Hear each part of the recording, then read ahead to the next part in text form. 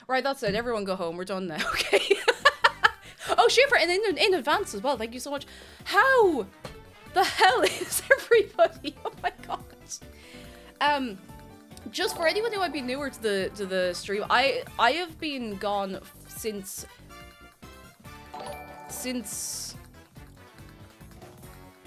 the 27th of September. That was the last stream. I was in Japan! Woo! Oi, oi, oi, oi, oi. Rob Bailey, thank you for gifting a sub to Chrono Drago. And Lieutenant Surge, thank you for 10 months, and congratulations on getting married! Congratulations, Lieutenant Surge! Oi, oi, oi, oi, oi, oi, oi. Neil Katz, thank you for 6 months in advance. Sapphic in Space, thank you for the bits. If your door is ajar, you may be entitled to compensation and a good lie down and relax. I feel different. Not in a bad way. I don't know how to explain it. And I promise I'm not gonna go. I have so many things to tell you. Like, I'll have to just chat with you for a few minutes before we do anything else. Jet's back and hello.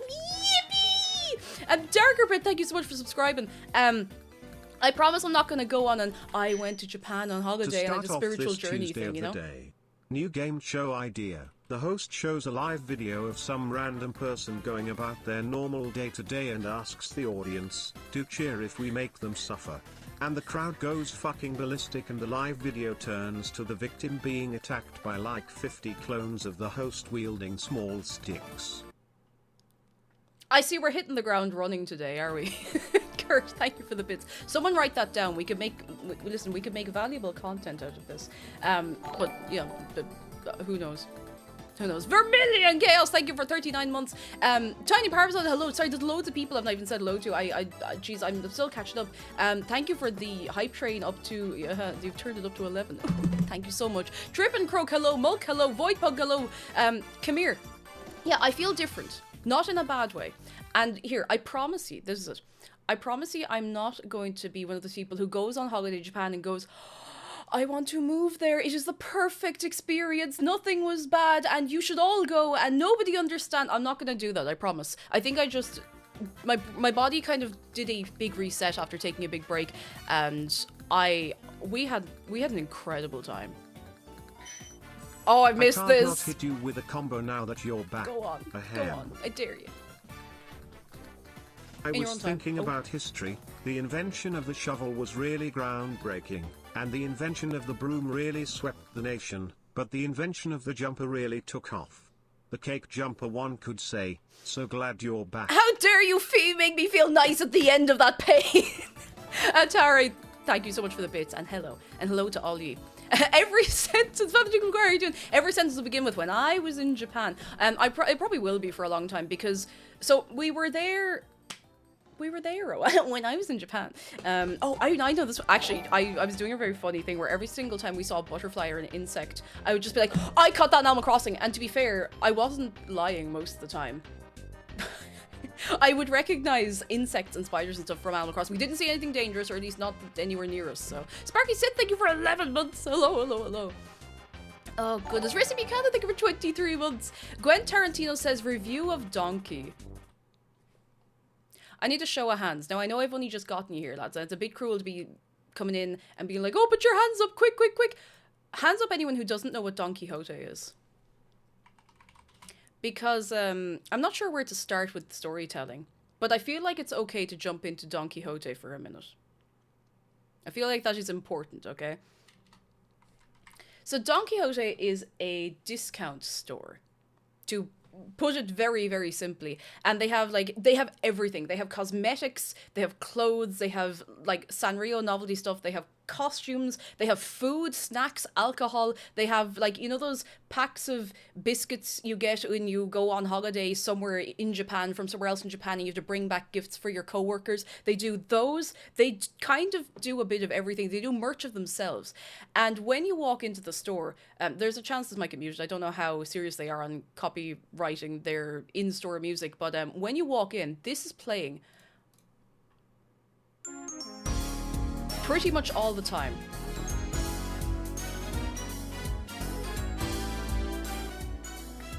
To the point where we started kind of humming it without realizing. And like, I'm gonna be honest, it's kind of a banger. Like, it does go, alright? Alright? We'll just skip into it a bit, right? Here we go. Right? You walk in, it just goes. How were the Dun, cigar? dun, dun, donkey, donkey, all day. But what we didn't expect, so I'd heard that song before, right? I'd heard this song before, and I was ready for that. What I wasn't ready for was this.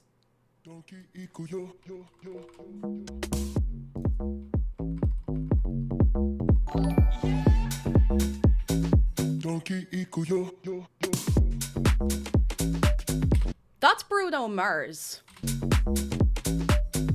And if I had thought to set, I knew I'd forgotten something in the setup. Let me show to ye. Let me show to ye. No, OBS, I don't want to update you. No offense, but I don't use you for anything else. Window capture, game capture, video window with hababa. Do I not just have what am I after doing to this poor OBS? This poor thing. This poor thing. It deserved so much better. Source? I'm very good at this. Anyway, it doesn't matter. I can tell you later. So yeah, it's a very unusual sensory experience walking around a Don Quixote. You're getting the music. Now, this seems to be a thing in Japan as well, that like a lot of shops you walk into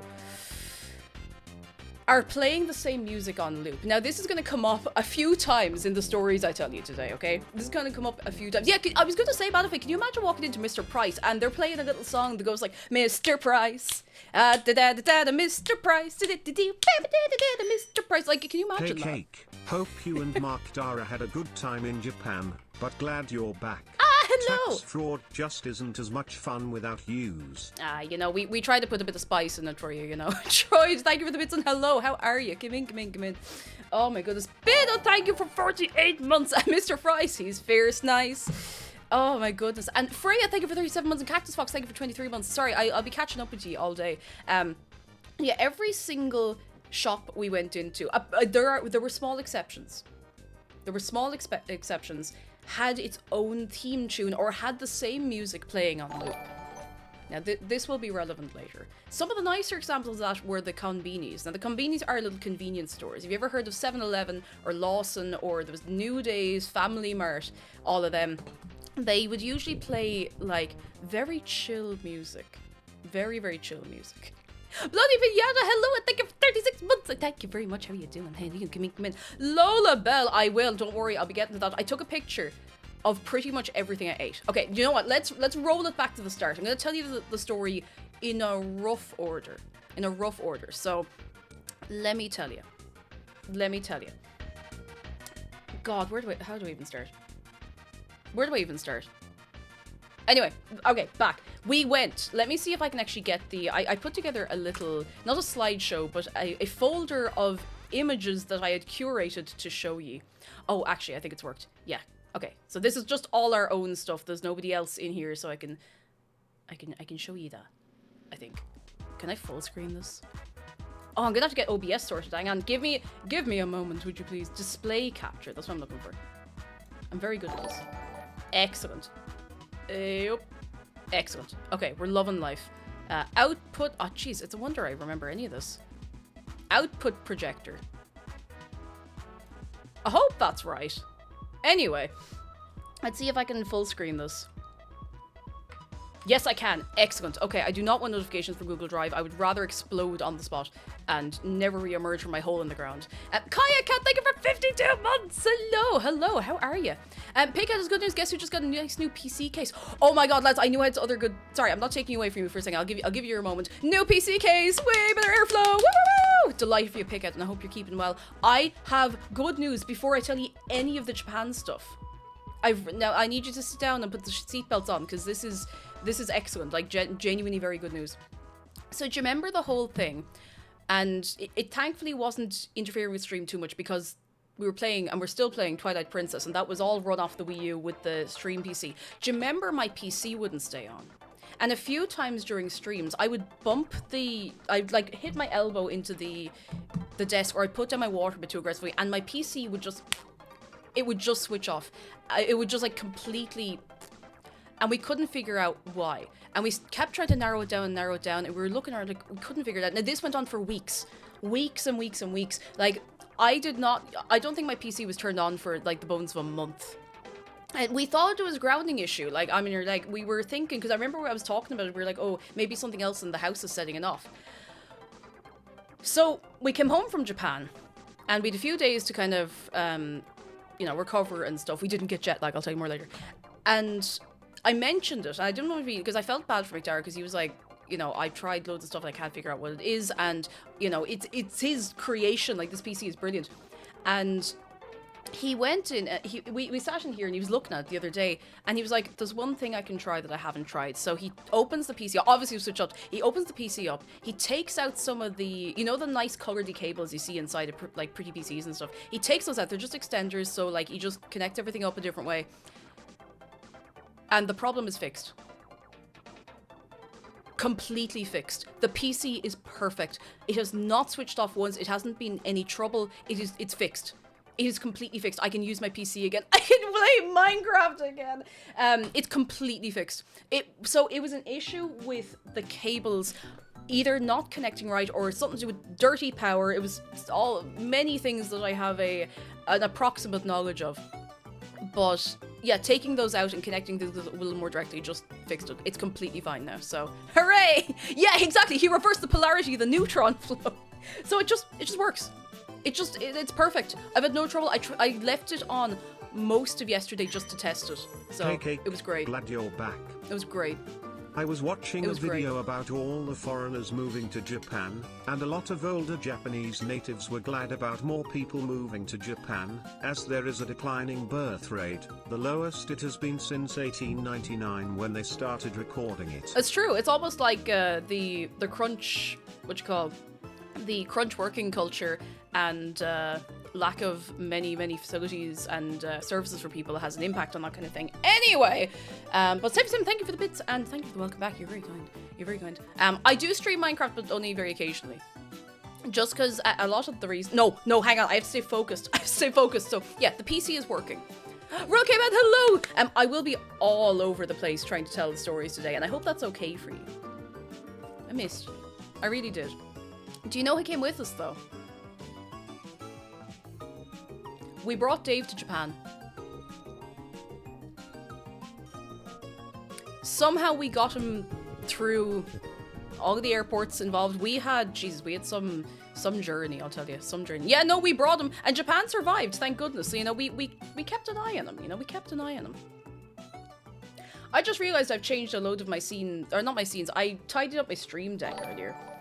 Because what better time to do that than in the run-up to your first stream back after almost a month? But it's much easier to see now, but I'm hoping that the button I'm about to press is the one I'm looking for. Oh, gee, it's Cake! Thank you for 34 months. I'd love to see you as well. Love to see all of you. All of you, for the record. Dave did alright. He was alright. He was alright. I'm gonna start telling you the story. We had someone else with us as well. I brought Peaches because I needed moral support on the plane. Very important. Cake hits the end stream instantly button. I deliberately have not put one of those in. I actually really haven't added anything. I took a load of stuff back out, but it's fine. Anyway. Let's begin at the approximate beginning. Dublin Airport. This was our breakfast. So we stayed over with friends the night before. Our flight was, I don't know, like 9 in the morning or something like that. Now, 9 in the morning... just to get to London. So you can't fly direct to Japan from Ireland. You have to go via Heathrow, generally. Or you can go via Helsinki. There's a few different... You can go via a couple of places, and many I'd rather avoid. But we decided to go from Heathrow. I would have actually liked to go via Helsinki, but it just ended up cheaper. We were not flying. I can promise you, we were not flying business class. We were not flying premium economy. We were economy, all right? And so we were trying to save as much as we could on the flight getting over so that we had more money to spend on food. We went with BA. Otherwise, if we'd gone via Helsinki, I think we could have gone the whole way up with Finnair. But look, either way, is the music all right, lads? It's not too loud or too quiet. I'm not used to that at the best of times, so you know. Dave's banned from the cabin classes. Come here. We were walking onto the plane because we walked in through the business first class, whatever it was. You get a reclining bed and your own little cubicle and everything. I was like, we walk through those, and then we walk through premium economy, and all the premium economy people are taking their slippers out of their things, and like, you know, they have all their little bits and bobs, their over-ear headphones, and you get into our economy, which is the cheapest one, because I mean, listen, we're just getting there and back, and you're sitting in there like that. Anyway, that wasn't the flight we got on Dublin. We got on the little flight in Dublin, and before any of that, we sat down. We were going over with 2 friends, which was really nice. I really recommend, if you're doing a big trip like that, go with friends. You don't have to do everything with them. Like, stay separately, but then you can do a few things together in the middle, which was great fun. Like, really recommend. It was nice, because then you get your own time to do whatever you want. You're not beholden to anyone else's plans, and you can recommend things to each other. It was great. And it means you don't have to, you know, you get to travel in a bigger group. Safety in numbers or something. Willow Jade, thank you for 55 Bs. How are you? Come in. And Shoehead, hello. Oh my goodness. So, yeah, Dublin Airport, flying BA, going out at T2, which is the nice new terminal. This was my breakfast because I couldn't stomach anything else. I wasn't sick. I was just like, you know, when it's early and you're just like, oh. And we'd had food, like, kind of late the night before. So I was like, oh. So, we get on our flight over, and that's all well and good. Then we realize we're not taking off, and we're not taxiing, and we're not backing out away from the little place. And the pilot comes on and says we're delayed. Now we have a connection in London, so we're looking at the clock and going, okay, it'll actually be fine. We were like, okay, we just need to get to our connection. We'll have like an hour and 45 minutes once we get into the terminal to get to our other flight. That's fine.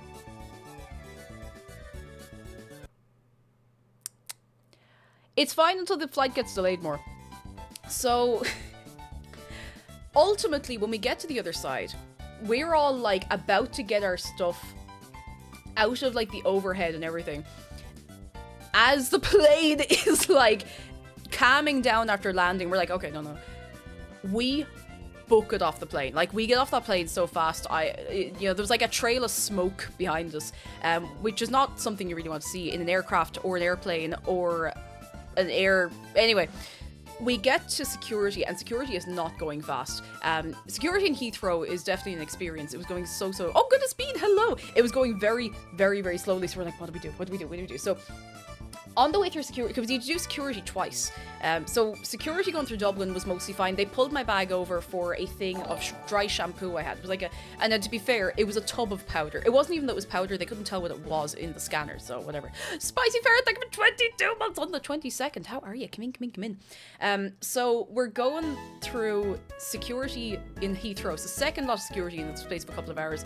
And I have my stuff in the thing, and I'm looking at the bottle of dry shampoo, and I'm seeing how slowly the queue is going, and I made the very difficult decision to just put it in the bin. It was like a Lush dry shampoo. It was €11 when I bought it. It's probably like €100, and not really, like probably 13, 14 euro. And I was like, if I don't throw this out, because we had, to add a little more context, when we were getting ready to go to security, we had an hour until our plane was supposed to leave to get to Japan, the long haul flight. So I was like, there is no way there's no way I'm gonna have another thing that could get us stuck here. So I put it in the bin. I actually handed her one. I was like, because I asked her, it's like, will this get caught on the thing? She was like, yeah. I was like, put it in the bin. So we went through, and we were waiting for our bags to come through, and we were terrified because we were like, what if they, because, you know, they won't let you on the flight a minute before it takes off. Like, they stop boarding after a while, and we're like, so we get our stuff, and then the adrenaline hits because we realize we have time to get to the gate if we just power walk. So we get our stuff, we're like, we're going to Japan! Ah! Well, I do anyway, McDara's there with me. So we go anyway. We have to get, like, I can't remember if the monorail was before or after security, but there was a monorail involved anyway. And we get to the gate, and our flight is delayed. So we could have just taken our time, but we didn't really want to take the risk, as you can understand. Julia, thank you for 26 months, and hello, lovely to see you. Love to see Ollie.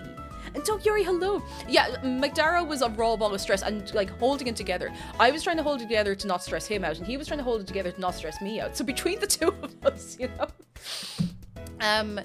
But was there any chance the track could bend?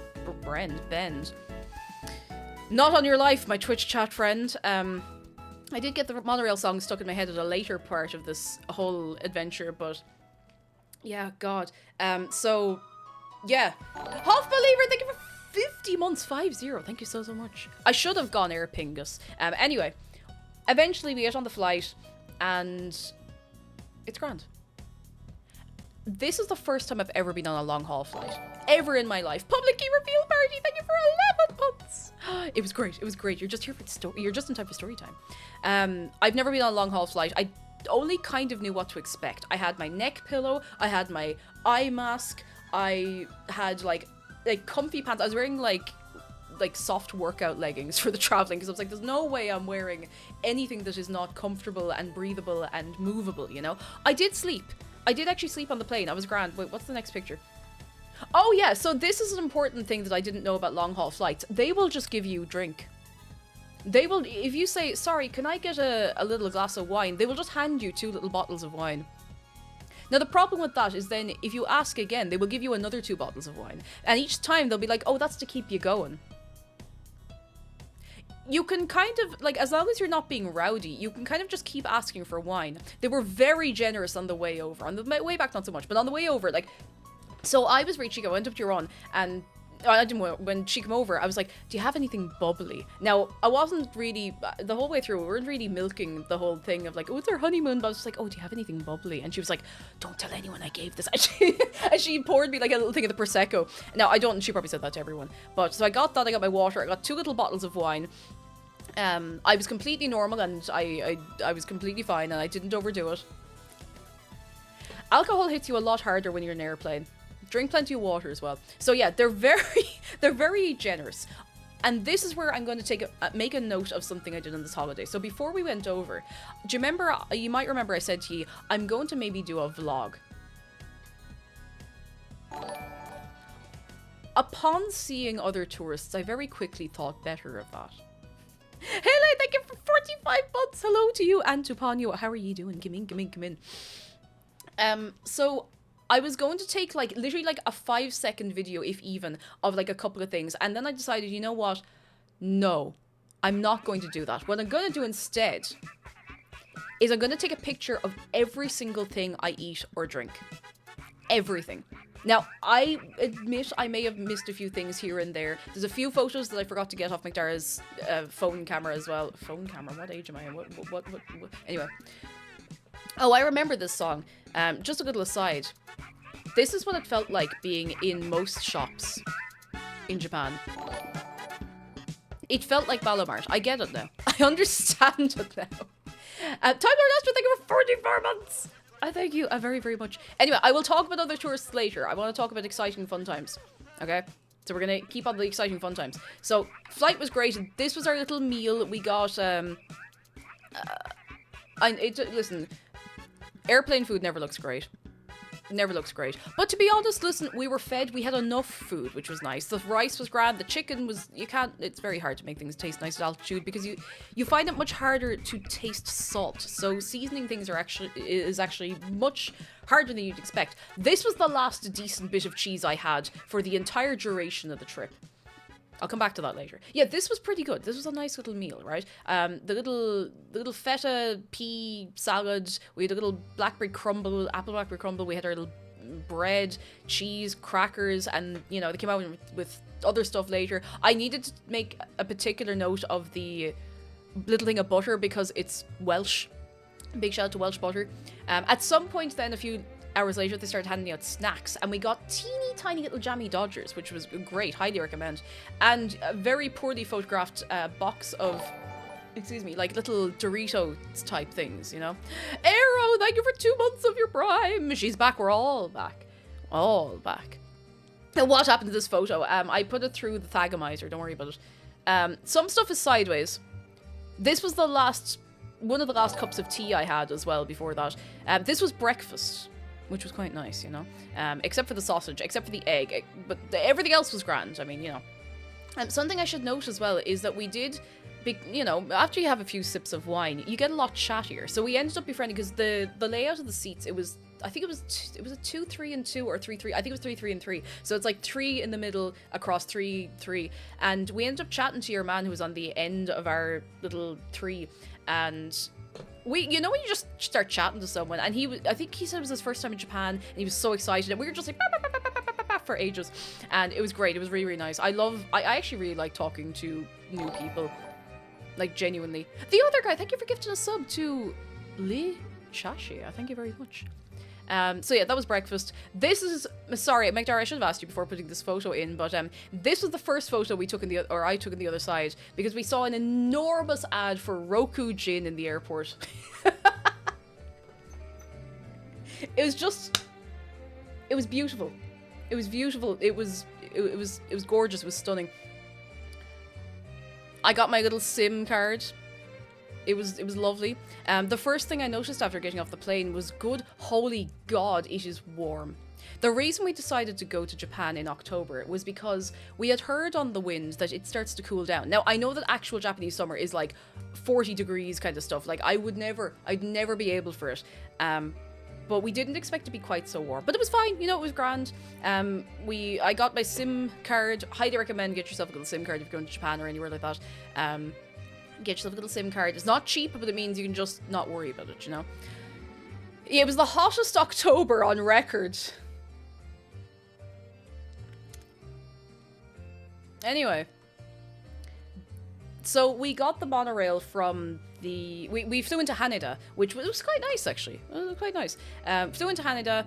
A funny little story in the airport. We had some euro we hadn't changed over to yen. Now, obviously, you can use card, but if you get your cash, you know, you don't pay your little fee every time you use your card. So we were getting cash. And we went up to the desk in the airport in Haneda to get our euro changed into yen. And God love him, there was a lad next to us. Oh, I felt so bad for him. And he was so resigned to it. There was a lad next to us getting money changed into yen. And he was handing your one sterling. And I know this is gonna start wars. But he gave her Scottish sterling, like Bank of Scotland, and she wasn't able to accept it. They wouldn't accept Scottish notes, and your man was just there like, oh, and he was so resigned, like he kind of knew what was gonna happen. And your mom was like so apologetic. She was like, I'm really sorry, I'm not allowed to do this kind of thing. And we said to him like, oh man, we're so sorry, it's legal tender. Like having like, oh, I felt so bad for him. I felt so bad, but they're such nicer notes. Anyway, so that poor lad didn't get all of his stuff changed over, but we got on our merry way. We got the monorail close to where we were staying. I got my Suica card. I still have it somewhere. It's one of the ones that expires. I should have just gotten the normal one because we'll probably go back. We'll definitely go back. Anyway, I got my little Suica card. Which is, it's like a Leap card and Oyster card, except you can also use it on vending machines and various other bits and bobs. It's kind of just like a prepay card. So it's pretty cool. It's a very, very cool idea. So I got one of those. We got the monorail in. The monorail was great. I didn't take any pictures out the window of the monorail because it wasn't like full of tourists or anything. Not that would make it better, but I was just like in awe because I've never been to a city a fraction as big. Like I've been to London and I haven't even been there for very long at a time, do you know? Zargat says, a place in America once tried to tell me the Scottish pound's a different exchange rate and I nearly manifested bagpipes out of my mouth. Like, you kind of go, ah! I felt so bad. And you could see your one felt bad for him as well. And she was just like, I can't, I'm sorry. Anyway, so we got our monorail in. And this is when my brain started doing the monorail. Monorail. Monorail. Monorail. Monorail. Monorail. Monorail.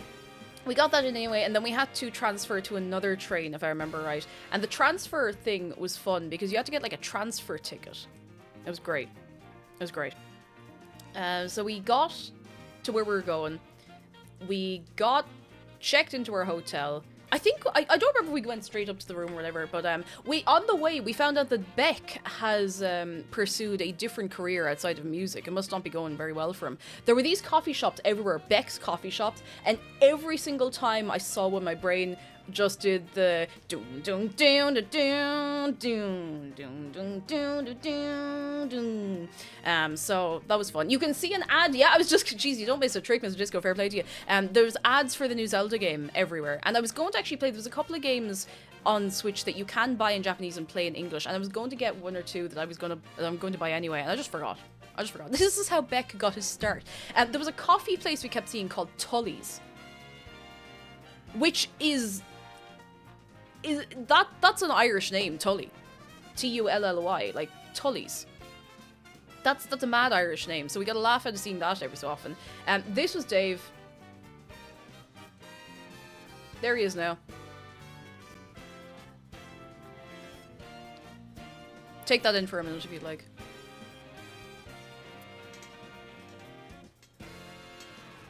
I'm honestly not going to dox like our exact hotel and stuff because we'd like to go back.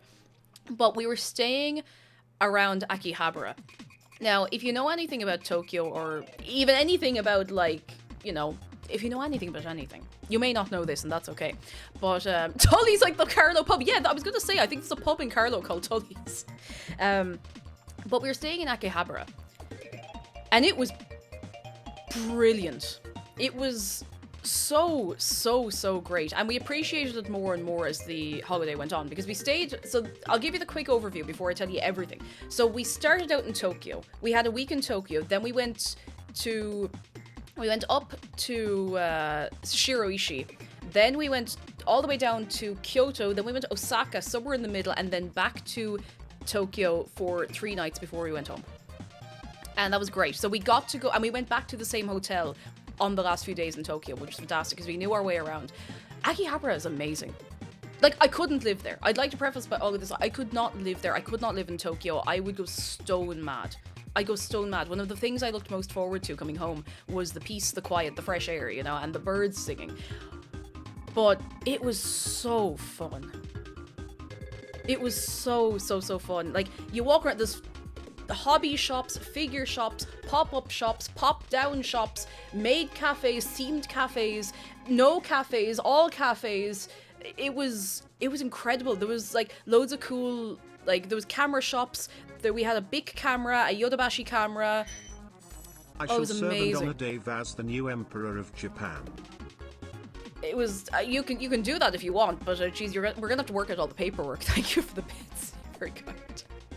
It was really fun. We had really good access to like food. We had a really good, what's the word I'm looking for? We had good access to train stations to get around to the rest of Tokyo, and it was not that crazy. Like, it was touristy. Obviously, there were tourists around, but it was much quieter than a lot of the other places we went. Even though Akihabara has this reputation of being like, you know, the do I love you,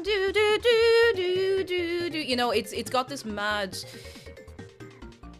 reputation of just being packed and nuts, and it was not really, but in a nice way. Leodon, thank you for 25 months work with So Quiet Without Your streams. Well, I'm here to never stop talking ever again. Leodon, thank you so much, you're very kind. Yeah, it was touristy, but I think it felt authentic because you could tell a lot of people just like that was just their local place where they got their things for their hobby projects and stuff, you know. Oodle Noodle, thank you for 4 years. How are you? Hello. I hope you're keeping very well. Very, very well. We tried CC Lemon. A big CC Lemon. This was the first day, and we were just wandering around looking for like snacks and stuff like that. We got a CC Lemon. And my god, CC Lemon and Fami Chiki. So Fami Chiki is just a little fried chicken. It's like, imagine a big chicken nugget, but if a chicken nugget was good. And you get it inside in a Family Mart, and you can get similar ones in the other combinis, and it was great. It was so great. Dullahan, thank you for 13 months of your prime, and Baker's doesn't crack, I tell you now. Why, they don't have CC Lemon in Europe, no, but it was great. I have to admit, after coming home though, I do have to admit something. I do think Rock Shandy is better. I do think Club Rock Shandy is better. But there is some itch that CC Lemon scratches. It is so fresh. It's really, really tasty. And did I mention this already? Japan is very cheap. Well, in some regards. In the regards that affected us for the most part. Other than like the Shinkansen and stuff, which was very fun, I'll tell you later. Food, like this kind of food, fizzy drinks, alcohol, it was incredibly cheap. So, like, stupidly cheap. Ridiculously cheap. Local trains, like, within Tokyo, trains were very, very cheap. It was amazing. It was great. We got konbini food the first night, because we were, you know, we were tired, but we wanted to try and have a normal sleep schedule. And I would like to tell you something I'm very, very smug about. So, when we were going over, everyone's like, oh, you'll be so jet-lagged the first few days, and if you're not jet-lagged the first few days, you'll be jet-lagged on the way back. We weren't jet-lagged. because we slept on the plane. And so we left morning time, Irish time. Our long haul flight was 14, maybe a bit over 14 hours. I slept about 6-7 hours on the plane, total, I'd say. McDara slept about the same. So we got into our hotel at, I'd say about 2 or 3 in the afternoon, maybe 2 in the afternoon. We had slept, we were watered, we were fed, we had a quick wash and we went out. And then we were able to sleep at a normal time that evening. It was great! It was great because it meant that we hit the ground running. And we were able to just go around and like explore a little bit of Akihabara the first day. So we got kombini food. This was like Hamburg steak with like a cheese sauce. Now, cheese adjacent sauce. But it was lovely. It was really nice. This was maybe like €3 at most. It was very, very cheap, and it was nice. I didn't understand Hamburg steak, by the way. So Hamburg steak is like, when you think of steak, yeah, that's a big slab of meat. It has not been like cut up and put back together. And when you think of a hamburger, you're like, oh, well, that's been minced up and put together. So it's pretty much just like a very big burger, burger patty, but a little bigger and seasoned with other bits and bobs. It's really good. It's very good. Hamburg steak's the first way it's served. Burgers came later. That kind of makes sense. I mean, you know, when you think about it. If you think about it. It just makes sense. It was pretty nice. It was pretty good. Charles, thank you so much for 4 months of your Prime. I thank you very, very much. I thank you very, very much. So, yeah, Birdu, that's what it is. That's what Hamburg steak is. I use the word cheese lightly because I don't think I had a single piece of cheese that had any flavour in it. It just kind of gave it a texture, which I can appreciate as well. Now, I can appreciate, okay? For that for €3, you can call anything you like cheese. Yeah, no, to be fair, it was very nice. Very nice. Next day, now we didn't just live on konbini food, but it just, because we were trying to get the most, we were trying to squeeze the most out of every day we had there. We weren't going for like sit-down breakfasts. We just grabbed something and go. Oh, Greg, thank you for your Prime for the first time. Thank you very, very much. You see these sandwiches? So we had a Lawson not far from us. You see these sandwiches? Chicken cutlet sandwich. 419 yen. Let me tell you what that is in real money. And by real money, I mean that's a bit rude to say. In euro. 419 yen. My apologies. That was like barely over €2.50. And it was pretty good. It was pretty good. It was the cutlet is made with darker meat, so it's really soft. Really, really, really soft and delicious. Very nice. Very, very nice. The Japanese, okay, so I didn't, and I regret not getting the chance to do this, I didn't get a chance to try the Japanese bread that people rave about, because the bread in the Sandos was like, it was grand. It was not as good as the bread you get in a pre-made sandwich here, but it was like it was like half the price, so you know. There is that. World came out, thank you for 18 months! I thank you very, very much. This was delicious. Really delicious. I told you I'd give you a food tour, and a lot of what I'm showing you would be food. Food tour. Delicious. Katsu Sando. Would eat again. Absolutely would eat again.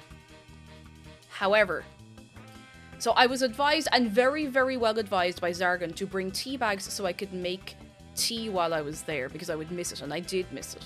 So I went looking for milk. I did my research. I found out that if you want full fat milk, you need to get the milk with the little notch out at the top of it like this. I say this with great respect. The milk in Japan, it's, you know, it's, in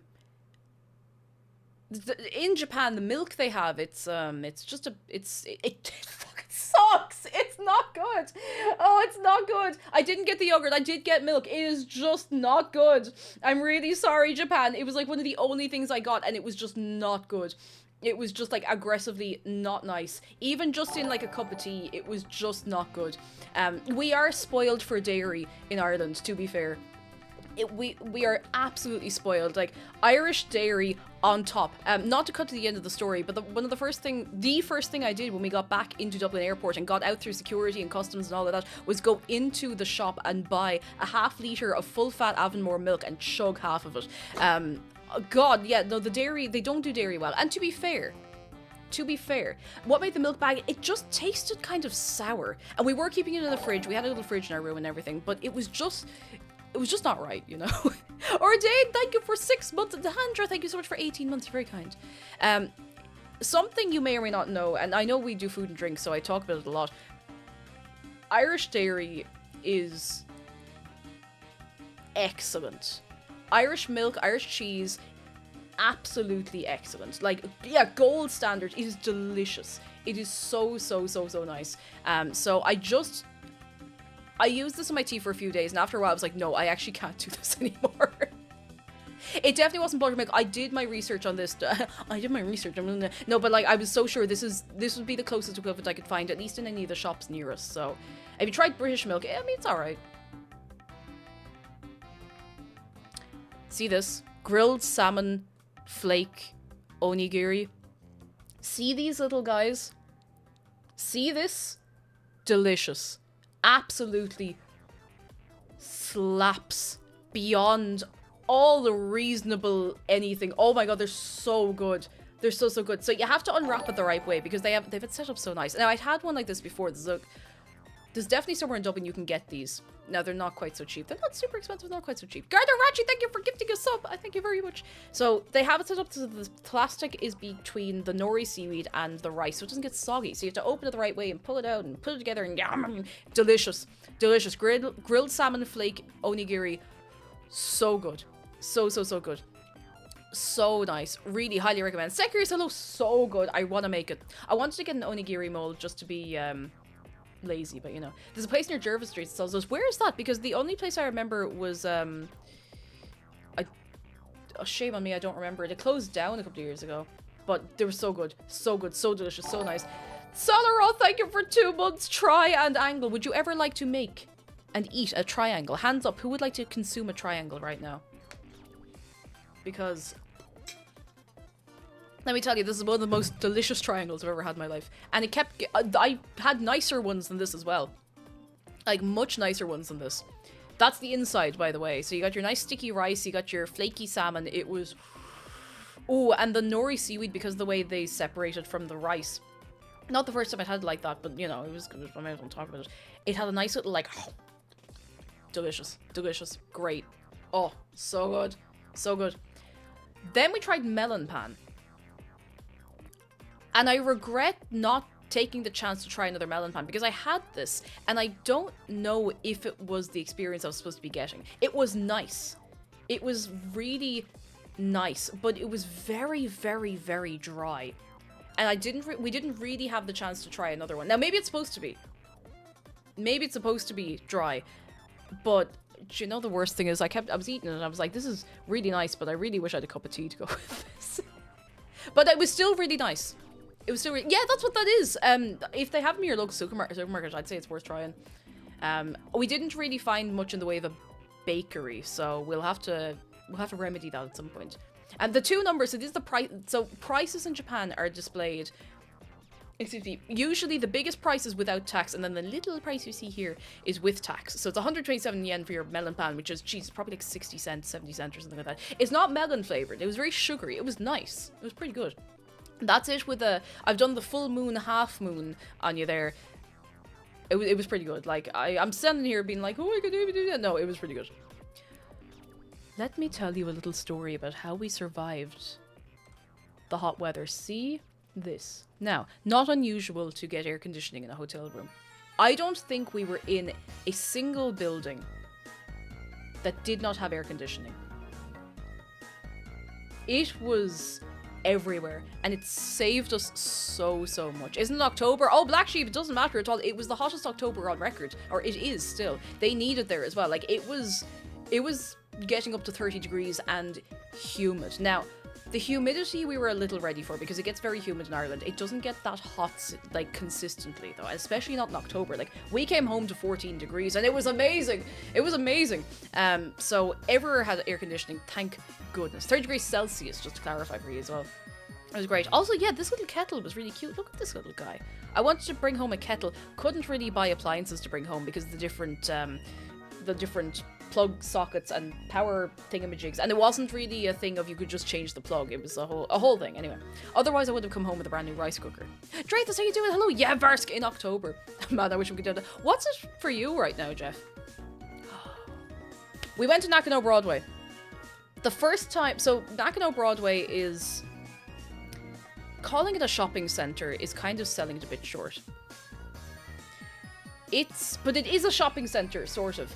If you've ever heard, if you're into anime figures, Gundam, anything like that, you might have heard of a website, at least, called Mandarake. And they pretty much exclusively stock second-hand goods. I think they might have some new stuff as well, I just wasn't paying attention. They have everything, and they have about 2 floors of this place. And it is insane. Now, the first time we went, most of the shops weren't open. We didn't realize that most of the shops only open, I think it was like Wednesday to Saturday or Wednesday to Sunday or Thursday to Sunday. And we were there on like a Tuesday, or maybe we were there on the Wednesday and everything opened Thursday. Anyway, we weren't there when everything was open. There was a few things open, but we came back later. So we get to talk about it again later. This will come up again. We went, so this was actually this must have been day 2. I think some of the things are mixed up. Day 2 we went to Harajuku. Spank is still there, I'll tell you all. Silver Dawn Arrow, also hi, how are you doing? More food, we went to Mossburger. Let me run you through what you're looking at. Oh, Yoris, you're going to be so happy. I got in Mossburger the Tsukimi burger. This bread here is a sort of focaccia. This is an egg. See this? This is like... My brain wants me to say weenie, and I guess I've said it now. It was like a Wiener sausage, kind of. And there was like shredded cabbage, you had sauce. It was unbelievably good. A wiener. It was really good. It was so nice. It was not expensive. I think I have a picture of the whole meal. This, look at that. Look at it. Look at it. Look at it. A weenie. Look, it was so good. I'm pretty sure this was day 2 then, because we went to Harajuku day 2, and I was amazed by everything, and as you would be, it was so nice. It was absolutely delicious. It was not expensive, and oh yeah, wait, I'm getting ahead of myself here. It was great. It was so nice. I was really sad we didn't get a chance to go back to Mossburger a second time, but it was so good. If you go to Japan, please go to Mossburger. Please. I'm begging you with a Mossburger. It was delicious. Let's be frank. This is our frank. It was really good. It was really good. Salty Scandinavian. Oh, you mean both. I might have to go for a snack in like an hour, but look. Now, in Harajuku, I did not really take photos because everybody is holding up the whole show taking photos, and that was why I didn't do the vlog. I was like, okay, I'm going to take a photo if I'm not in the way, if there's not like loads of people around. I'm going to make sure there's nobody in shot who doesn't want to be in shot. However, one place on Takashita Dori that I did take a picture was here. Now, this might mean nothing to most of you, but I'll tell you the story to make it mean something, okay? For anyone who wears Lolita fashion, and particularly if you've worn it for a long time, you'll know the name Bodyline. And that's me, by the way, just for those unsure. Bodyline used to sell, and technically still do for a while,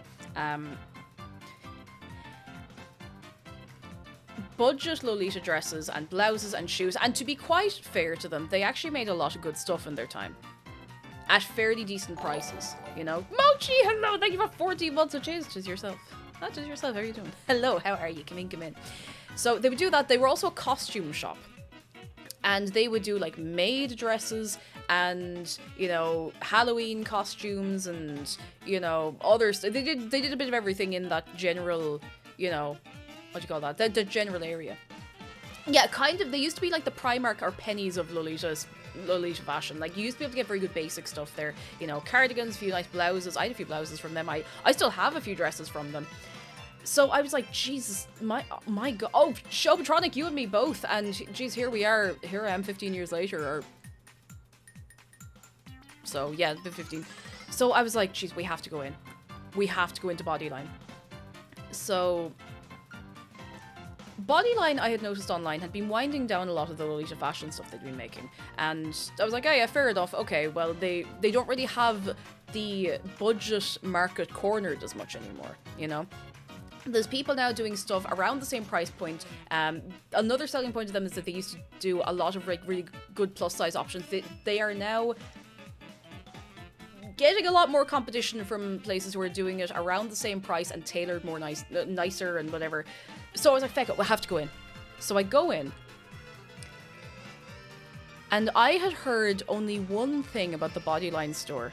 And that was that they played Disney Eurobeat on repeat. Now, you remember the thing I said about shops playing the same music over and over again?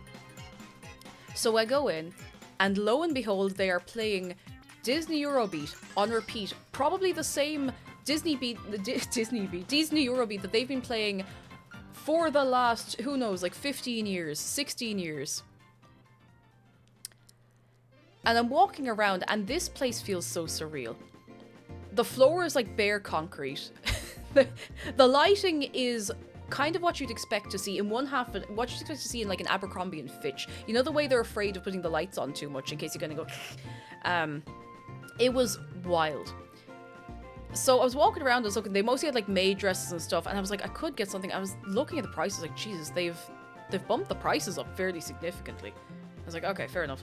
So walking around, looking at things, I was like, it would be really funny to get something. I was like, no, I'm actually, there's nothing I actually want to get out of here. I'm not going to do it. So I walked around like the other side of the shop, and there's a leak in the ceiling in the Bodyline. And I actually don't even know if it's from the ceiling. I think it was from the air conditioning unit. But it's going into a bucket on top of a shelf.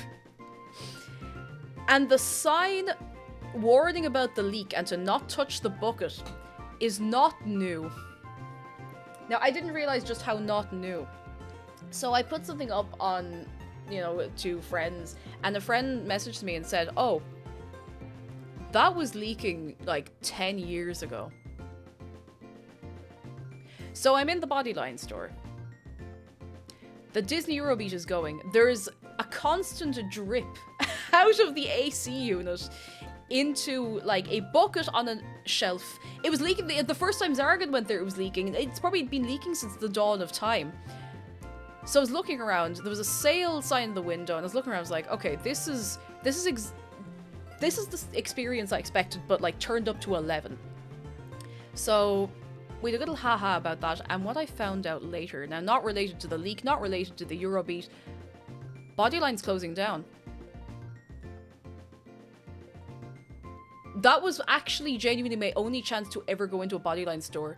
It's fully closing down. They are ceasing operations in December. Shocked, I say, right? I was expecting this to happen sooner because they'd been winding down a lot of their original stuff. They were just reselling stuff. But what was really funny is when we were in the Don Quixote in Akihabara, the AKB building one, they're selling Bodyline stuff in the Donkey, which I think is incredibly funny. So yeah, it was like a liminal space, Sekers. You're dead right. Like, it felt so weird. But then finding out it was going out of business was just... I actually felt a bit sad, because, like, the first thing I ever got when I was starting into the fashion was from Bodyline. And, it was not as bad as I thought it was at the time. I was like, oh. So, yeah. Can I get a little salute for Bodyline?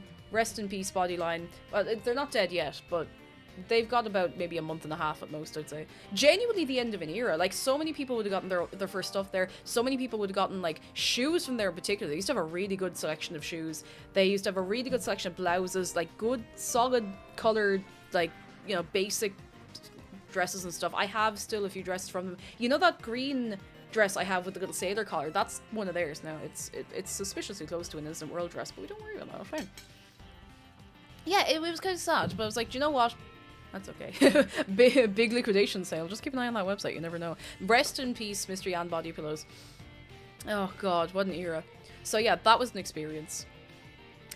We went for an extra walk around when it was getting later. Something I could not get used to was how early it was getting dark in Japan. It got bright really early in the morning. It started getting bright like 5 in the morning, and it got dark at 5. It was gone.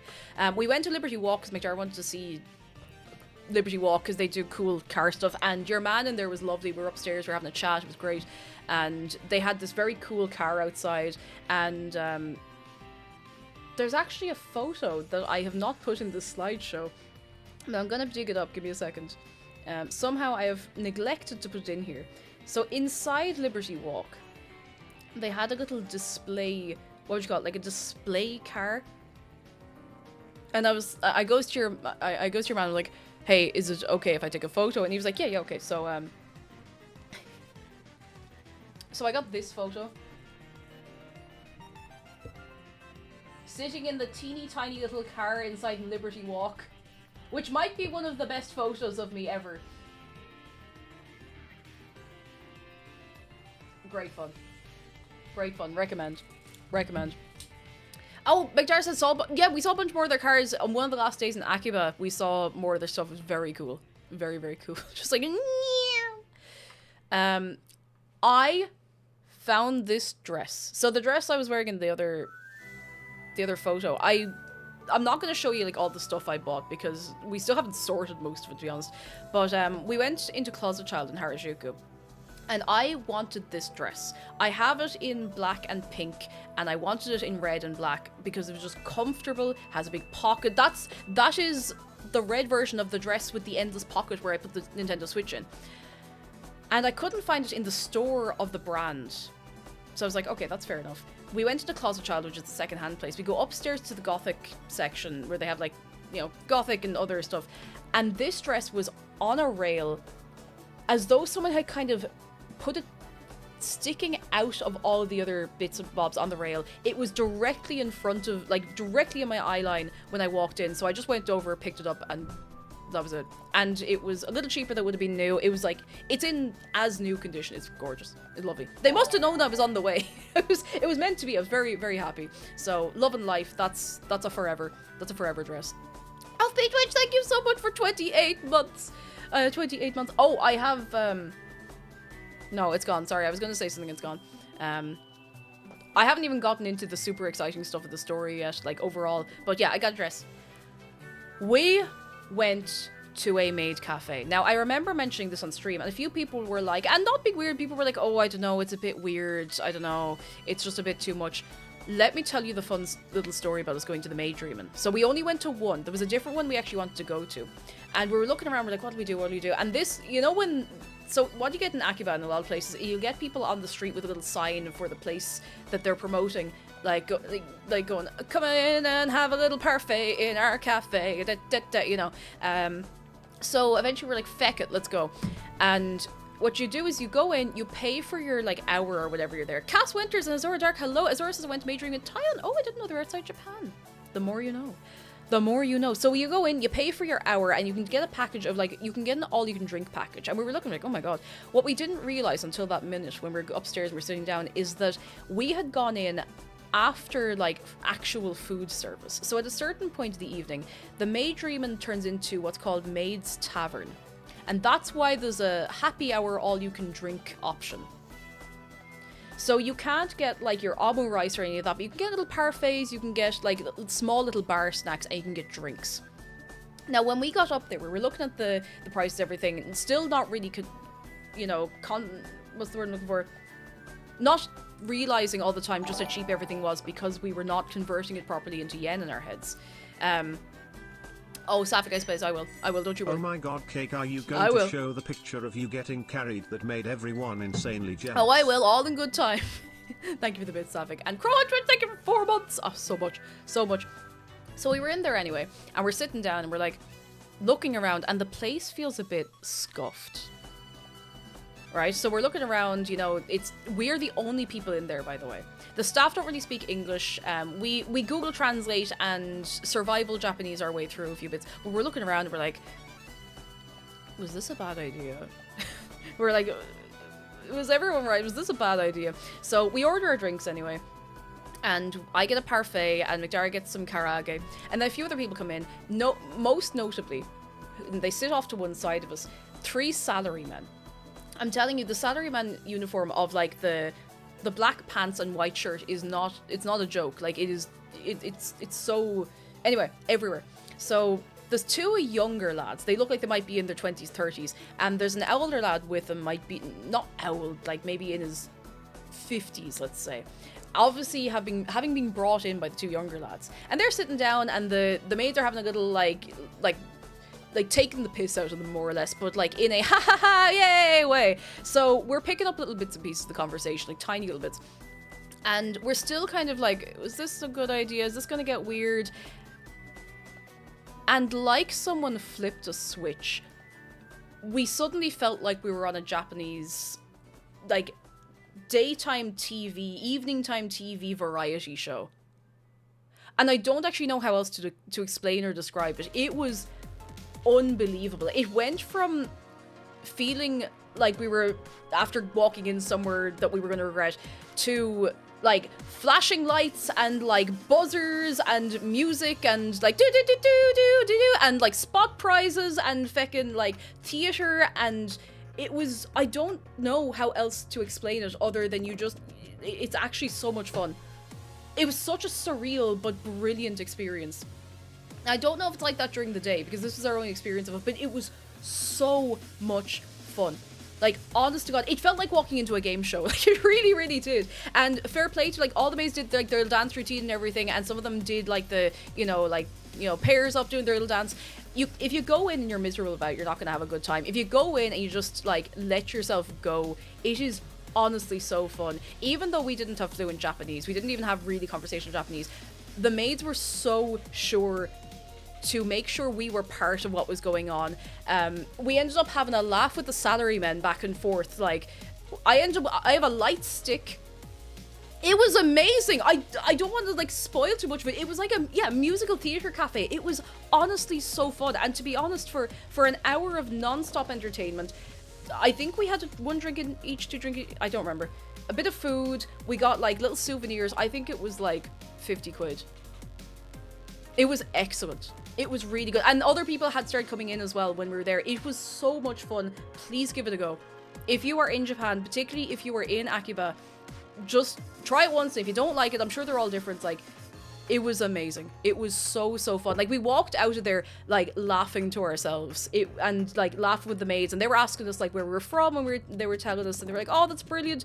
And it was great. It was amazing. I would go back right now. It was great. Next up, our breakfast the next day. Ham cutlet omelette yakisoba sandwich. Have you ever thought about putting yakisoba in a sandwich? If you haven't, you should do it right now. Put yakisoba in a sandwich. It's free and easy as long as you already have the yakisoba and the sandwich. This was delicious.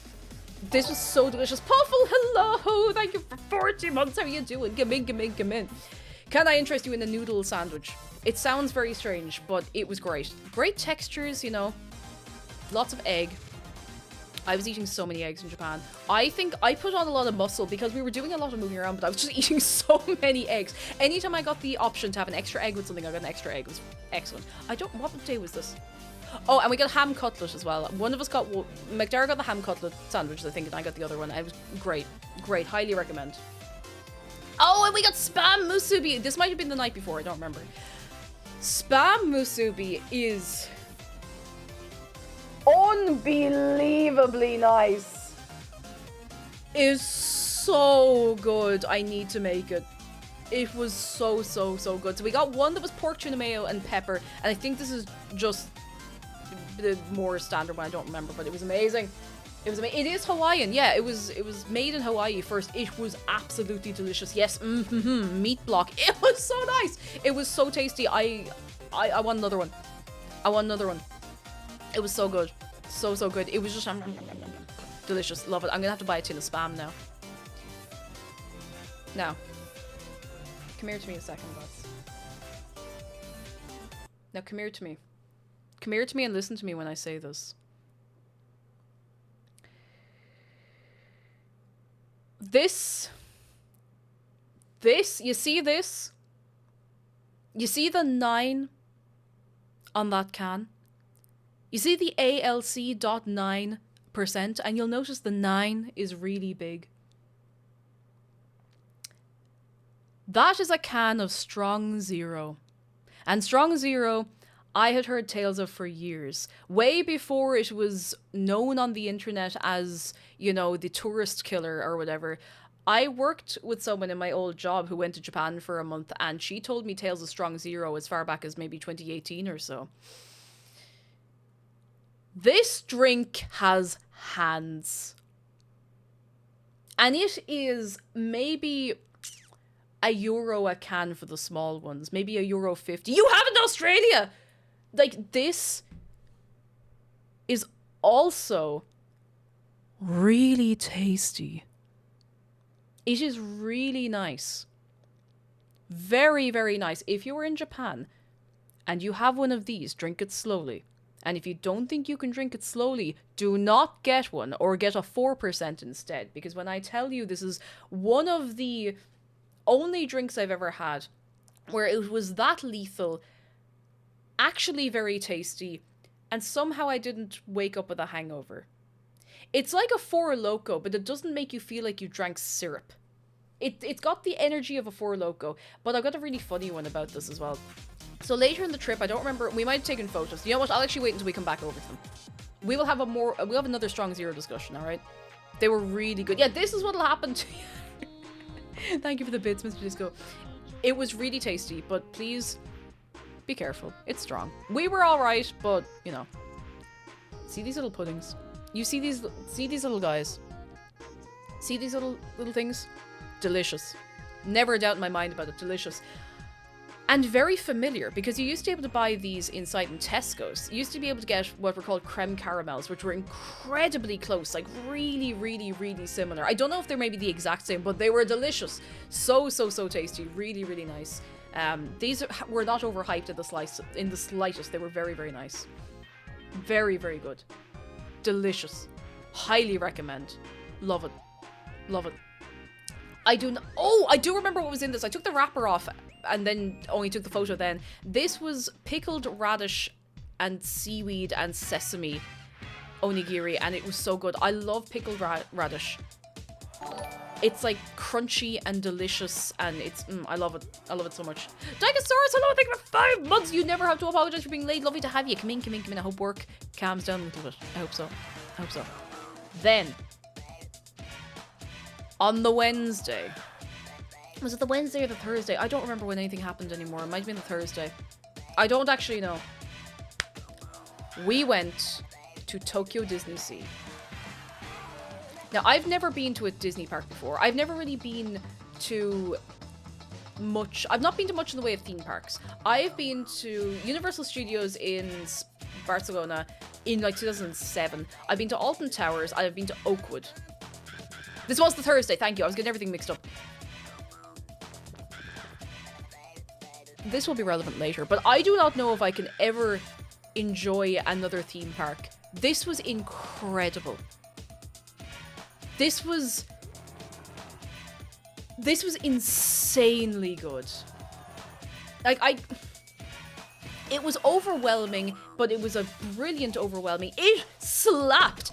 Like, it was the first time we went somewhere, and maybe not the first time, but it was one of the first times we went somewhere, and I was just like, this is full send. The reason this is good is because there's no point in the planning, organization, or execution of what they're doing here where they go, oh, maybe we won't do it that much.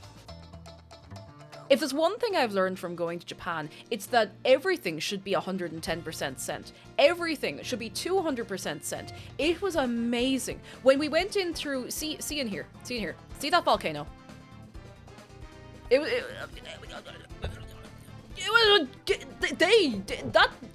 was so cool.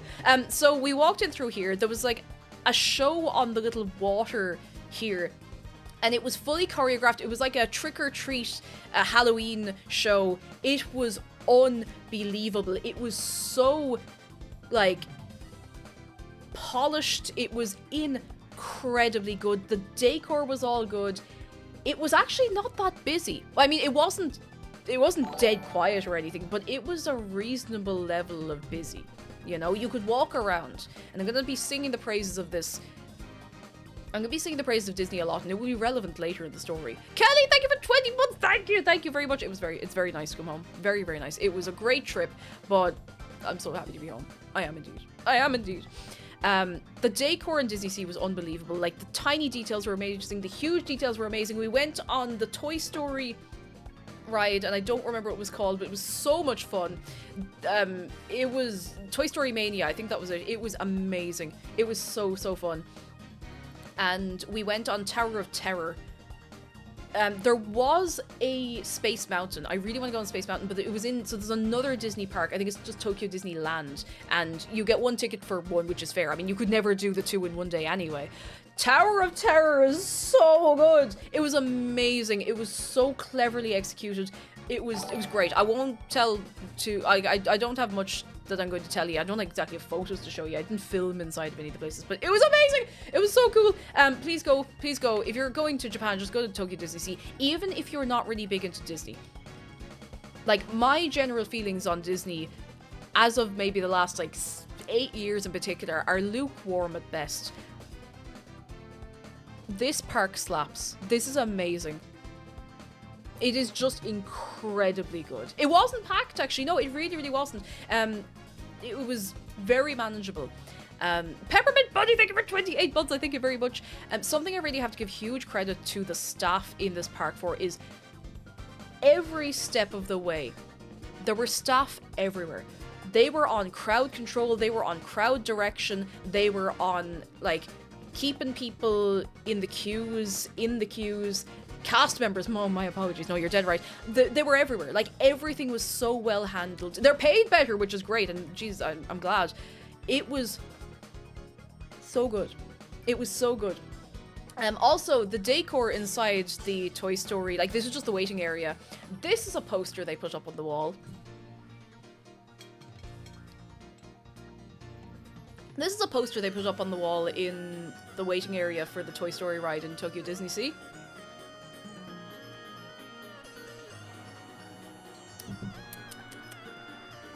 It's beautiful, really, isn't it? So don't worry about that. We didn't really get much of the way of food there, other than this one hot dog. Not that there were queues, we couldn't really get into... Okay, one thing I will say about Disney, the app was terrible. The only thing that we managed to get done on the app was McDara got us the... whatever the equivalent of Fast Pass is now, slots for Tower of Terror, because we really wanted to go to that, but we couldn't get the app to stay alive for long enough to book somewhere in a restaurant. So we just got food on the go, and it was nice. It was just a hot dog. This is one of the most beautiful things I have ever seen that is man-made.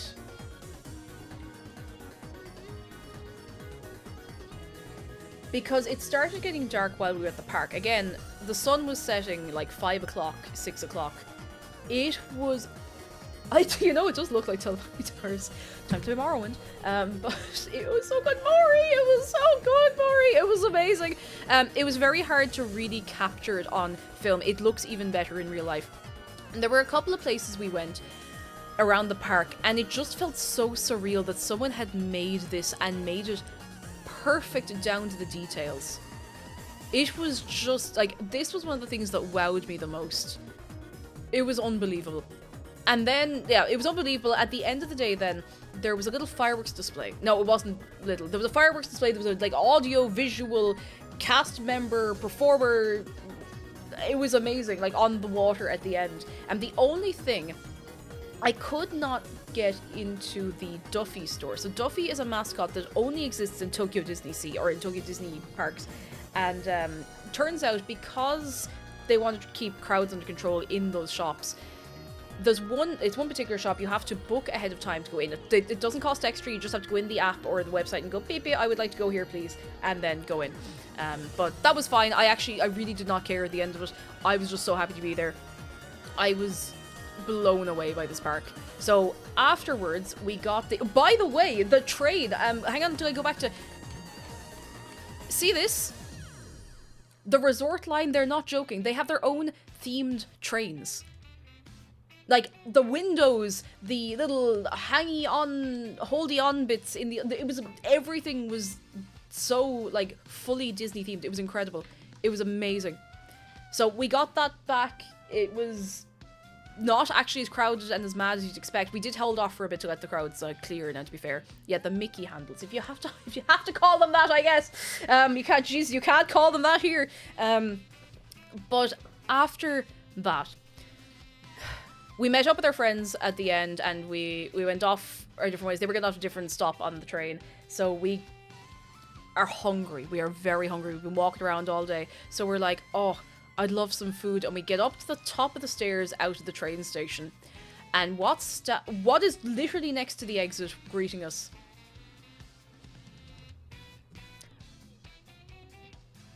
What was the name of the place? It was Koko Ichibanya. Koko Ichi is a curry chain. And it is not fancy. It is not expensive. It is not gourmet. It's amazing. It's amazing. Now this is to make it very clear. I should have taken like a side-on picture of this. This is a bowl plate. Like it goes down here. It was amazing. It was not expensive. I got see the pattern that's starting to emerge here. I got an egg on the side. It's like a poached egg that I just threw in and yum, yum, yum. This was like a meat croquette.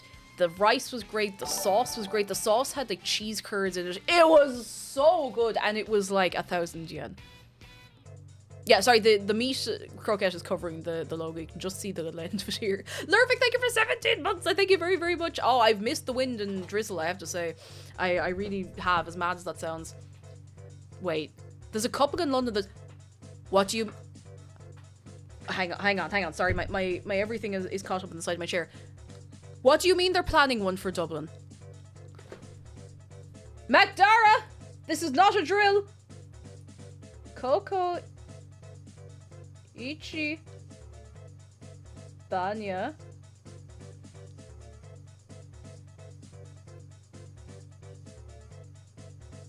I'm gonna keep an eye on that.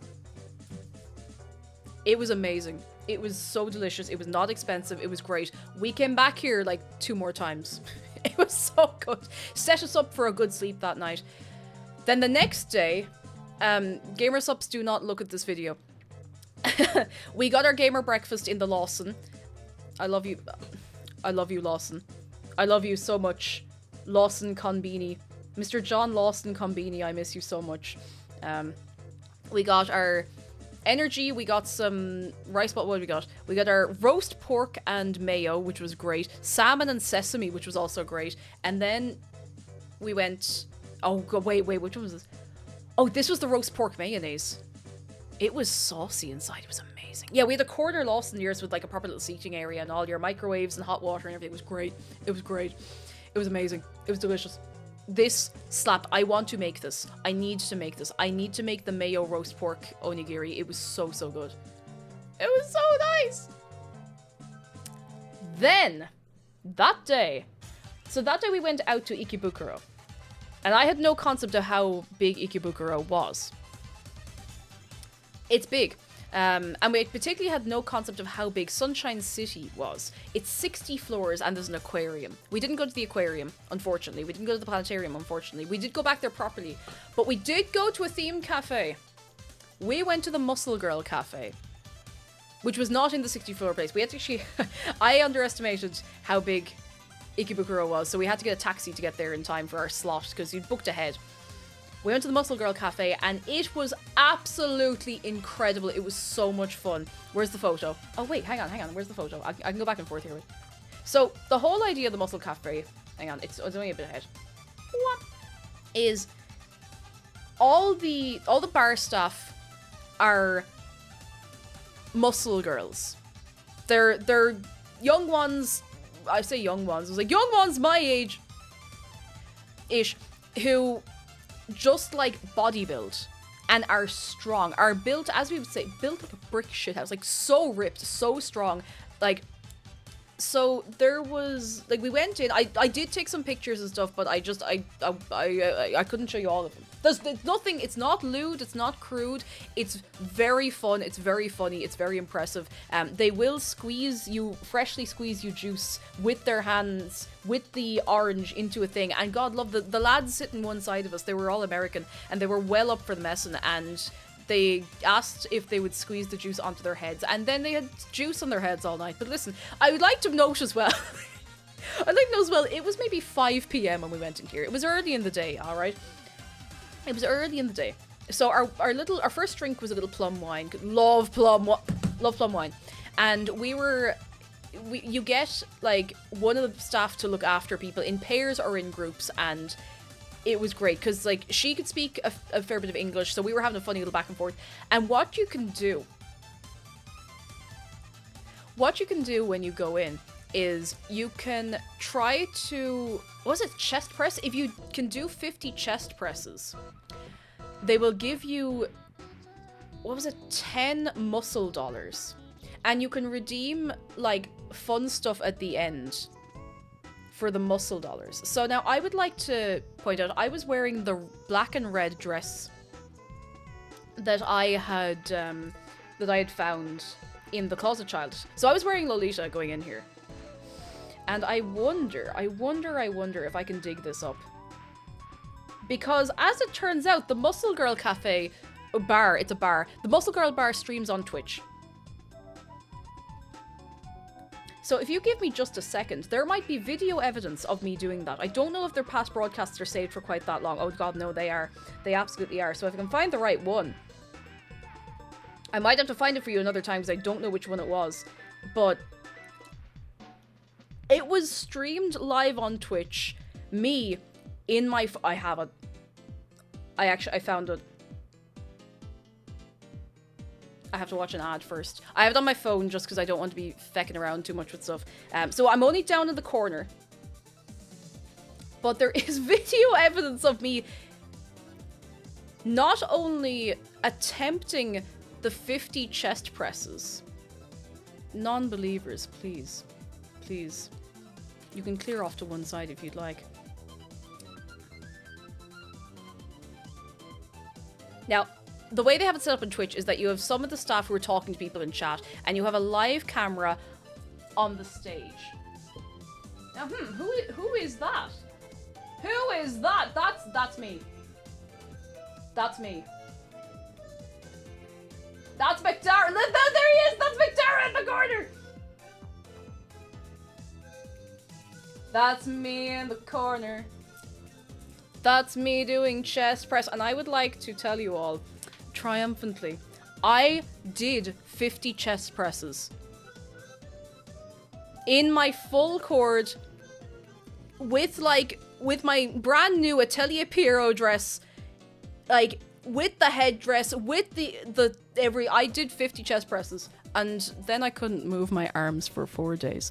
But it was worth it and I'd do it again. So, you know, it was great. It was so fun. The staff were all so up for the mess and it was really funny. Again, like, it was just great fun. They were really, really good to the staff. There was a very strict, like, do not touch staff unless you ask for, like, I don't know, like a handshake, or if you're, you know, doing a thing such as getting shrine lifted by 2 of the employees in the Muscle Girl Cafe. Woo! It was so fun. It was so fun. So what you can do is at the end, when you have your muscle dollars, you can ask them to, like, lift you up, or you can get a photo, or like a post photo or whatever. Or in the case of some of the lads next to us, they will slap you into the face. I'm not joking. You can pay money to have every single one of them line up and slap you in the face. And we got to watch a lot of the lads next to us do that. Now, God love the American lads, they were well able for it. Like, they passed the vibe check. They were so gas. But I got shrine lifted. So that doesn't just mean they lifted me up. It's, you know what they do with the shrines at, like, festivals? They go like, way. I nearly went up through the ceiling. It was so fun. I 100% please go. Now, it is a bar. So, and you know, it's whatever, so you know, You don't have, I imagine you could go there and just have juice or whatever. But it was amazing. Oh, Moscow Dragon, you have no idea. It was amazing. So fun. Like, genuinely incredible, immaculate vibes. I really want to go back a second time. We just didn't have time. It was so good. It was so fun. Another thing that was really fun. So we had our starting drink, right? We had our little plum wine. And then that was the point where we started to discover highballs and sours. And we were given, like, a tankard of a lime sour. Now, in my mind, a sour was, like, not very strong.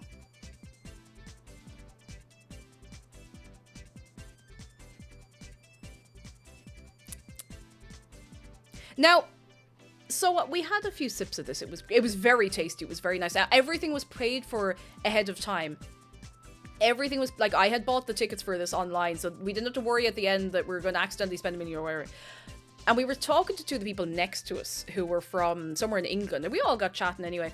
And as we were heading off, we were standing outside chatting for a minute, and one of the people was like, hey, I saw a dress in this place. And I was like, I bet I know exactly what store that is. Having never been there, having not seen it, I knew the brand. It was Amavel. Big shout out to Amavel. So we ended up making a little gang of 4 of us to go into the Amavel. So I'm standing in the Amavel store, not like blackout drunk, but like, you know, when you're just a little, like maybe 3% merrier than you expect to be. And you're like, I didn't spend money. I did nearly buy a pair of shoes, but it was a pair I wanted anyway. I didn't in the end. And we had a great night. It was excellent. Please go to the Muscle Girl Cafe. It was amazing. It was so fun. Please go and please be nice and have a good time. I think was this our meal that night or our meal that morning? We did, yeah. It was great. I'm still really, the Muscle Cafe was so good. It was so fun. Everyone was so nice. Anyway, food. Teriyaki chicken and egg. Go eat one. This was one of my favorites. This is one of my favorites. You know, they mightn't do dairy to the standard that I've been raised on here, but they do a good egg. They do a good egg in Japan, I have to say. They really, really do a good egg. Teriyaki chicken and egg sandwich, highly recommend. 338 yen, what's that, like €1.30 or something ridiculous like that. €1.50 at most. It was amazing. It was amazing. What did we do that day? Why are we... What? Hang on. I think I'm missing something here. Huh? Am I missing photos? Oh, they hadn't... Okay, wait, I have them now. I have them. Fear not. I just had not scrolled down on the page. This... It's not udon pasta. I was going to get udon, but I had udon once, ages ago, and my stomach went... after I ate it, so I've been a little bit afraid to have udon again. This was carbonara ramen. And it slapped. It was so good. I wanted to try... We were so determined to try a particular genre of food. Japanese-Italian food. Or Italian-Japanese food, whichever way around you want to go. Where you're kind of getting the formula of Japanese dishes, but it's Italian food. Or maybe the other way around. It was so nice. It was delicious. It was eggy. I got an extra egg in there. It was bonito flakes. These little guys. It was delicious. It was so nice. A little bit of pepper across. It felt like a much fancier place than we'd been before. And it was so good. So good. So good. They weren't potatoes. I know what I saw somewhere what they were. It's some sort of tuber vegetable thing, but I can't remember what it's called. It's not something we get here very much, or at all. It was amazing. It was so good. It was eggy. It was cheesy. It was pasta. Loved it. Loved it. I ate another one. It wasn't plantain. It could be burdock. Actually, Jen's back and I think you could be onto something there. I think it was burdock. I think there might have been burdock chips, which burdock, not something you get much here. I bought a bag.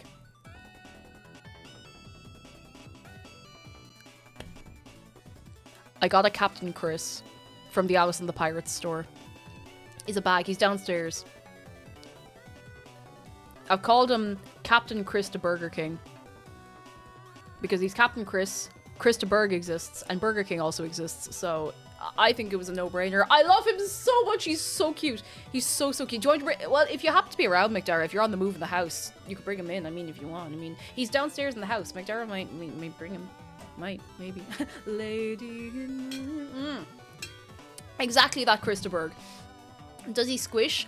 He doesn't really do like a, but like I love him. I love him. Like look at his little face. Look at his little face. I love him. It was one of the things. I had a few things in my head. I was like, I would love to get this and this and this, and I was so determined to get a Captain Chris. Oh, here he is. Also, there's McDara. Let's go, McDara. Woo woo woo woo woo woo woo. Behold. Look at him!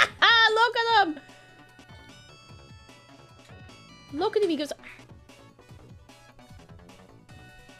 I love him so much. He is perfect. Look at, like, his tail is huge and fluffy. He has a little zip in his back for... To be honest, most of what he ever held was lip balm and my Suica card. Yeah, and he does a little... I love him. I love him so much. I love him. He's excellent. He's perfect, and I love him. I was so excited to get him. You can get huge ones. You can get them like yay big, but you know that was like the size of the suitcase at that point. So anyway, I love him. He's excellent. We also got I think this was from like a Family Mart, like corn dog. Pretty good. Pretty good. Don't remember much more about it because it was in the evening. See these? Just see these snacks. I couldn't find them again for the whole duration of the trip.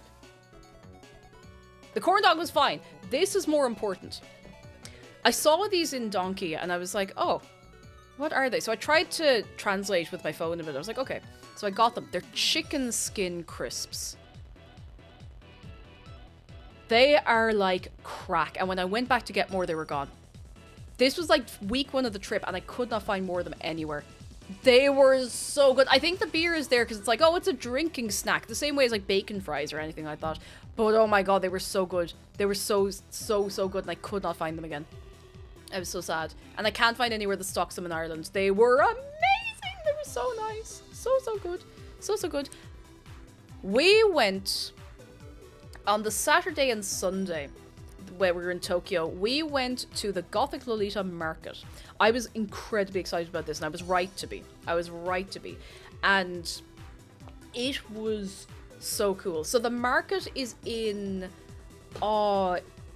something Harajuku Hall. I don't remember the full name of the place. It's based in Harajuku anyway. It's a hall. You know, this is actually the day 2 outfits. I didn't take a picture of the day 1 outfits. So we went with friends. With the 2 friends we were going with, and I think they only went the Saturday, so we went back Sunday. McDara also dressed nice. I do not have many photos. I was not taking photos for most of the trip. But these were our outfits. These were our little outfits. And I don't remember if it was this day or the day before. And I do not have any photos of this because it is no photos in store, which is entirely fair. I went, for the first time in my life, I went to a physical Baby the Stars Shine Bright store. I went to the one in Harajuku and I was really nervous because I'd heard a lot of mixed like experiences of going particularly to the baby stores, that like the staff were rude or they would ignore you or they would say things like rude things about you in Japanese or whatever. So I was a bit nervous going. I was like it's not the one in La Forêt. It's outside of La Forêt in Harajuku and like down the street a bit and up some stairs. So I was like, okay, well, I'm just gonna go for it. So it was the 4 of us went in. And I know it sounds very silly to be emotional about going into a shop, but it's more than a shop. I got emotional because I've been wearing this fashion since 2009, and that was like the brand I saw first in the film Kamikaze Girls. Now the store that is depicted in that film is not open anymore. The Daikanyama branch is closed, and that's I think the new head office. It was amazing, and it was such a nice experience. There was only one staff member at least on the floor, like on the shop floor, and it was so quiet. And she was so nice. She was so lovely. We were chatting away. Like she didn't have a whole lot of English. She had like a few words. So we were Google translating back and forth to have a little conversation. And she was asking where we were from, and I said we're from Ireland. And she was like, oh, and she typed in. She was like, how many people? Like, are there lots of people in Ireland who wear it? And I was like, yeah, there's a couple of hundred. She was like, She was like, I didn't know. That was so cool. And it was really wholesome. We were just chatting away. And so the first time I went in, I did get something. Because I wanted to get a few things. I don't remember what I got. I was so overwhelmed by being in there. It was something I wanted. I got a few badges and some socks that I wanted. And she sorted out my little tax-free. I got my little stamp card. And she was looking at myself and McDara, and the phrase she said, and this is going to echo in my brain for the rest of my life, and the two of us dressed like approximately like this. I think I was wearing something else. I think it was the day before. But she looked at the two of us, and you know, I was having a back and forth. She was looking at the two of us. She kind of gestured and went, "Bestu kapuru." I nearly cried. We were bestu kapuru. It was really sweet.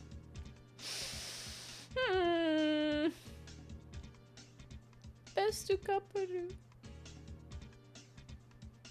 And then we pointed to our wedding rings, and I thought she was going to explode. She was like, "Ah!" So, something I learned about... I don't know if it's just all higher-end stores, that when you buy something nice, or buy something, they don't just give you the bag over the counter and be like, thanks, Billy, get out of here. They walk you to the door of the shop, or to, like, the boundary in the shopping center, and then give you the bag and thank you for coming. So, which was quite nice. It was a little unusual to get used to, because I'm used to being like, I'll take that off your hands, thanks a million. But it was really nice, because you have a little, like, oh, thanks again, but down the way. So that was a lovely experience. It was amazing. Speaking of lovely experiences, and sorry, you're gonna have to look, you have to turn the screen, you just turn the stream sideways for a minute, alright? This was the food we had on the Sunday, I'm pretty sure. This was ramen underground.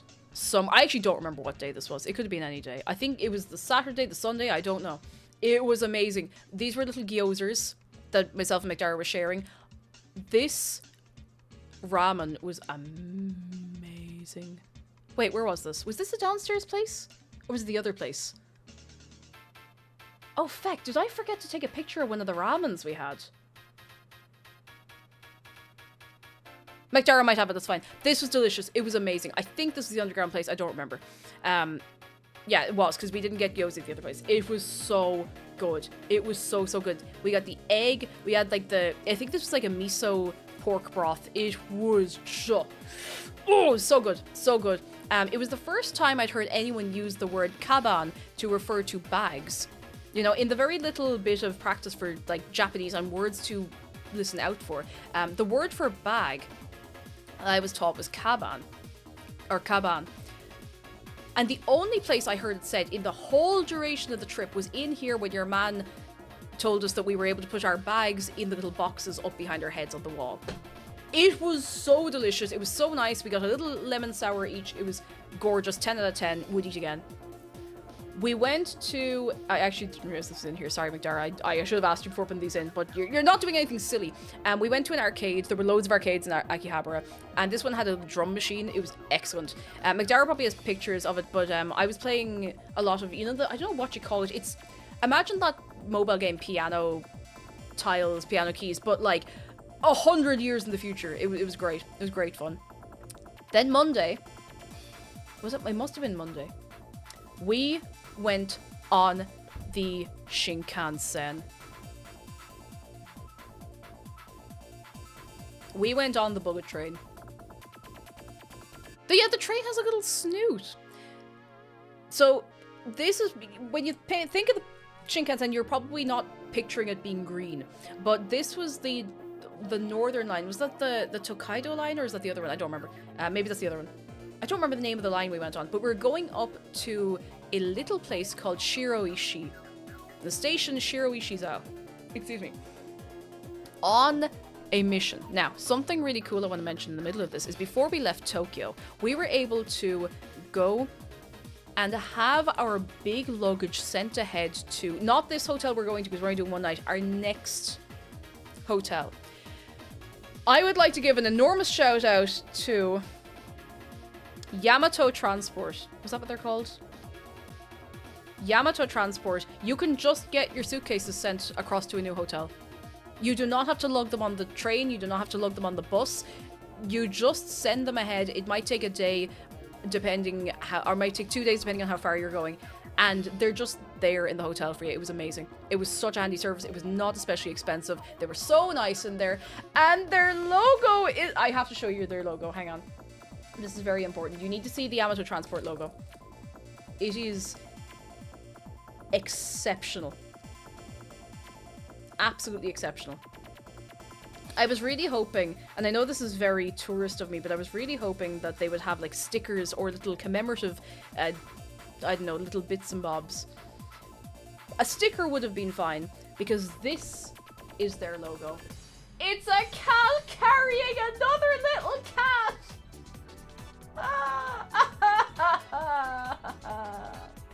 It's a cat carrying a little kitten.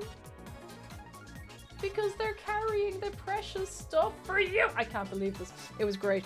It was fantastic. So that took so much strain off us when we were traveling.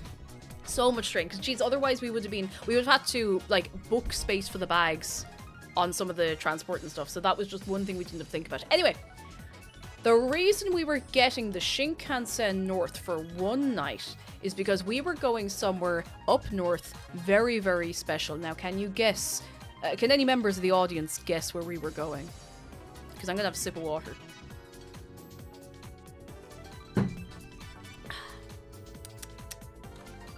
We were going to Shiroishizao, to the Fox Village. And this is set up in the station in Shiroishi. I got the stamp. Hang on, where's my... There's my stamp! I got my little stamp. It was great. The first one was a bad attempt. There was actually something stopping my little notebook from staying level. But we then got our little gamer breakfast from the New Days in the station. I had this energy drink I'd bought the day before, I think. I don't know if it was even in the station. I got ham, cheese, egg sando because it was excellent. I got grilled salmon onigiri. I ate so much when I was away, and I think it all went into muscle. I'm very happy about it. I'm very, very happy about it. It was great. It was great. The Miku juice. This was like a Miku energy drink. And I'm going to be honest, it was delicious. It tasted like melon soda. Tiny Parmesan, we'll see you soon! I'll be telling stories for weeks to come, don't worry. You'll still hear some of it. Thanks for coming along. Miku juice. Hands up, who is going to drink the Miku juice? They liquefied Miku. No, it's fine. She just approves it. By the way, an aside about Miku. This racing Miku design is one of the best I have ever seen in my life. The current one, like current year racing Miku, is just incredible. Like her face, like she's so cute. She's so like, we're gonna do this. She's like, she has a big witch hat. She has the cool little bodysuit. I love her. I love her. She's excellent. Like this is one of the best Mikus I've ever seen in my life. Anyway, it tasted like melon soda. It was great. She does have a little nose. It's right there. So there's my little stamp. So we were staying in a ryokan, which was a huge jump for us. Now, we were staying in a nice hotel with tatami mats, futons. I cannot tell you how comfortable futons are. I did not have any of the time we were staying somewhere with futons. I had not a single bit of back pain. You know the way I'm always going, oh my back, oh my back.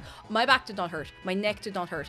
I was so comfortable all the time. Futons on tatami mats with those like Sobakawa pillows. I swear to God, I need to get one of those pillows. Futons are so comfortable, Bernard. I would never lie to you about that. They are so comfortable because your back kind of like, probably not for everyone, but for me, my back just like sat right. The pillows are soft on top and they're like not hard, but they have like beanie kind of thing in it. So when you put the pressure of your head on the pillow, it kind of holds your head in place without being hard. And it was amazing. It was so comfortable. So comfortable. So we went to the Fox Village. There were foxes in the Fox Village. It was amazing.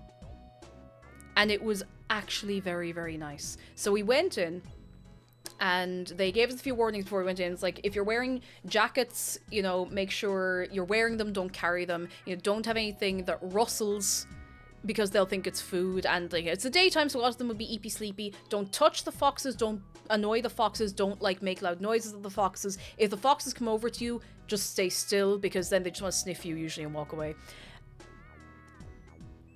It was amazing. It was so, so good. And as we were there, a mist started rolling in. So we were kind of up a bit of a hill mountain. I couldn't really conceptualize how high up we were until the mist started rolling in. But it was great. It was so good.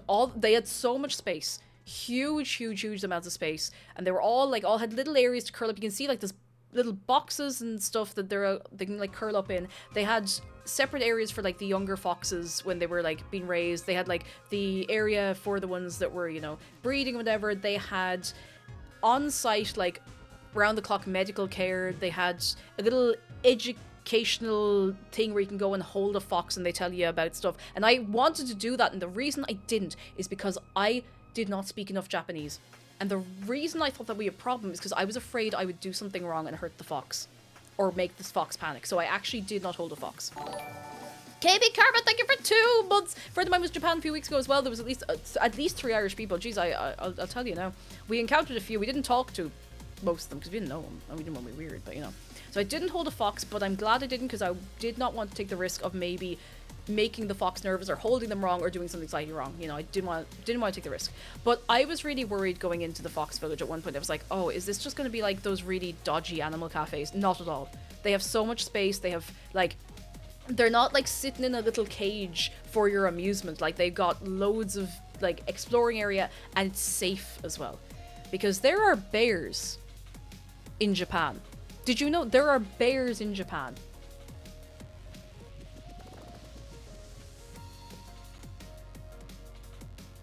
Do you know what else there are? Crows. Do you have any concept of how big crows are in Japan?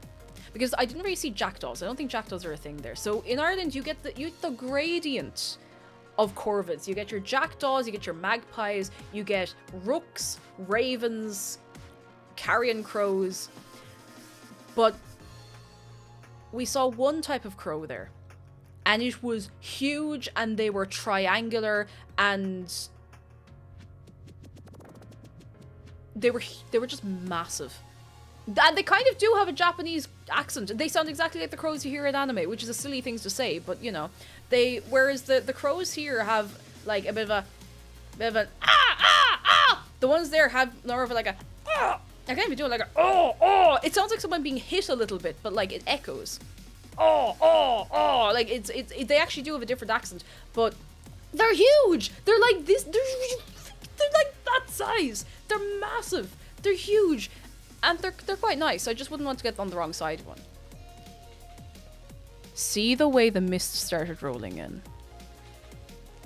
You couldn't plan this. It was completely clear when we went up there, and the mist rolled in, and it was gorgeous. Look at this little buddy. Look at this little guy. Look at this little guy. If I took a photograph like that in 1970s, I would be on the cover of every magazine. I took that with my phone. What I started doing for some of the photos is I put the brightness exposure all the way down. I hold my phone upside down to frame it differently. All of these photos I just took with my phone because I didn't want to be in the way. But look at that. They're gorgeous. They were so lovely. Like, do you know when you can tell if an animal is having a good time or not? They were all like bright bushy coats, like shiny eyes when their eyes were open. Most of them were asleep and they were dead right. Like, they were clean. They had so much. I was so happy. I was so happy we went. So happy we went. Oh yeah, McDara got some film photos of them. He got a film camera while we were there, so hopefully we'll have those at some point. You have to get them developed and whatnot, you know? This is where we were staying. Oh, sorry, McDara, you're kind of in shot. Well, you were in shot. You're behind my hand here. This is where we were staying in Shiroishi. How cool is that?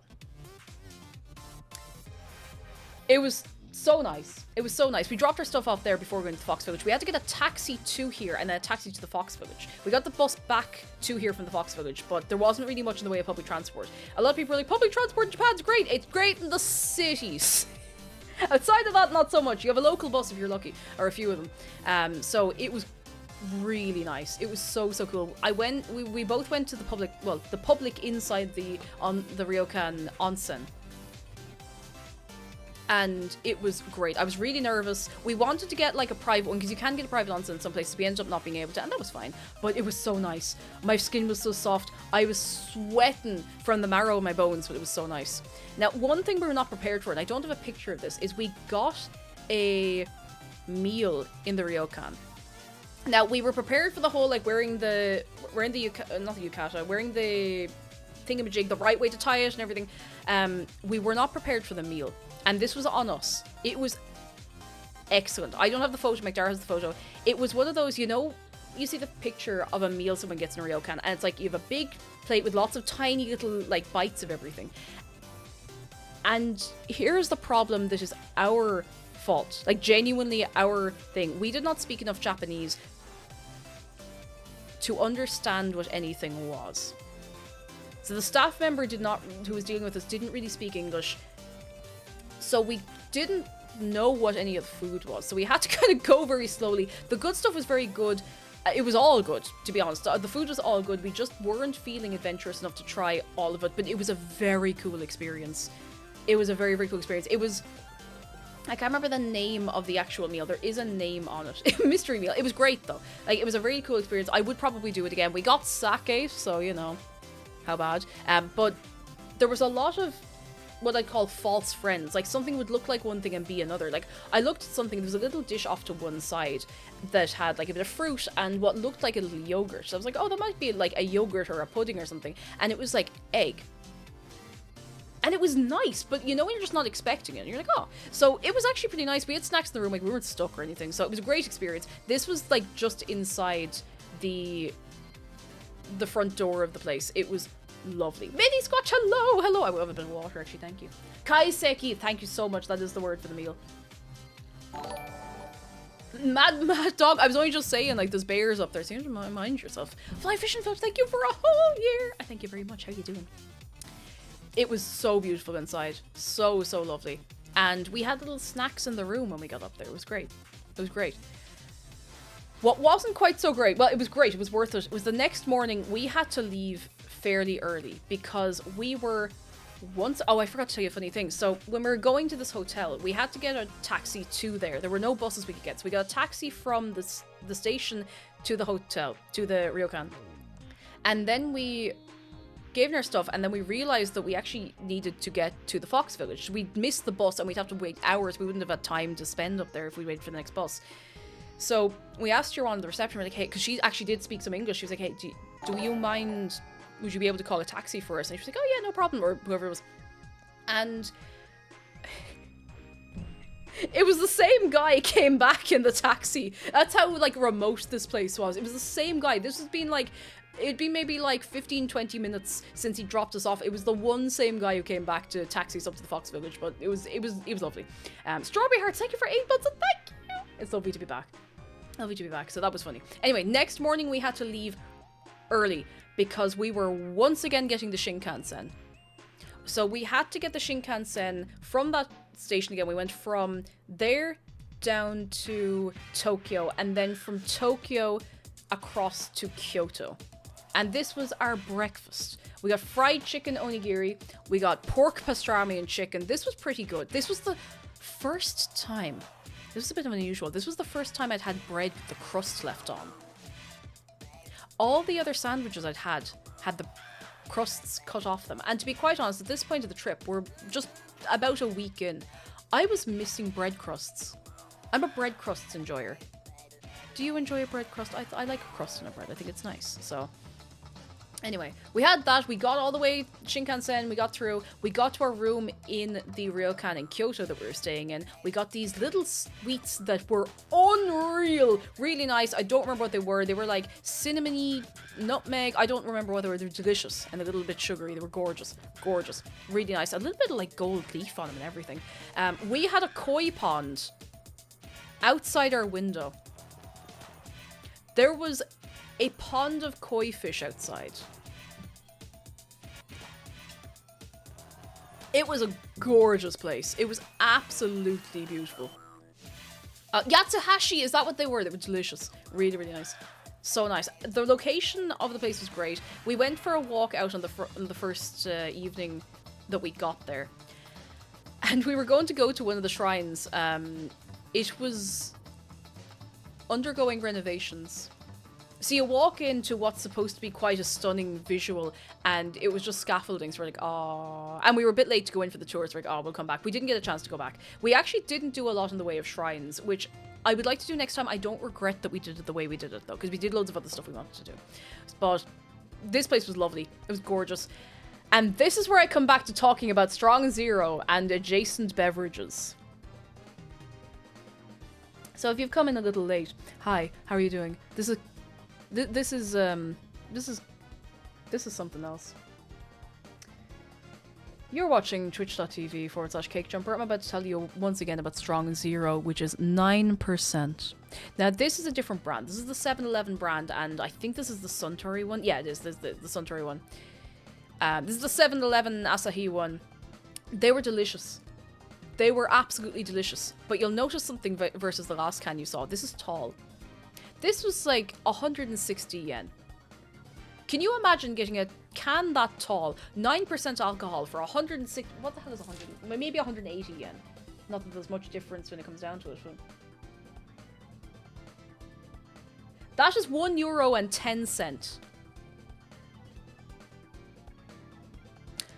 So we were like, that'll be great for the evening. They're like... That's a great question. They're tall... They're like the size of a tall can of beer. I can't remember what mil, like a half liter? Surely not a half. They were 500 mil. I don't think it's legal here either, but they were very tasty. So we had some snacks, we were sipping away, we were having a great laugh. We got Brazilian Pringles and high cheese. The high cheese, once again, no cheese flavor, but that's fine. Brazilian Pringles kind of slapped. And, you know, the Brazilian Pringles, they were kind of winking us and everything, like, you know. Delicious. Yeah, they somehow fit a Brazilian Pringles in there. Really nice. I'd never seen them before. I think it's supposed to be like general Brazilian barbecue flavor. It's called high cheese because the cheese is almost there, but not quite yet. It's saying hi to the cheese that is distant and far away. Yeah, it waved at some cheese in passing. That was exactly it. So they were both still quite nice. No cheese. There was no cheese in there. No cheese in there, but the Brazilian Pringles were quite good. We also got churro donuts. These slapped. They were crunchy. And they had like a sugary glaze on the outside of them.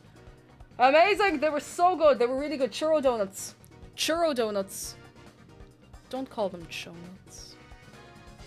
I don't like the two of you said that. They were so good. They were sweet. They were delicious. They were crunchy. They were nice. I know I said I wouldn't be all conveni food, but listen, they had a lot of good things I wanted to try. Delicious. Gorgeous. Recommend. Eat them. Go eat them.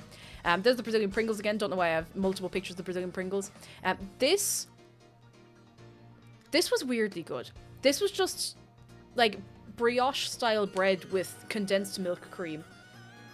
I don't know if I'd go looking for it, but if it was put in front of me, I would eat it without question. It was delicious. Really nice. Really, really, really nice. Probably the closest thing you'd get to, like, what do you call, like, the little cream buns you get in like, a Centra or something. Delicious. Really, really nice. Really nice. And we got boxed chocolate chip cookies just to try. They were very nice, very fresh, very crunchy. I think we still have some of them, because they were not individually, they're packaged in pairs. I think we might actually still have some of one of the cases that we haven't fully cleared out yet. We haven't fully finished unpacking, but all in good time. This was... See this? It was amazing. We went to a little sandwich place, like a sub-sandwich place for breakfast the first morning that we were in Kyoto. And it was run by this one guy. I call him a young fella. I don't know what age he was, but he gave off the energy of maybe being about 24, 25, a young fella. It was amazing. We went in, we sat down, and I think this was like adjacent to a Philly cheese kind of thing. The grilled pineapple and everything. I don't know maybe what it was, but it was amazing. It was so good. And we were chatting to your man, and there were two American lads next to us when we went in, sitting down chatting, and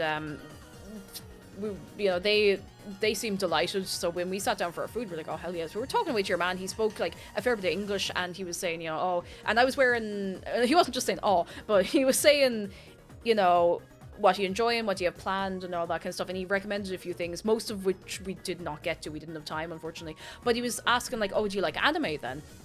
And this was a funny one. So we were like, yeah, we like a fair few, and we were explaining, you know, the ones we liked. And he was like, oh, do you like older anime? He was like, if you watch Death Note.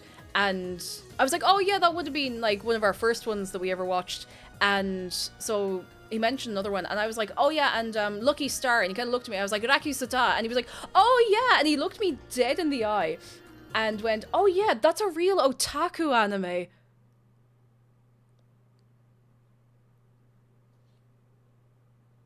And I got roasted. I got read to filth by a guy running a sub sandwich shop in Kyoto. So if you need me, I'm gonna go lie down because I have to think about this now again. But don't worry about it, it's fine. That's fine. I got roasted within an inch of my life. Oh. But he was great. I do not remember the name of the place, but if you're in Kyoto and you want to eat this, because this was amazing, look for a little sub sandwich place. I don't remember what it was called. I'll actually tell you now and I'll sub sandwich Kyoto. What the hell was it called? Was this it? I think it was just called Subs. Yeah, that was it. It was just called Subs. It's in Kyoto. It's delicious. It was very cheap. It was very nice. Your man was lovely. We had a great old chat. Yeah, so good. Really, really nice. Highly recommend. Highly, highly recommend. Oh, goodness. No, Master, that's not what otaku means. Otaku is like... So what it used to mean was, like, you can be an otaku of anything. Like, train otaku means, like, a nerd. Yeah, it pretty much means nerd. Not to worry. Sure, look, if you don't know, you don't know. But, yeah, I pretty much just got called a nerd by a guy running a sandwich shop, which I thought was quite funny. Radioactivated, thank you for 18 months! I thank you very much. I thank you very, very much. Goodness. This is a close-up because I just felt everyone deserved to see this up close. It was... it was so good. It was so good. That was us set up for the day. Like, that was us set up for the day. It was amazing. It was amazing. It was so, so good. And Ducky Man, thank you so much for your prime. You're very kind. I thank you very, very much. Yeah, imagine getting called a weeb in Japan. Like, by a Japanese person as well. You're like, well, there's no coming back from this. We did yukata rental. This was the day we did yukata rental. And I don't actually have any of the photos of myself and Mekdara. Except for one photo of Mekdara on his own, but he's in that, but you can barely see him. He's behind me. So, I need to explain something to you that I don't think is as easy to understand if you've not been to Japan. Now, I promise I'm not about to get really like, well, I've been to Japan, so I understand everything on you, I promise. But, you know the way there was, at least for a while, a bit of an air of, oh, you're going to Japan, you're going to run around in, like, kimonos, and, oh, are you not cringe? Like, isn't that disrespectful? No. No. Go do this. Go to Kyoto, go to somewhere, go rent yukatas, go walk around the parks. It is amazing. It is such a lovely experience. It is so nice. It's great. And it was just brilliant. It really, really was so, so nice. It was such a nice time. So we went in, we got to pick out which one we wanted, and your one on the front desk spoke a fair bit of English, and the people dressing us, not so much, but it didn't really matter because, you know, it was easy to understand what was going on. It was easy to go, you know, like lift your arms and whatever. And I'll have to get a picture of myself in one of the yukatas because I do have it on my phone. I don't have it here for some reason. Yeah, see, you can't appropriate something that's being shared freely by the culture it's from. Zargan is dead right. There was I remember, like, maybe it's still ongoing and I just kind of filtered out at this stage, but I remember for years it was kind of a thing of like, you can't wear a yukata. That's cultural appropriation. I'm like, if you wear it and call it like a super sexy costume and, you know, run up and down O'Connell Street, maybe that's a bit sus, you know, if you make it weird. But like, if you go over and rent one, like, the people there are nearly more excited than you are to be that you're wearing it, and it's such a lovely experience. Like, I really, really recommend it. You get to take some lovely photos, you get to just nice little walk around. We didn't stray too far from the place we did the rental as well, which meant we could just take it easy, go for a walk. Yeah, and this is the case with a lot of places. Most people are on board with you sharing and enjoying culture, as long as you're not a dose about it, you know? As long as you don't go in guns blazing, pretending like you know everything already and being weird, you know? Like, if you're not making a mockery, if you're actually just enjoying it, fair play to you, you know? And it was great fun. Please go. And you know what? You know what? I'm gonna see. There's one photo of myself in McDara, and I'll show you. I'll show you. I'll show you. Hands up if you would like to go and rent a kimono, because I honestly think you should.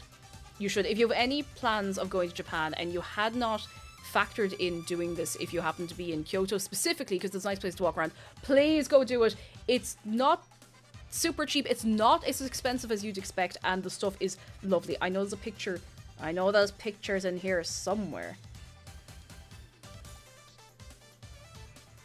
There's a picture of the side of my head. Our friends have the other pictures of us, but that's me.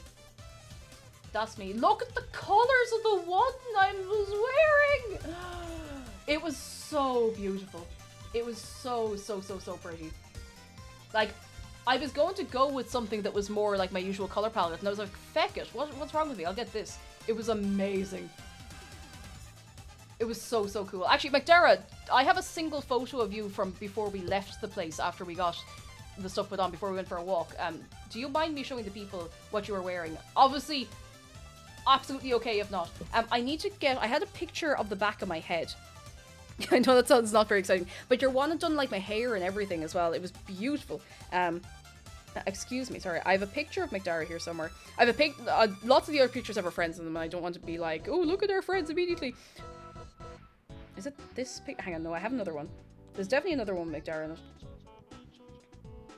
Somewhere.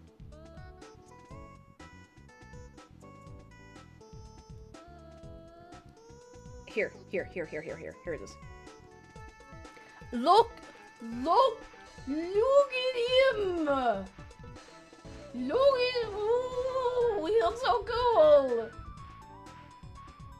Look at it! Look, he's so cool!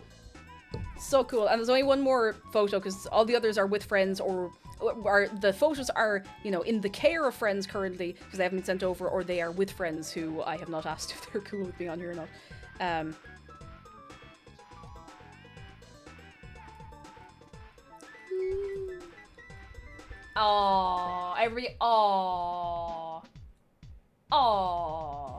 So cool. It was actually really nice. It was a lovely experience. Really recommend it. Look at this. You know, hang on till can I hide myself for a second? Look at this cinematic, gorgeous view. That's McDara again. But it was great. It was great. So yeah, that was amazing. Do it. Go do that. It was amazing.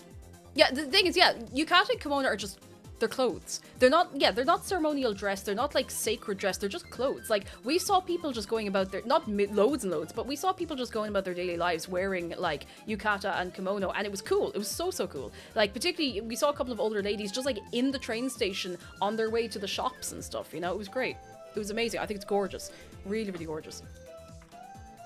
And of course, we went to another Koko Ichibanya. This time, I got crispy chicken, like karaage. I got the cheese sauce again. I got an egg again. Yes, I got an egg again. I could not help myself. This was after the kimono rental. It was delicious. I was, you know, Eevee curry, funny you should say. I was kind of craving a 3-in-1. And this, you won't get this exact curry sauce, but this is much closer to something you get in Ireland than you would expect. By far. You won't get the sticky rice necessarily. I didn't go for the spice level because we have a friend who likes spicy food, and the two of them went earlier in the year and really liked spicy food and said that I think it was like the 2 or 3 was a bit much for him. So I think I just went for mild flavor. I was playing it safe because I didn't want my stomach to go absolutely nuts, you know? It was delicious. It was gorgeous. Love it. Love it. Love it.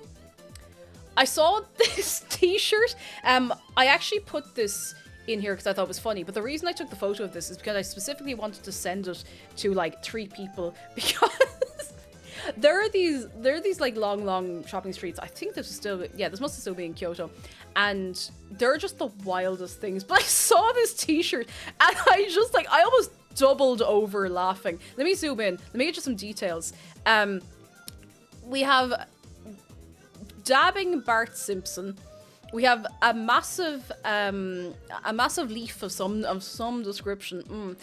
We have definitely not Jack Daniels. We have damn, fuck, question marks. It's one of the funniest, stupid. I nearly would have bought it, and just like up top, just drugs. I nearly bought this T-shirt because it was so ridiculous. You know when you see something, you're like, that's stupid. But I was like, no, I'm actually not going to spend like 30 quid on a silly T-shirt because I want to spend 30 quid on some food instead. But I just thought it was so funny, so I just want to share that with everyone.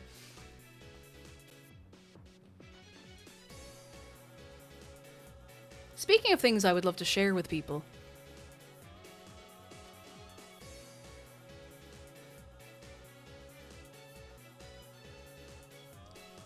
I'm not even going to play it. This was not an iced tea shop for the record. I don't even remember what this was. I have no idea what this was, but I felt I had to document it. And then we brought Dave into Yodobashi Camera.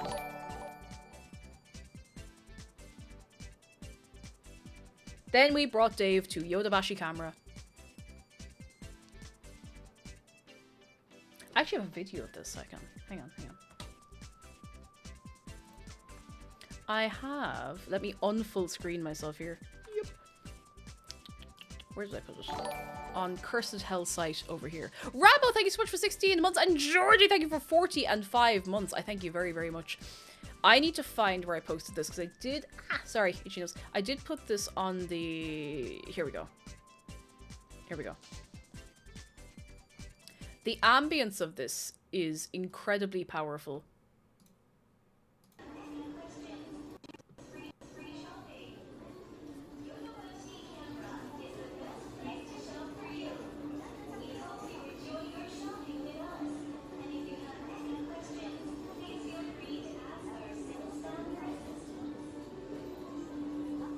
So we brought Dave to Yodobashi Camera.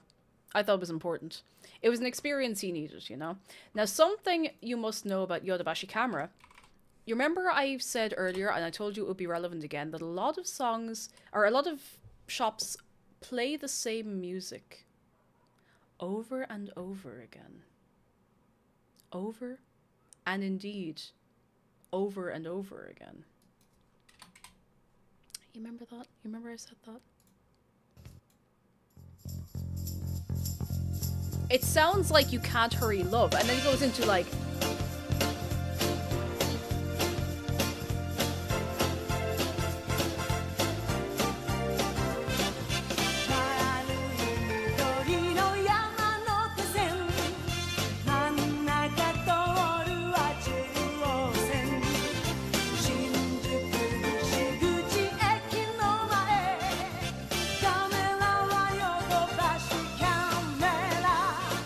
Oh my god, you're right. It does sound like Reach for the Stars by S Club 7. Do you think we can get a Yodobashi S Club 7 remix?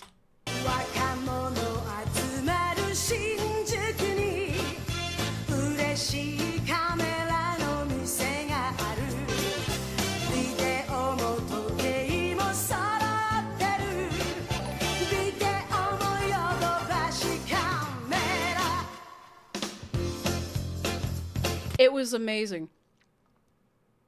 It was amazing. Yodobashi Camera is such an experience. It is... It's... I actually don't know. It's just a department store. But it's not just... Dave Yodobashi Camera, go away. It's just a department store, but it's also really not. It's also really, really not just a department store. It's huge. It's absolutely huge. It's floors and floors and floors and floors of everything from, like, cameras, of course, to headphones, earphones, leg phones. There was, like, a camping shop upstairs in one of them, kitchen utensils, kitchen equipment, rice cookers, kettles, furniture, clothes, video games, makeup counters, food courts. Like, there was just so much. You could spend days in there. You could spend days in there and not see everything. So we had to make sure that Dave got in there, you know? So it was great. Tavy, hello, I'm back. Somehow I'm still in one piece. But yeah, it was great. It was great. Now, the last day we were in Kyoto, this was our full day, our last full day. Tiny Meister, how you doing? Yeah, it's based on that, which is wild, absolutely wild. The last full day we were in Kyoto, we did one of the only touristy things. So, you know when you're going somewhere and someone's like, you have to do this, you have to do that, you have to do that. And that's fine, that's great. I love having recommendations. I love it. By the way, Cherry said the cyanide. I can't remember if I said because there's so much going on. Thank you for 37 months. Thank you very much. People are like, yeah, you have to do this, you have to do that, you have to Skytree, you have to Shibuya Sky, you have to go here, you have to go there. We didn't really do a lot of the traditional touristy things. Which, good, bad, I think it's a neutral thing. We did all the things we wanted to do. But what I just realised, McDara looks absolutely terrified looking into the camera there. Now, mind you, if you were in front of a screen and Dave appeared huge on the screen in front of you, you'd probably be terrified as well. Anyway, so we went to the bamboo forest. We got the train out, and then we got what's called the romantic train back into where it drops you off by the bamboo forest. And these were the seats in the romantic train. But it was fun. It was rickety. It's an old train. Like, it's old. It's the train that used to run back and forth. It's not a death trap. Like, it's completely safe, but it's just very rickety and very loud. But it was fun. It was actually quite fun. I was not sitting on the scenic side, but it was grand. So I got a few photos out one side of the train, and like the sights, the seas, the bees, amazing, gorgeous. And we got some snacks on the way. We had these before we went for a walk around the bamboo forest. Now you're going to notice something. First of all, they have Lucky Star food in real life over there. Can you believe that? Chocolate cornet, amazing. Highly recommend. Go eat a chocolate cornet. It looked much nicer than this before it melted a little bit in my backpack. Gorgeous. These little things, I don't remember what they were. Some of the more promising cheese I had in the whole time. Now you're going to notice that this jumps from before bamboo forest to steps that do not have any bamboo around them to the matcha ice cream afterwards. Now, good people of the audience, can you tell me what you think happened?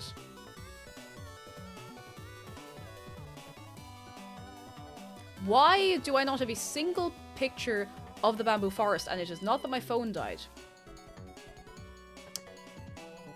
So we were sitting down, having our little, having our soul tea, having our snacks and whatnot. And then we got all our rubbish, pop it in the bin, got ourselves ready.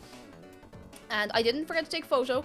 We were looking on the signs, like, oh, it must be up this way. So we go, we're like, oh, very excited to see the bamboo forest. It's very cool, bamboo forest. This is where we started encountering some interesting tourists.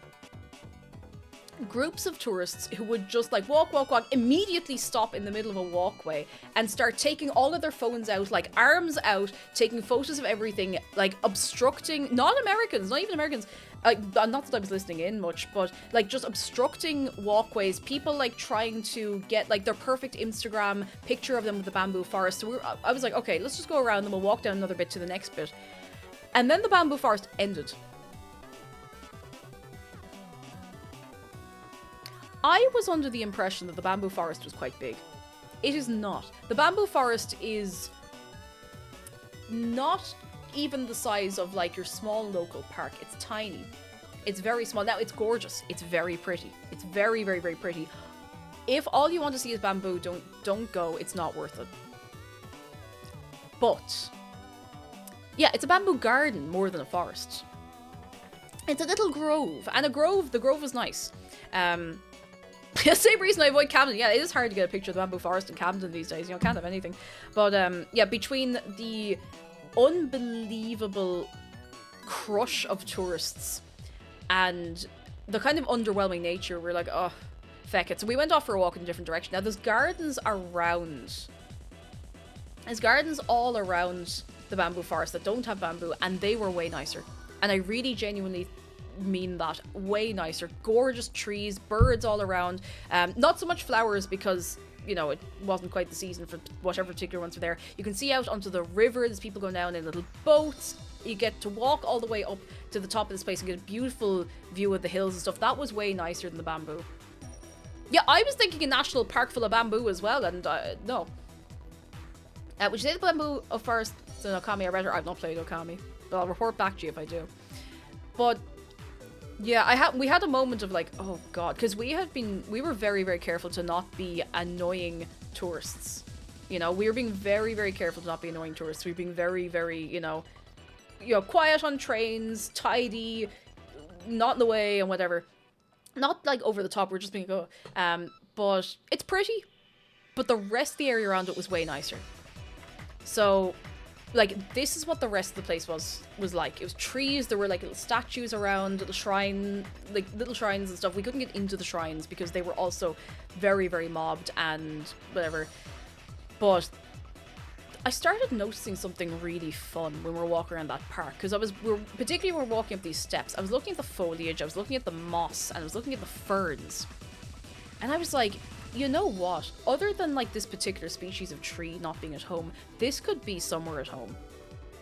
There were so many similarities, particularly in like these places, like underneath the shade of the trees, that is so similar to like being out in the wilds in Ireland, if you can find a bit of forest to go into. Moss and firs, it was beautiful. And I was like, oh, it was very nice. And then we walked up to the top of this observatory, and McDara was taking a few little pictures. It was a little quieter, there was a bit of space, and we were just taking a breather as well, because we were like, whoo. It was like going up to see the greybeards, honest to God. We were walking up, and ringing out, we're up there. Not someone shouting, just talking at a normal volume, but this you cannot miss. From 100 miles away, we hear the most perfect, distinct Cork accent.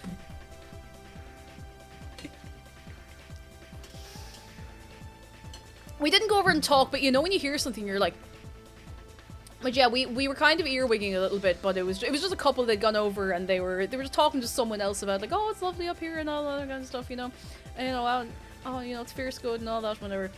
It was lovely. So we kind of, you know, when you're on holiday and you see someone who's from somewhere you are, you either want to talk to them immediately or you want to give them space. You don't want to be like oh, we're from the same place, we're best friends now forever. But yeah, we let them go on. But that was a fun one anyway. Gorgeous place. If all you want to see is the bamboo, like, by all means go, but I don't know if it's worth it. But the rest of the place was lovely. Really, really nice. We walked back through this little area, which was mobbed, again, with tourists who did not know that you're supposed to walk forwards consistently or pull in if you need to check your phone, you know? Anyway, we got ice cream. McDara's not really into matcha, so he got the, I think it was like cherry blossom, I don't know what it was apparently nice anyway, and I got the half that and half matcha. Very nice, very, very nice. And then we got the train back, the regular train back into Kyoto. And then we went back to Yodobashi. No, we had been to Yodobashi Camera. We went back, and I made one of the most important purchases of my entire life. I bought a Sando de Panda.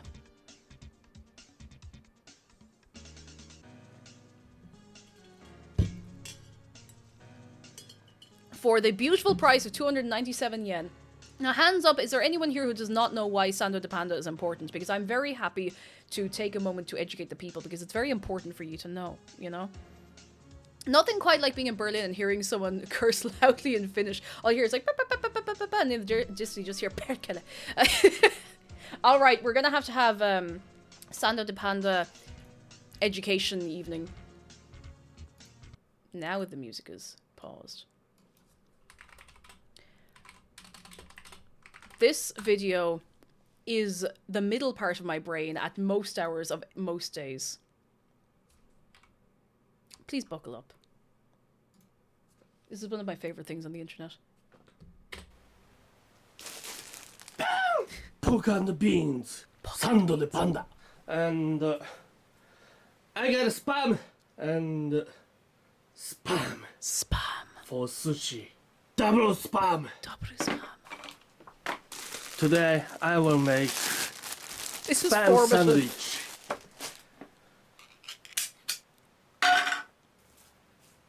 It's such an important video.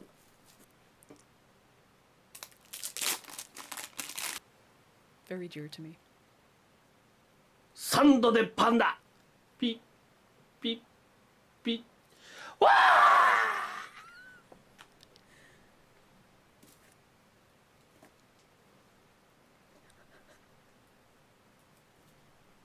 スパムチーズサンドイッチいただきます。 It's beautiful. Pork and beans.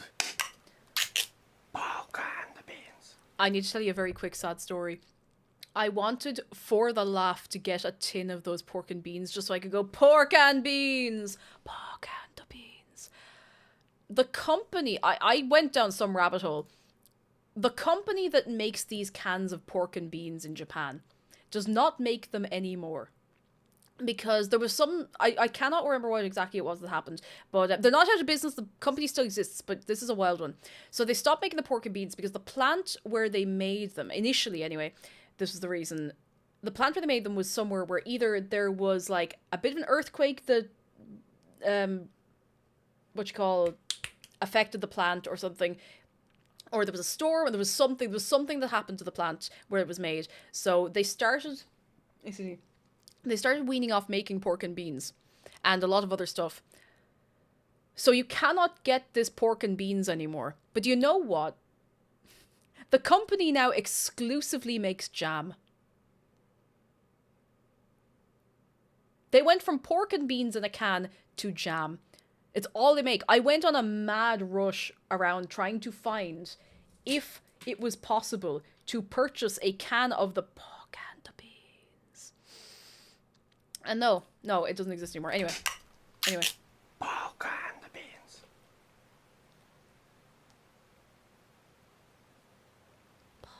Pork and the beans and the spam. 3, 2, 1, go!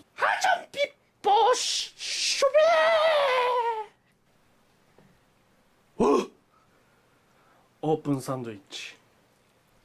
Anytime Pork I and say the open beans and sandwich, the I say it spam. like that.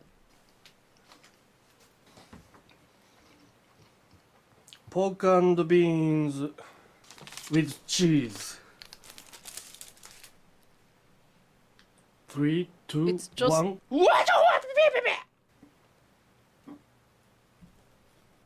Pork and beans with cheese. いただきます。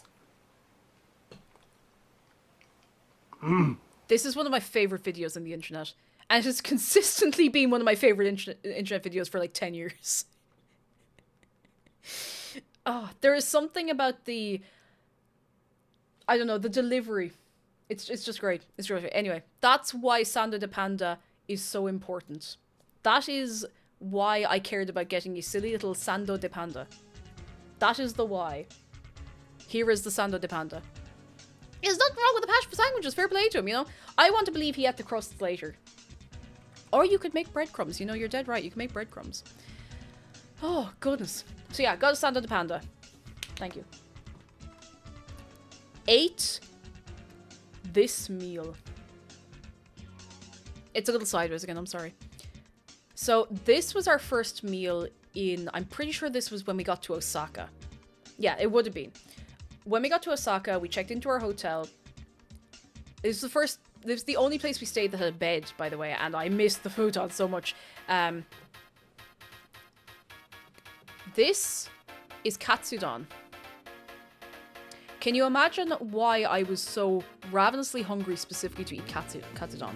Can you think of anything on this green earth that may have put that into my brain? Because I've been, you know, no reason, but since about 2016... Since about 2016, I was craving a katsudon. I wonder why. Because I saw it in feckin' Yuri on Ice, and I was like, that looks unreal. So the first thing I did when we were sitting down trying to find food, I was like, I'm gonna see if I can find anywhere for katsudon. And this place was like a 5-10 minute walk away from our hotel, and it slapped severely. It was so good. Now, you can get it with egg. I was kind of feeling the sauce. I don't like a dry meal, you know? And no, it wouldn't have been. But it was amazing. It was so good. It was amazing. It was delicious. It was so, so nice. I was so happy. So, so happy. And you can just see the side of the glass full of the sour we got. So, you know, it was great. Caroline, hello! Thank you for 46 months. And hello, how are you? Come in, come in, come in. It is so nice to be back. I feel like I've been talking uninterrupted this whole time, more or less. But I could keep going. I hope you're keeping very well. Lovely to see you. Very, very lovely to see you. Lieutenant Cuddly Face, thank you for 19 months of your prime. I give 10 years of my life for the Katsudon. It was amazing. It really was. I'm gonna probably have to make a lot of this food on stream now too, or just in general to scratch my brain good, you know? Thank you for the drink water. We got some crunkies. But before the crunkies, we do have a shark close. This is only your second one since I came back. Panpie Page has decided to treat the people. Now lads, if you haven't given Shark a hug today, exclamation mark hug Shark, did you know it is not only free, but did you know it is also easy? On this day today, you too can give Shark a hug, and I recommend it. At present, Shark has accumulated 110,233 hugs, and you could add to that right now. Agus as fear sin, is féidir that barog a hort de Shark. Láthar, inish. Inish láthach is féidir that. Sinné, tá cead agat. Is féidir that. This Murgat. Conasotatu, yeah, I'm back. How are you doing? All I know about where you have been is that you got trapped into Pikmin, which, like, fair play. There's worse places to get trapped. You could definitely be doing worse. How are you doing? What's the crack? Are you well? Are you very well? So we got crunkies. They were great. They were crunchy and they were chocolatey. It was great. I barely escaped with my life. Yeah, I believe it. I believe it. I have to try harder next time. Oh goodness. So yeah, we kept trying to get new snacks everywhere we went. We tried to get new snacks, and the crunkies were great. Crunky does sound like an Aldi ripoff of like a Kit Kat Chunky. It's like, the Kit Kat Chunky, but however, we have Crunky, you know? Now my esteemed guests. My esteemed guests, I must ask you to sit down. Because our next destination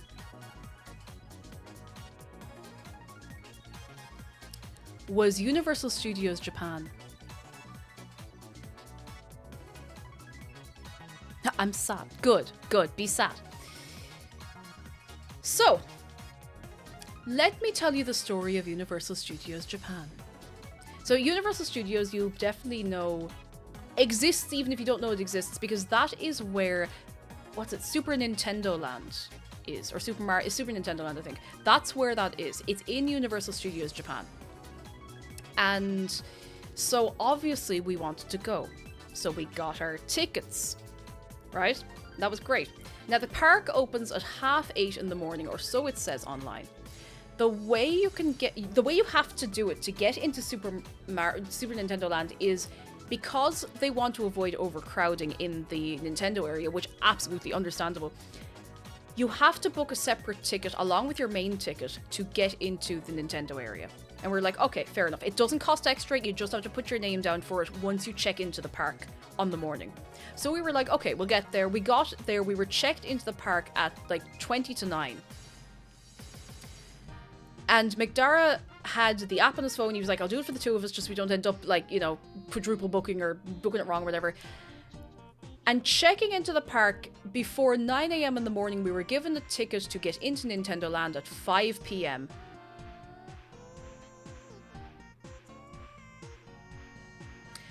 And as we learned later, they actually opened the park and started letting people in at 8 a.m. So people had been pre-registering to go into this since 8 a.m., even though they weren't supposed to open for another half an hour. So we were like, okay, sure, it's fine. And we were like, look, we're in a theme park. We're in a theme park. We're going to have loads to do for the day. Like, we were like, yeah, fair enough. Like, there was roller coasters, there were little experiences, there was loads of walking around to do. So we were like, okay, that's fine. Like, this is only here. I know Lady Faust was saying they're opening one next year in Orlando. I was like, but right now, this is the only one of these that exists in the world. So we're like, we'll stick it out. was stick it out. It's 9 in the morning. We have to kill time until 5 o'clock.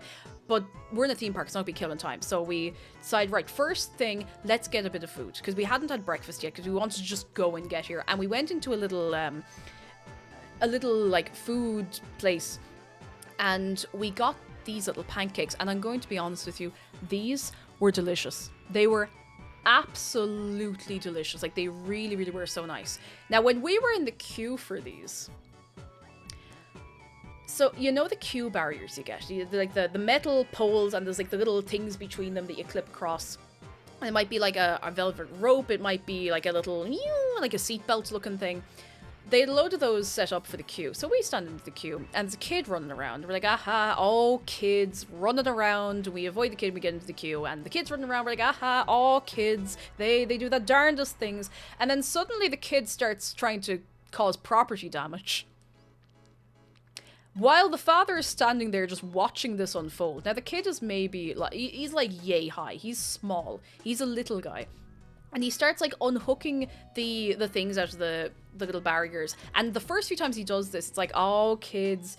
And there was one next to me. I just hooked it back in. And the staff member started hooking it back in. And the dad was making, like, the most half-hearted attempt to just, like, this is a child who is of picking up size. He's a little guy. He's a little guy. This goes on the whole time we're in the queue. This kid is running around. And the dad's watching this happen. He's, like, knocking stuff over. He's screaming and he's going mad. And we're just standing there like, I want my pancake. I just want my pancake. And the staff member, and you know how it is being a staff member in a place where everything has to be very happy, smiley teeth and tinsel. You can't really tell people how to do their parenting as much as you would love to. So this poor employee is just kind of watching this unfold. And there are other kids in the queue who are all chill and they're, you know, they're grand, whatever. And this is just all happening like a Looney Tunes episode. This music is too sleepy for the story. But eventually, where are we going? Here we go. Eventually, the dad gets to the kid, picks him up, and he instantly starts screaming. Like, the scream of, you know that, like, what's that death whistle? The little, like, you blow into it, and it sounds like someone being, like, I don't know, kilt. The kid sounded, Aztec death whistle, thank you so much, DJ, that's the one. And I was like, my god. I was like, okay, well, we got our stuff anyway. And they left. I was like, grand. So, we're great. We can sit down for a minute. No. You can get the food in there. And they have these gorgeous, like, mushroom platform tables. You cannot eat indoors there. You're not allowed to eat there. And a direct quote from the staff, it's just for photos. You have to go outside and, I am not joking, sit on the ground. Sit on, like, the curb to eat.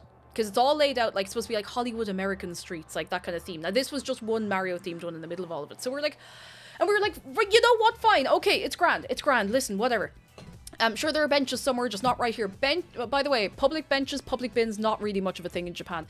Anyway, so we're like, that's fine, and we ate our food, and the food was nice. So we're like, all right, you know what, fair enough, this is great. This is really nice, we're happy, and great. So we move on, we start looking around, we're like, okay, there's loads to do here. And so we go, like, looking in some of the shops, and we're like, oh, there's a funny little thing, and I pick up, multiple toads and go, oh my god, Mario, you can't leave me in a place like this! And stuff like that to McDara, who is trying not to break his whole laughing. Now, this means nothing to anyone who's there who happens to be Japanese, because Toad doesn't sound like that in Japanese, he just sounds like a guy. So we're walking around, we're amusing ourselves, we're looking for things to do. We start looking at the times for the rides. There were rides with 160-minute queues.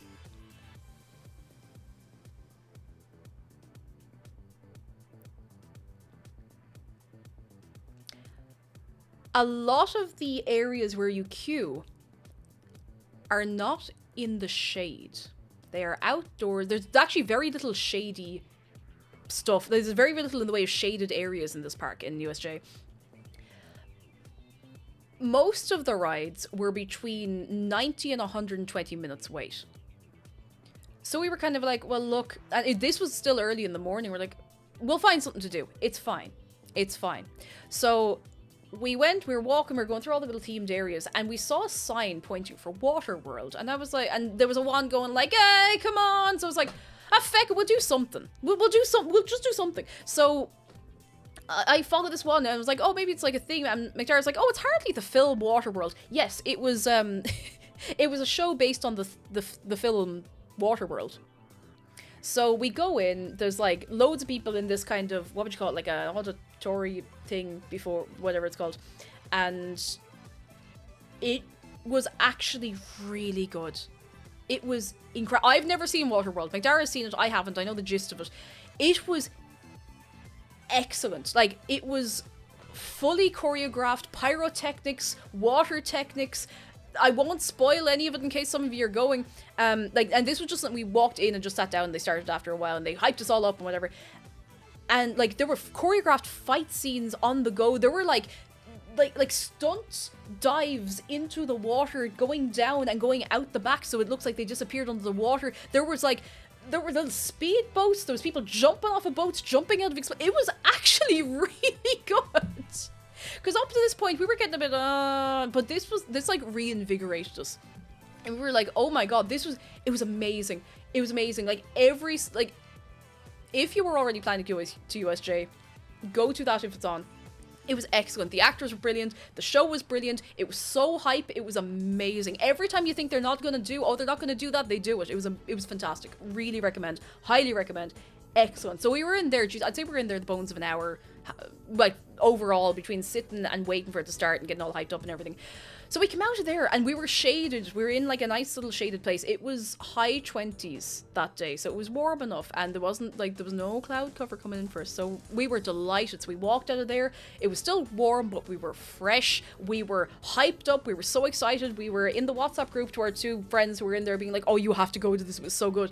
And it was brilliant. So we walk out of there, and we start to notice that the park is getting busier. And we're like, oh, sure, look, that's fine. We've already written off the big roller coasters and whatever. That's fine. We'll just keep going for a little walk around. Now, I think this was before Waterworld. We did see a little live Pokemon show, which was really cute.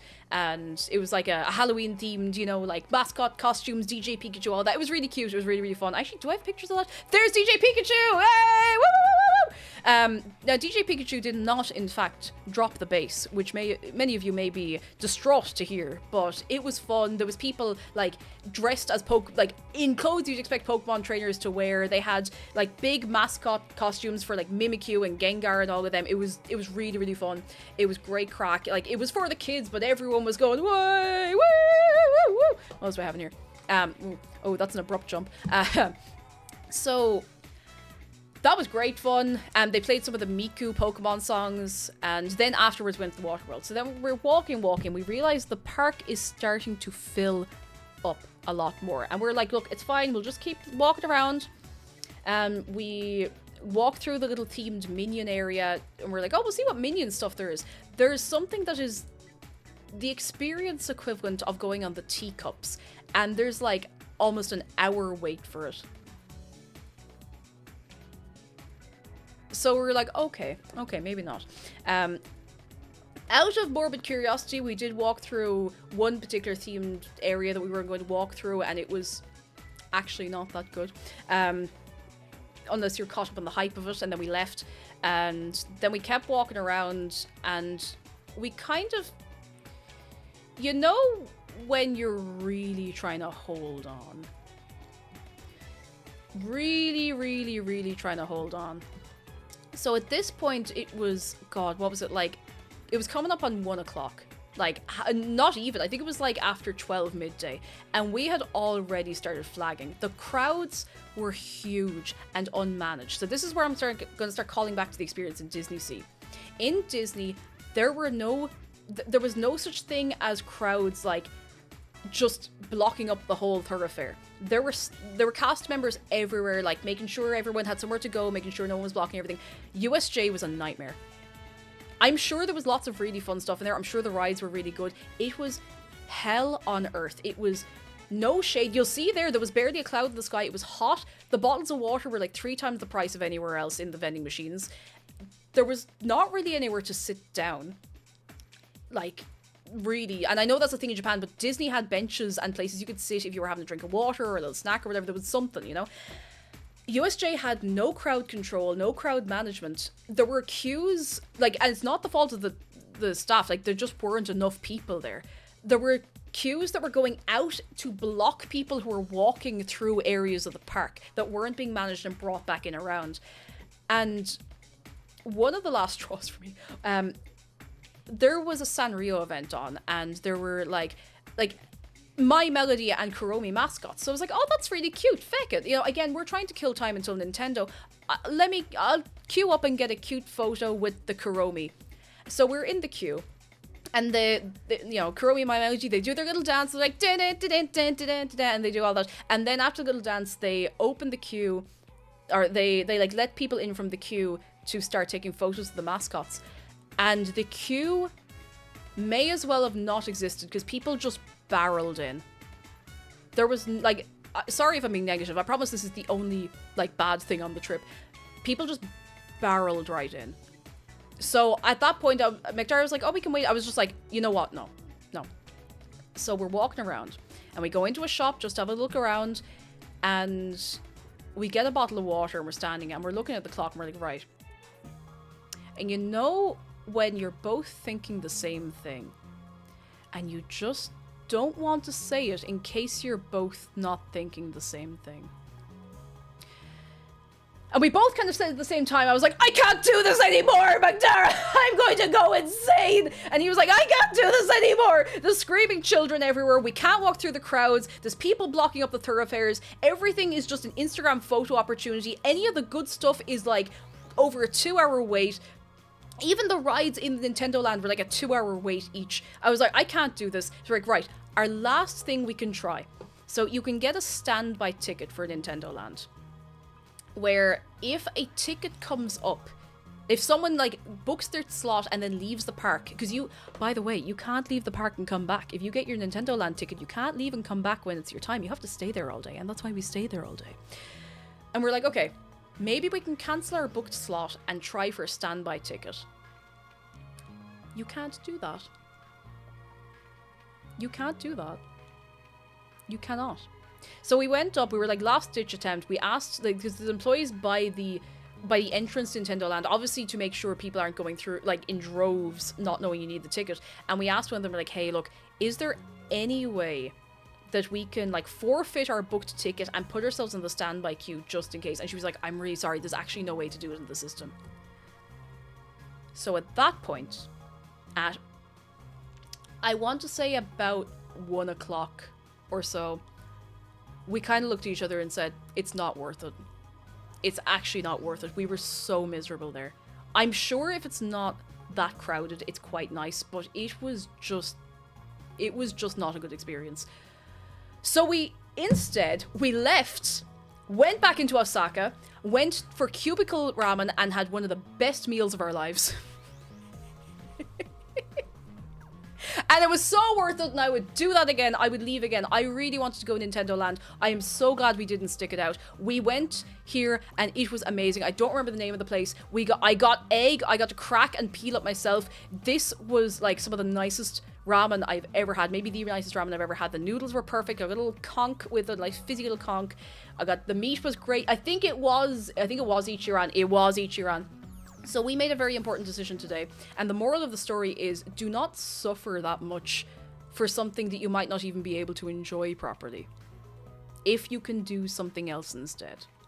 And we had a great evening, because we only had one other full day in Osaka. Yeah, we had a good day at the end. Like, I promise it's not ending on a bad note, but I did find out later that the reason USJ was so the reason it was so busy is because they do not limit daily ticket sales.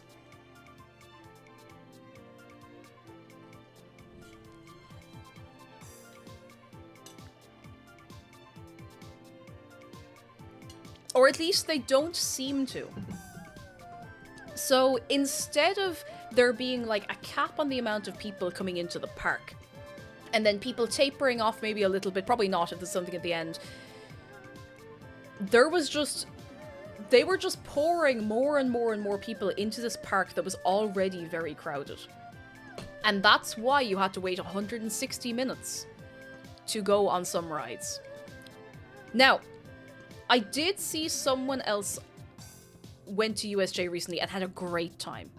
So I think maybe we just went on a very busy day. I feel like if you can go on a quiet day, you'll have a great time. A great, great time. Finding a quiet day is another one. Oh yeah, that was it. We said earlier, but I'll say it again. We got to that park 20 to 9 in the morning. The official opening time of the park was 8:30. They were letting people in from 8, and that's why we ended up with the 5 p.m. slot for Nintendo Land, and that's why we gave up and instead had food. And you know what? I would have loved to go to Nintendo Land, but I don't regret what we did. I do not regret leaving. I really, really do not regret it. This was excellent. This was delicious. Absolutely delicious. Highly recommend. Oh, this cured us. When we were in Osaka, what I didn't quite realize, because I'd done a little research, of course. Yeah, GG, no regrets. I would do it again. I found a second-hand Olathe fashion shop that I'd never heard of. Didn't buy anything in there, but it was very cool. I just took a picture of the sign outside. I didn't take pictures inside. I saw the guy. Yeah, we were there during Chinese Golden Week, so there was a lot of people on holidays. But we didn't know that ahead of time. Oops, we'll know next time. We saw the guy! Mr. Glycopocky. And there he is now. There he is. Dotonburi. I can feckin' say it. Dotonburi? Dotonburi. In Osaka was mobbed. It was so busy. It was very cool. Very, very cool, but it was absolutely mobbed. Osaka as well. I hadn't mentioned this up to this point. Osaka is much more laid back than Tokyo. Much, much more laid back. Like, and I don't mean that people are rude, but there's a whole different vibe, do you know? I'm not saying that people to be roaring and screaming on the trains or anything, but like, the vibe is different. It's a little more, it feels a little more like the Wild West. The cyclists are much more likely to swerve towards you than away from you, if you catch my drift. But despite how busy it was, we did still have a nice time, and we would be much more ready for that next time, do you know? Because where we were in Japan, the first while we were, where we were in Tokyo, the first while we were there, we weren't in any of the super, super, super busy parts, and it wasn't Chinese Golden Week yet, so it wasn't quite as busy. And don't get me wrong, you know, everyone on their holidays, as long as they're, you know, being nice, whatever. Yeah, it's a, hey man, how's it going? Instead of a good evening, how are you? Yeah, and like, it was very fun. And we had a burger. And we were sitting, it was like, see your man's there. So there's a river, like, back here, and we were sitting on the, I suppose, the bit along by the river, the bank, whatever you call it, and this burger slapped. It was supposed to have jalapenos, it didn't have the jalapenos, I didn't even care. We were sitting there, there was a one doing her little TikTok live dance. Now, to be fair to her, she was, you know, she was not up in people's faces, she was doing a little dance, fair play to her. There was, like, people everywhere, there was corn dogs across the way that we meant to go for, and there was the Don Quixote with the Ferris wheel.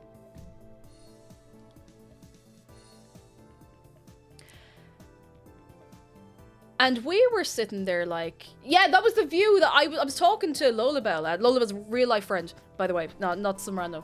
Definitely not some rando. But I was like, you're not gonna, it was so cool. Feldspar, how are you doing? Come in. Hope you're enjoying Tears of the Kingdom, having a fine time. We were sitting there and I'm looking around like, this is great. And we have a little sour each, because of course we have a sour each.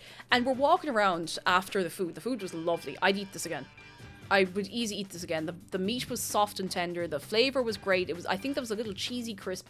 Lovely.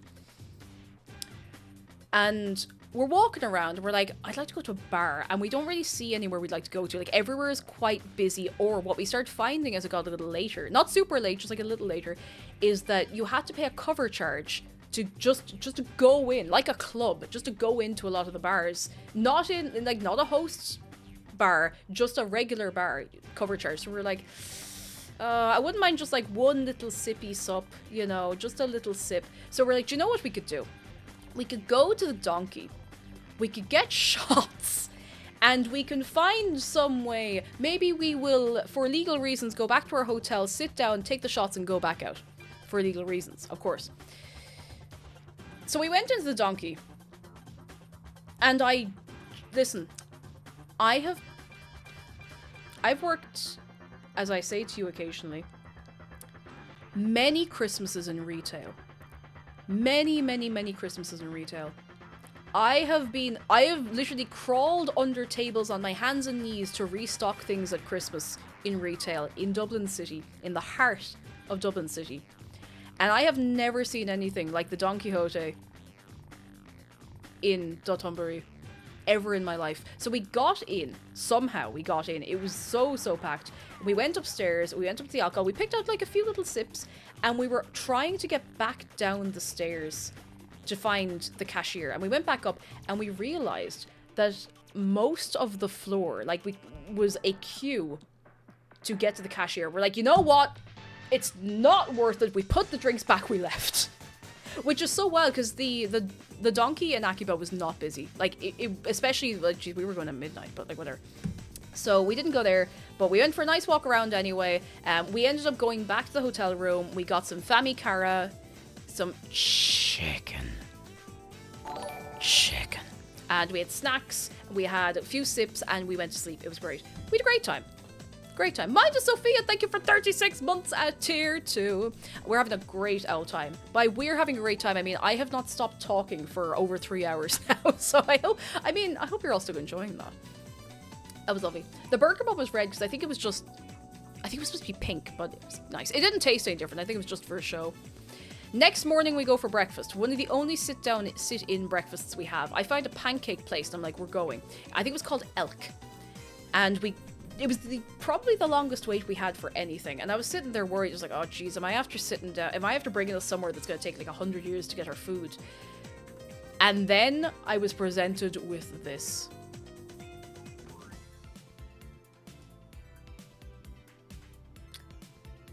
Orange chocolate fluffy pancakes. And I had heard on the wind that Japanese pancakes tasted of egg. Now, I know what egg tastes like. And admittedly, I like egg flavor. This did not taste like egg.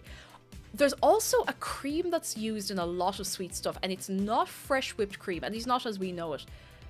And it is delicious. It is absolutely gorgeous. This was so nice. This was so... Sorry, I got ahead of myself. So nice. Delicious. Would eat again. 10 out of 10. Gorgeous. Absolutely gorgeous. So that day, I'm trying to remember what we did. We went for a good stroll around. I think that was the day when we were like... It could be chantilly cream. It was so nice. Went for a good walk around. We went to a couple of shops for a look around. There was a lot of... Yeah, I was saying a few minutes ago, there's a lot of like lovely fashion stores, lots of like old-fashioned stores, and we were having a good look around. There's a brand that if you wear Lolita you might be familiar with, even if you don't own anything from them. Marble. I walked into what I'm pretty sure might have been like their one flagship store in Osaka. It might be their one and only store. And I was dressed like I had just walked 100 miles with my little like all-in-one backpack on me when I went in there the first time. I wasn't wearing anything nice. I was just there like a little drowned rat. So I didn't end up going back the next day because there was nothing in particular I wanted. But I went to Atelier Piero and got a blouse, and they were really nice in there, and it was really nice. I was asking, I was like, here, I did a little Google Translate. I was like, hey, this blouse, is it available for sale? And she said, oh, this one, last one. So she takes the blouse off the dress form for me, buttons it all the way back up, redoes all the little ribbons, and like folds it up for me. I was like, oh, thank you. And I got a headdress as well with that, and they were lovely. Atelier Piero, Osaka. Thank you very much. Lovely experience. Then later, we did a lot of what we did was just wandering, looking at clothes, looking at bits and bobs. We went to I think it was like gyoza restaurant. I got deep fried gyoza. And you see this is like a matcha salt. And it was gorgeous. It was so good. These were little like potato cakes, close enough to, do you remember that this is going back a while? Do you remember the potato mochi I made on stream a couple of years ago? Very similar to that, really good. Had cheese in it, which was just kind of like, it was just texture, but it was nice, very nice. These slapped. The matcha powder salt slapped. I had a bowl of rice with it as well. Lovely, gorgeous. And as we were sitting there, we once again hear an Irish accent in the wild. And we're not sure first, because some South Dublin accents, if someone isn't talking very loud, it can be hard to tell if they're American or Irish. But I hear one phrase that clears all doubt from my mind. I hear the phrase muck savage, which is a term for a culchie, or like someone from the country, or someone who's been dragged up out of the bogs. Alright? So I hear that, I'm like, oh, so we don't talk to them. We don't talk to them. And, you know, I'm listening in, I'm like, not really hearing anything they're saying. It's a little mean, you know, it's a little mean. But usually it's referring to oneself. It's like, oh, if I do this, they'll think I'm, you know, a fool, or, you know, they'll think I'm a culture or whatever. So I hear that and I'm like, you're Irish. Yeah, the D4s, exactly. So we're sitting there, we're eating our food, we're having a great time, and we head off after. No, it wasn't the Cork people again, but that would be very funny. And as we're walking down the street, we see this sign, and we are both flashbanged with immense force to be walking down a random street in Osaka and see a massive sign that just says Bruna Boyne, which is Newgrange for the uninitiated. It is, isn't it? Did I mix that up with something else? My brain is kind of frying now. I haven't had to speak this much uninterrupted in quite a long time. Is that Newgrange or is the other one? I'm making a fool of myself. Boyne Valley Tombs. Neolithic monuments and such. Newgrange is the main part of it. Yes, I didn't make that up. And your man comes out and who's running the place or working there or whatever, and he can speak English. He's like, oh yeah, and he was like, oh, do you know this? Apparently it's like a clothing brand or a select shop or something. And we said like, oh no, we're Irish. And he was like, oh yeah, the name is Irish. Nothing to do with Ireland though. we could only laugh. And I was wearing like Lolita, and I had Chris with me. He was pointing to Chris. He was like, oh, nice, very cool. So then we were like, all right, thanks, bye. And that was it. But it was just a funny little aside. I also bought a pair of shoes. I bought kind of cool shoes. What was the most common fashion thing you saw there in the shops? You saw those knitted striped hats with squared off quarters everywhere in our 2023 trip. I'm trying to think, because I only looked in very like particular shops.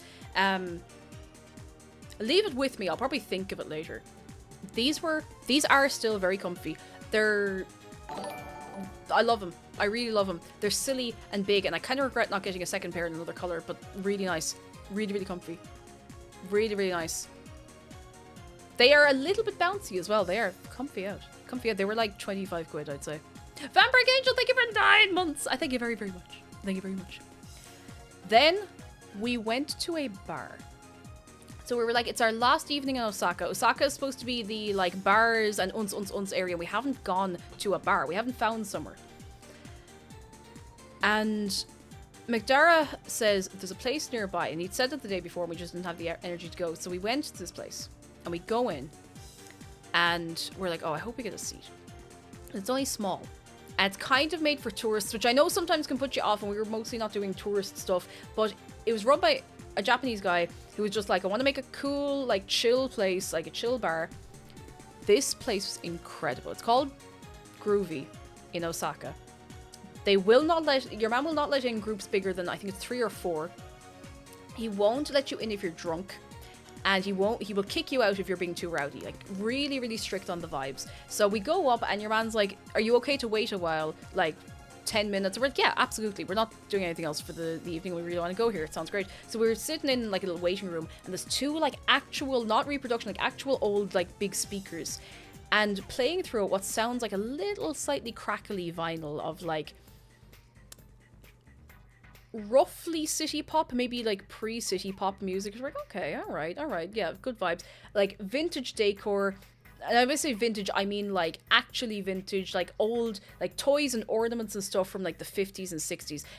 Osaka was the first place we really saw like the American influence on Japan. You do see it a bit in Tokyo, you do see it other places if you're looking, but in Osaka in particular, and a little bit in Kyoto we saw it, which, you know, geographically that makes sense with everything. We're not getting into all the history. But we went in to the bar, after a few minutes. Like, your man took our order, so it'd be more or less ready when we went in. And this place was incredible. This one guy, he was making the drinks, he was chatting to people, and he was changing the records. He had singles, he had like big ones, the non-singles. He was like, every bit of music that was playing was off vinyl and being piped into the other room and piped into the bar, and it was gorgeous. It was amazing, and it was not expensive. Despite all of the actual nice fancy whiskey in front of us, the drinks were not expensive. I got a cocktail in this glass called a Plastic Love, and geez, you know when you have to stop and be like, is this how Americans feel when they come to Ireland? Like, not being funny, but like, I sat down, he gave me the drink, he was like, oh, enjoy, and he puts on the actual vinyl LP of that song, and I'm sitting there like, how is this real? How is this real? How are we here? How is all of this happening? How is this real? The drink was gorgeous. It was absolutely gorgeous. Yeah, the LP is very rare. They haven't reprinted it. There's a lot of really, really good stuff of that era that has not had a vinyl reprint. It was gorgeous. And just that they managed to come in, like, tell the people, yeah, they wanted people to have a good experience. We ended up chatting to a lad next to us, an American guy who'd been living in Japan in general, but in Osaka for a long time, but in general, I think 15 years teaching English. And he said it was the hottest October he had ever experienced there, and one of the busiest ones for tourism. But we were chatting away for ages. He was saying his granny was from Ireland, and he was like, I've never had the chance to visit. I was like, yeah, will one of these days. And we're just having a great laugh. And you just chat to people, and you're like, there's no, oh, do you have Instagram? It's just like, we've had a great chat. We might never meet again, and that is okay. Please have a great rest of your forever. I really enjoy that. I think it's really, really fun, because, you just chat about things, like the wildest things. There was a guy and his partner sitting behind us. We got chatting to him because McDara had his film camera with him, and he was really into cameras and whatnot. And your man behind the bar was also into cameras and just like, do. And McDara was explaining like the camera junk shops and where to go and whatnot, and they were talking about whiskey, and he'd never tried like some of the whiskey, so we were recommending bits, and he was like, oh, I'm not sure. And the only reason his partner wasn't talking to us is because I think she only spoke Polish. I don't think she spoke really much English. But we were all having like when you know someone doesn't speak the language you're speaking, but you give them a every so often. And it was just such a lovely experience. We had a couple of drinks there, and that was our last day in Osaka. It was lovely. If I could bottle this bar and bring it home, I would. Hopefully when we go back to Japan, we'll do Osaka again, hopefully a quieter season, and we're going back to this bar. If we don't go for a drink anywhere else, in the entirety of Japan, we're going back. It was beautiful. Absolutely beautiful. Next morning, we are once again on the move early. We get our baggage sent ahead. Now, lads, Up until now, I've been telling all of the stories. I need you to sit down for this one. If you're already sitting down, that's great. You can sit down a little more comfortably. I'm going to actually change the music for this and everything, alright? I'm setting the vibe. And all, alright?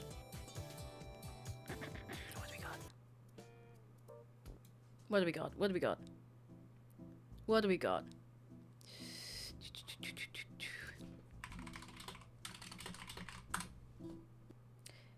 Here we go.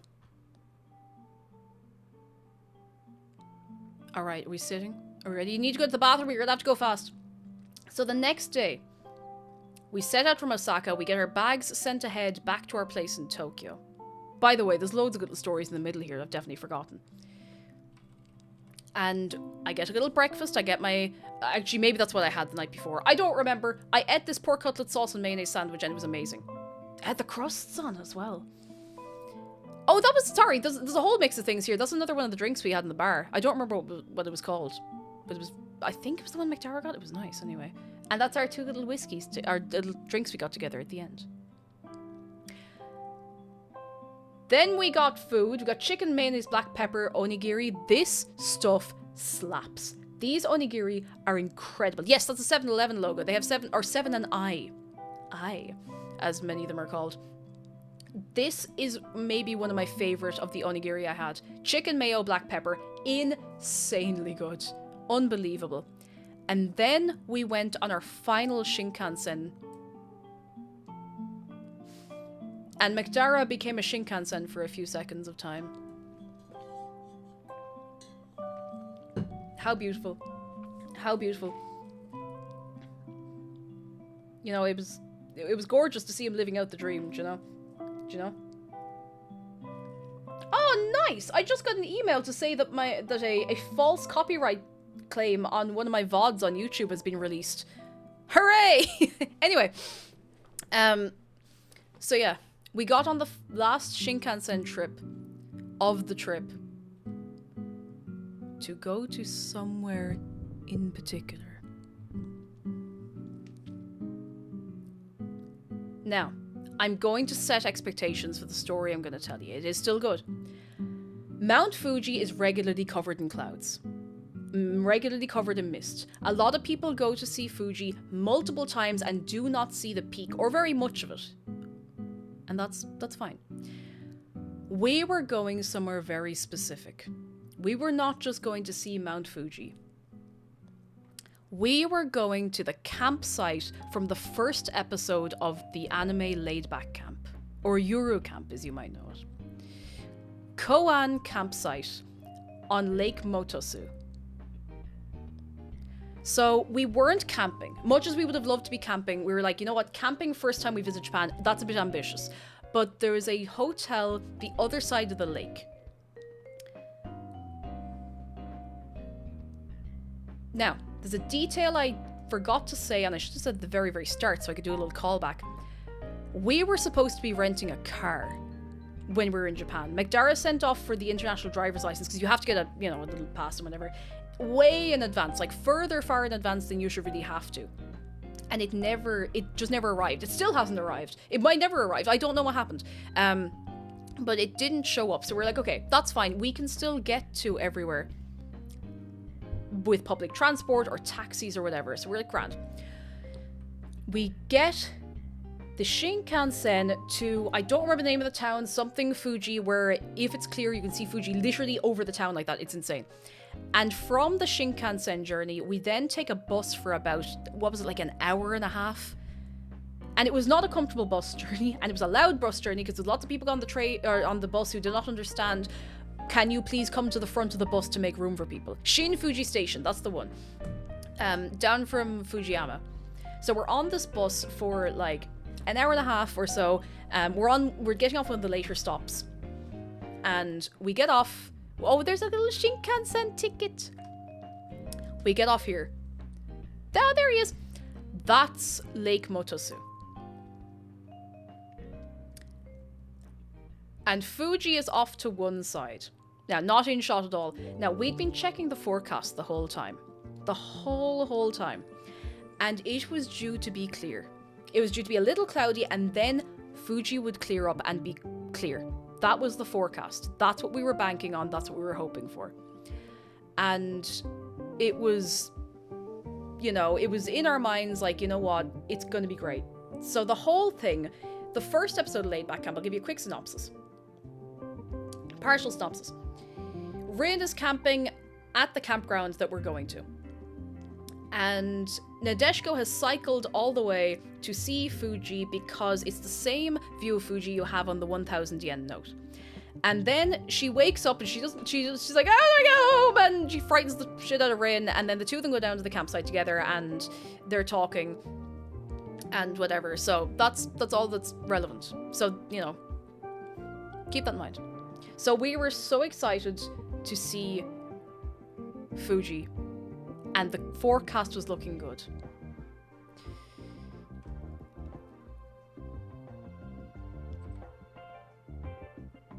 Anyway, let me tell you the story that leads up to the photo I just flashed to you.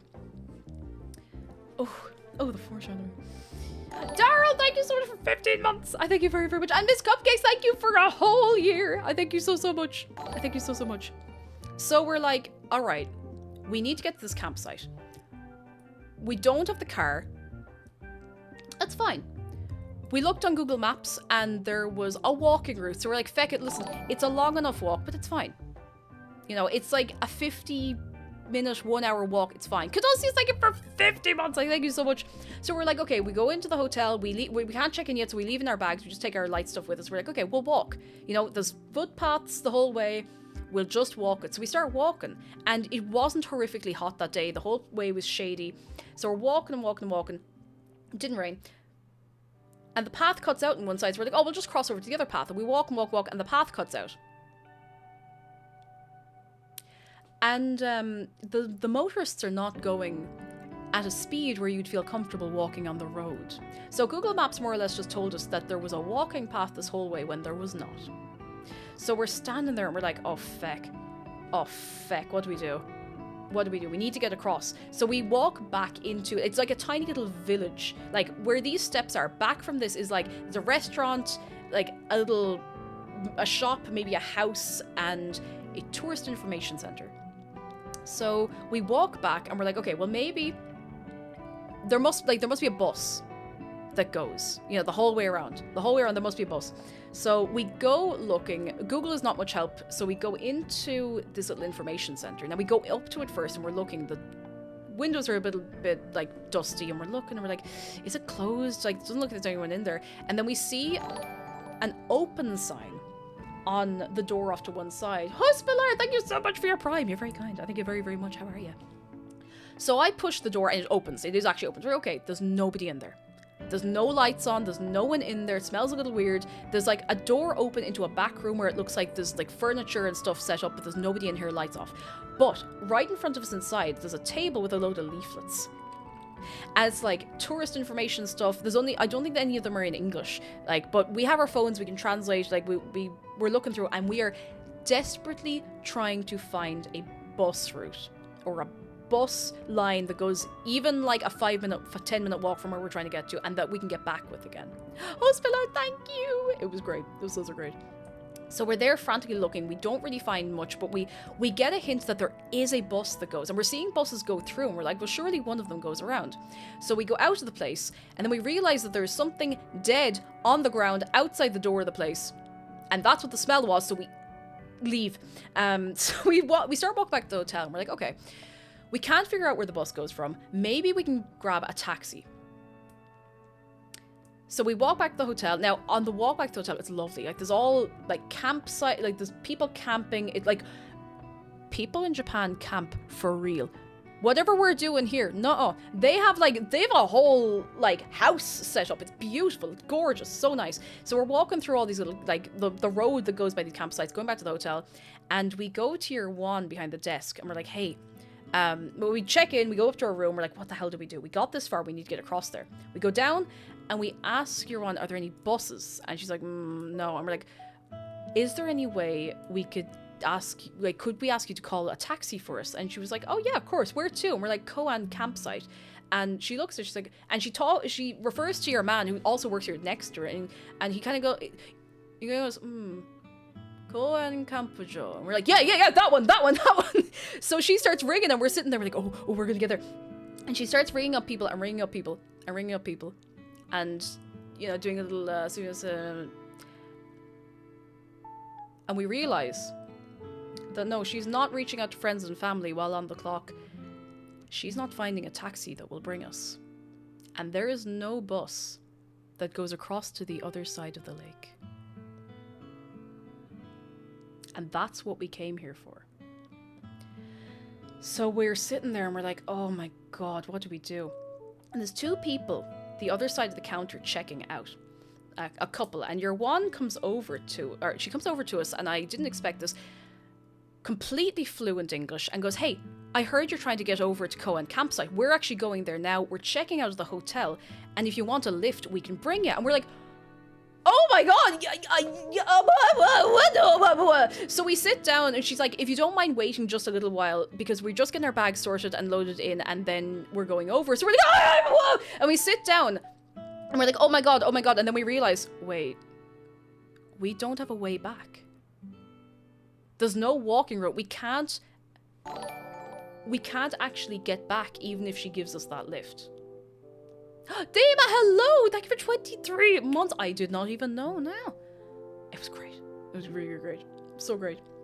So we were sitting down, And we were like, oh, what do we do? So it's like, I don't know how long it is. It's 5-10 minutes. It's like coming up on 4 o'clock. And again, it gets dark early in Japan. Earlier than I'm used to that time of year. And Irwan comes over and she's like, hey, we're just ready now. Would you still like the lift? And I was like, I'm really sorry. I really, really appreciate it, but we don't have a way back. And she went, because they wouldn't be driving back because they'd be getting there just with time to set up themselves. And she was like, oh, I'm so sorry. And then she noticed we had little Rin and the Deshko little charms in our bags. She was like, oh, you're going there because of Eurocamp. I know that. Yeah, I like that. We were like, ah. And she was like, here, I really hope you find a way over. And, you know, if not, enjoy the rest of your time in Japan.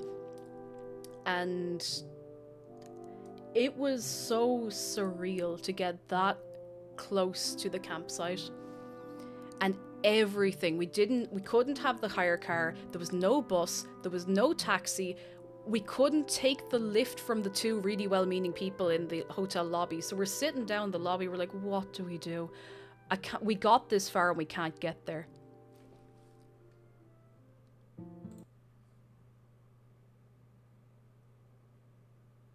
Earlier in our brainstorming, we'd seen rental bikes, and I had said, I am not confident enough to cycle on a road. I have never done it before.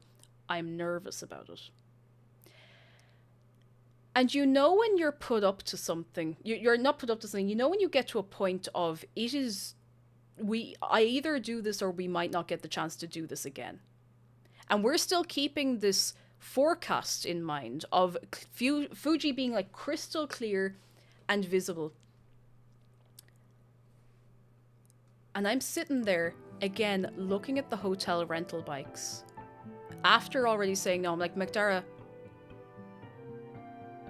and I will say this verbatim, Magdara, fuck it, let's rent the bikes. So we go up to your one at reception, we're like, could we rent the bikes? And she was like, yeah, of course. So she gives us, you have to obviously sign a waiver, or not a waiver, whatever it is, if you're renting a bike from a hotel. Like, it's free, but it's just like, you know, don't cycle into the lake, don't cycle into a car, don't cycle the wrong way. And then we saw a bit on the form where it was like, have to have the bike back by 5 o'clock. Now, it was like a 20-minute cycle, 25-minute cycle. And it was about 4 o'clock. So we're like, can we please bring them back at 6 instead? And she had obviously seen what we were going through trying to get to this place. And she was like, yes, that's okay, but do not stay out later than that because it gets dark very quickly and it's dangerous. And we're like, okay, all right, cool. So we go out and we get their electric bikes. Not like you do have to pedal, but they do an extra bit of pedaling for you, that kind of way. So we put on the helmets and we're looking around. We're like, oh my god, the sky was clear. We're like, oh my god, the forecast right. We look at the angle in where the hotel is. Now, this is across the other side of the lake. We look at an angle and over like a load of trees and hedges, we see the very, very top of Mount Fuji for just a second. And we're like, ah! So we're like, okay, all right, cool. And Magdara's like, okay, I've cycled on roads before. I'll lead. We do not, if you decide in like 5 minutes, we go back. I was like, okay. So we stop to check in. I'm like, I'm completely fine. And I follow him the whole way. And we cycle the whole way from our hotel to Koan campsite. And we get there and we're like, oh my god, what do we do? We tie up the bikes. We lock the bikes and we go into the little, it's like a check-in and gift shop all in one, and they have laid back camp merchandise because of course they do. And we go to your man at the desk being like, hey, sorry, to go down to the campsite, do we need to buy a ticket, or can we go down, or do we need to pay a fee or something? We're not camping, we just want to go down for a little while. And he was looking at us, he was like, and you could obviously see like the feckin' like laid back camp thing on the bags. He was like, you don't have to pay, go down just a very short time. We're like, okay. So after all of these obstacles, no car, no bus, no taxi, no walking path, we cycle across. Oh, you were here just in time, and I'm so excited. We are so back. Queen Clover, thank you for the raid. Can we get a wave of welcome for Queen Clover and the gang? Clover, thank you for 54 months. I am telling the story. A story. Everybody sit down, get a little warm drink, get a little blanket around you. And for my gang, if you're not following Clover, would you please fix that right now this minute? Go on over and give her a follow. She's fantastic. 10 out of 10. Love. Highly recommend. Highly recommend. I'm gonna rewind a little bit for all of you. If you've not been here before, hello. This is my first stream back in 25 days because I was in Japan.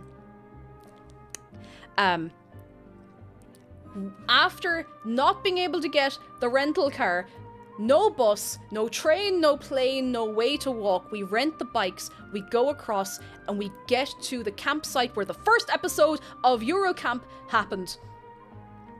And your man says, sure, you can go down. And we're like, oh my god. The forecast is clear. The weather is clear.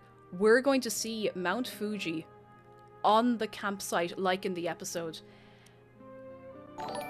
And we were there like, oh my god, oh my god. So we go down. Bards, thank you for 32 months of tier 2. Thank you so much. And the clouds were completely covering Fuji. Except for a tiny little corner over here.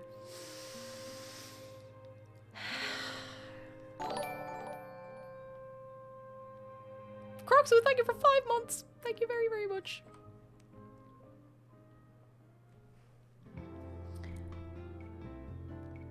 We had cycled the whole way against everything that was in our way.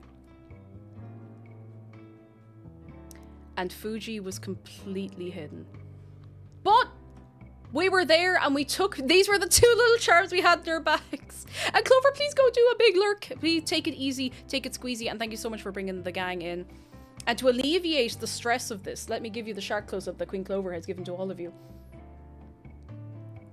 But you know what? We were standing there, we were like, you know what? We had a great time. We had a really, really, really good time. Also, give Shark a hug. Exclamation mark, hug Shark. It's free. It's easy. It's easy and it's free. It's true. It was still such a beautiful view. It was so, so gorgeous. Now, we were kind of noticing... We were noticing that the clouds were moving a little bit, but we're like, you know what? We're not going to take the mick. We're not going to take the mick at all because your man said just a short while, but it's a lovely campsite. It was so, so nice. So, so nice. Netro, thank you so much for 26 months. I thank you so much. Sorry, I don't know. My brain's going so fast, I don't even know if I read that out. And Croxus, did I say hello to you? I do not know. Thank you for 5 months. If I said it twice, make a wish. Great story. Great story. So we were like, do you know what? That's fine. We'll go back up to the gift shop. We'll get a few little trinkets. And we'll take the funny little picture by where Nadeshko fell asleep on the way out. So we go up to the gift shop and geez, they have everything they have. So I got a little Fuji-san. He's downstairs. I should get him and show him to you. I got a little Fuji-san charm. There was a couple of things that they had only there for sale. I got my little my stamp book and I got my stamp for my book. And we were looking around and we're like, do you know what? We still had a brilliant time. We still had a brilliant, brilliant, brilliant time. And as we were in the gift shop, Magdara turned to me and said, hey, we might want to get out of here fast. And I didn't turn around. So I went up, we bought our stuff, we walked out of the gift shop and turned right. And it was right there.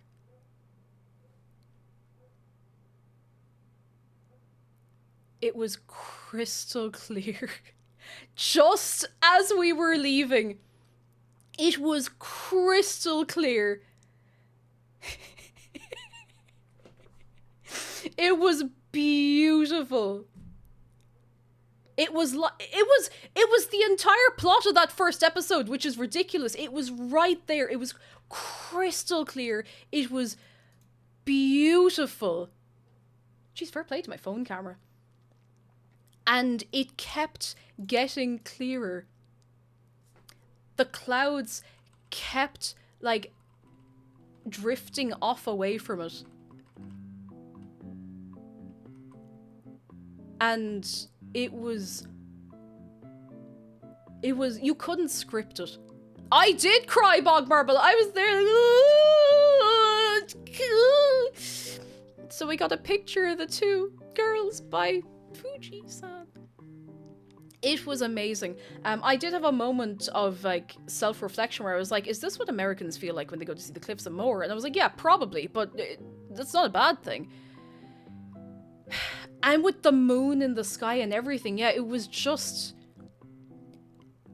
everything had started to go against us. Like, it felt like there was no chance of us actually getting over to see this. And then we got there and we couldn't see it. And just as we were leaving...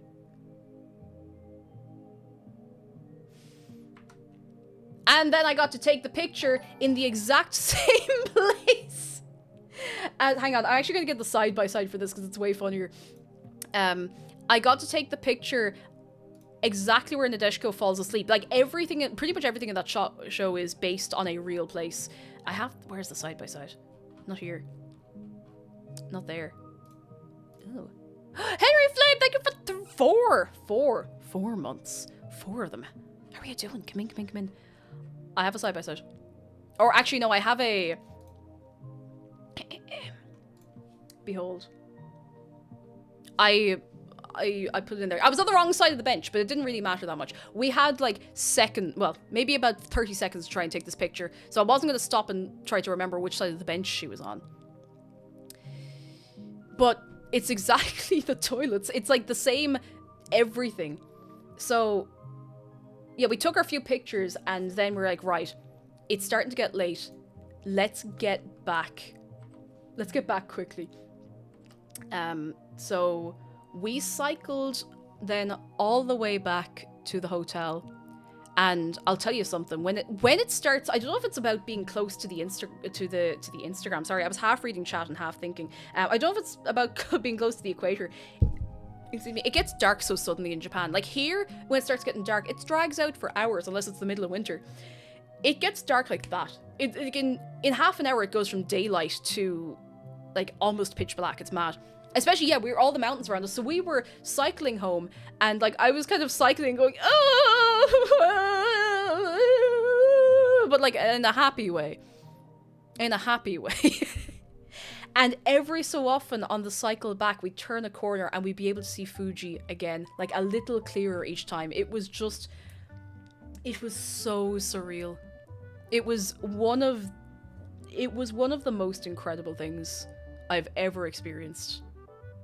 Yeah, it was happy cry cycling.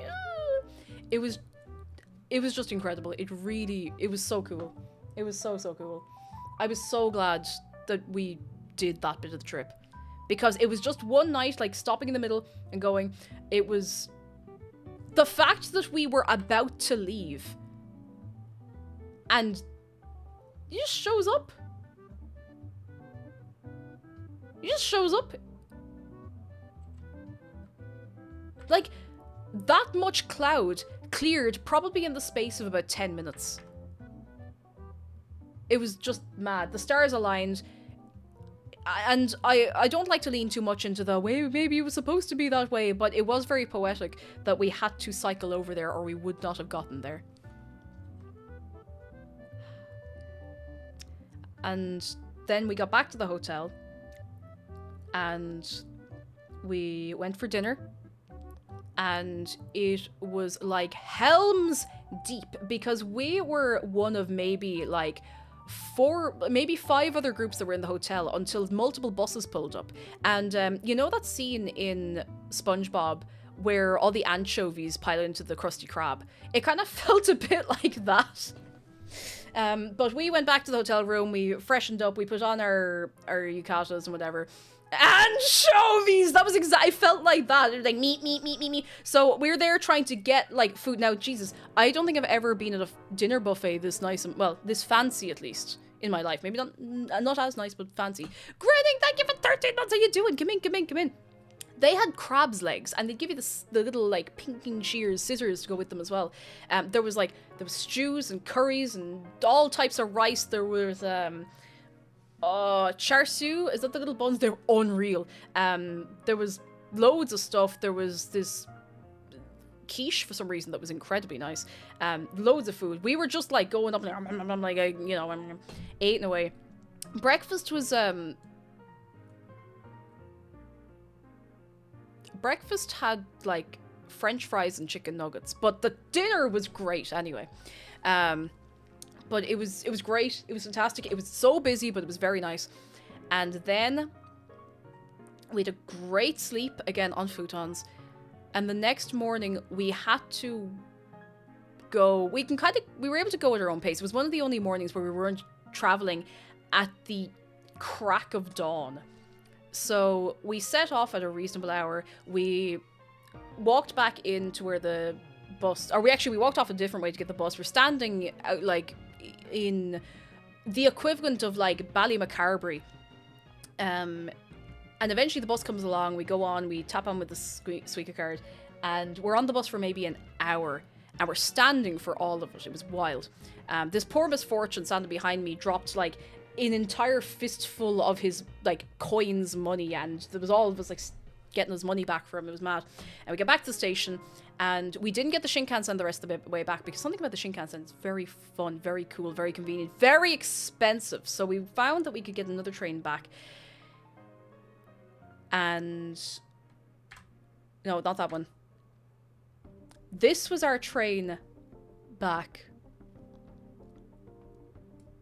We got the Naruto Boruto train back in.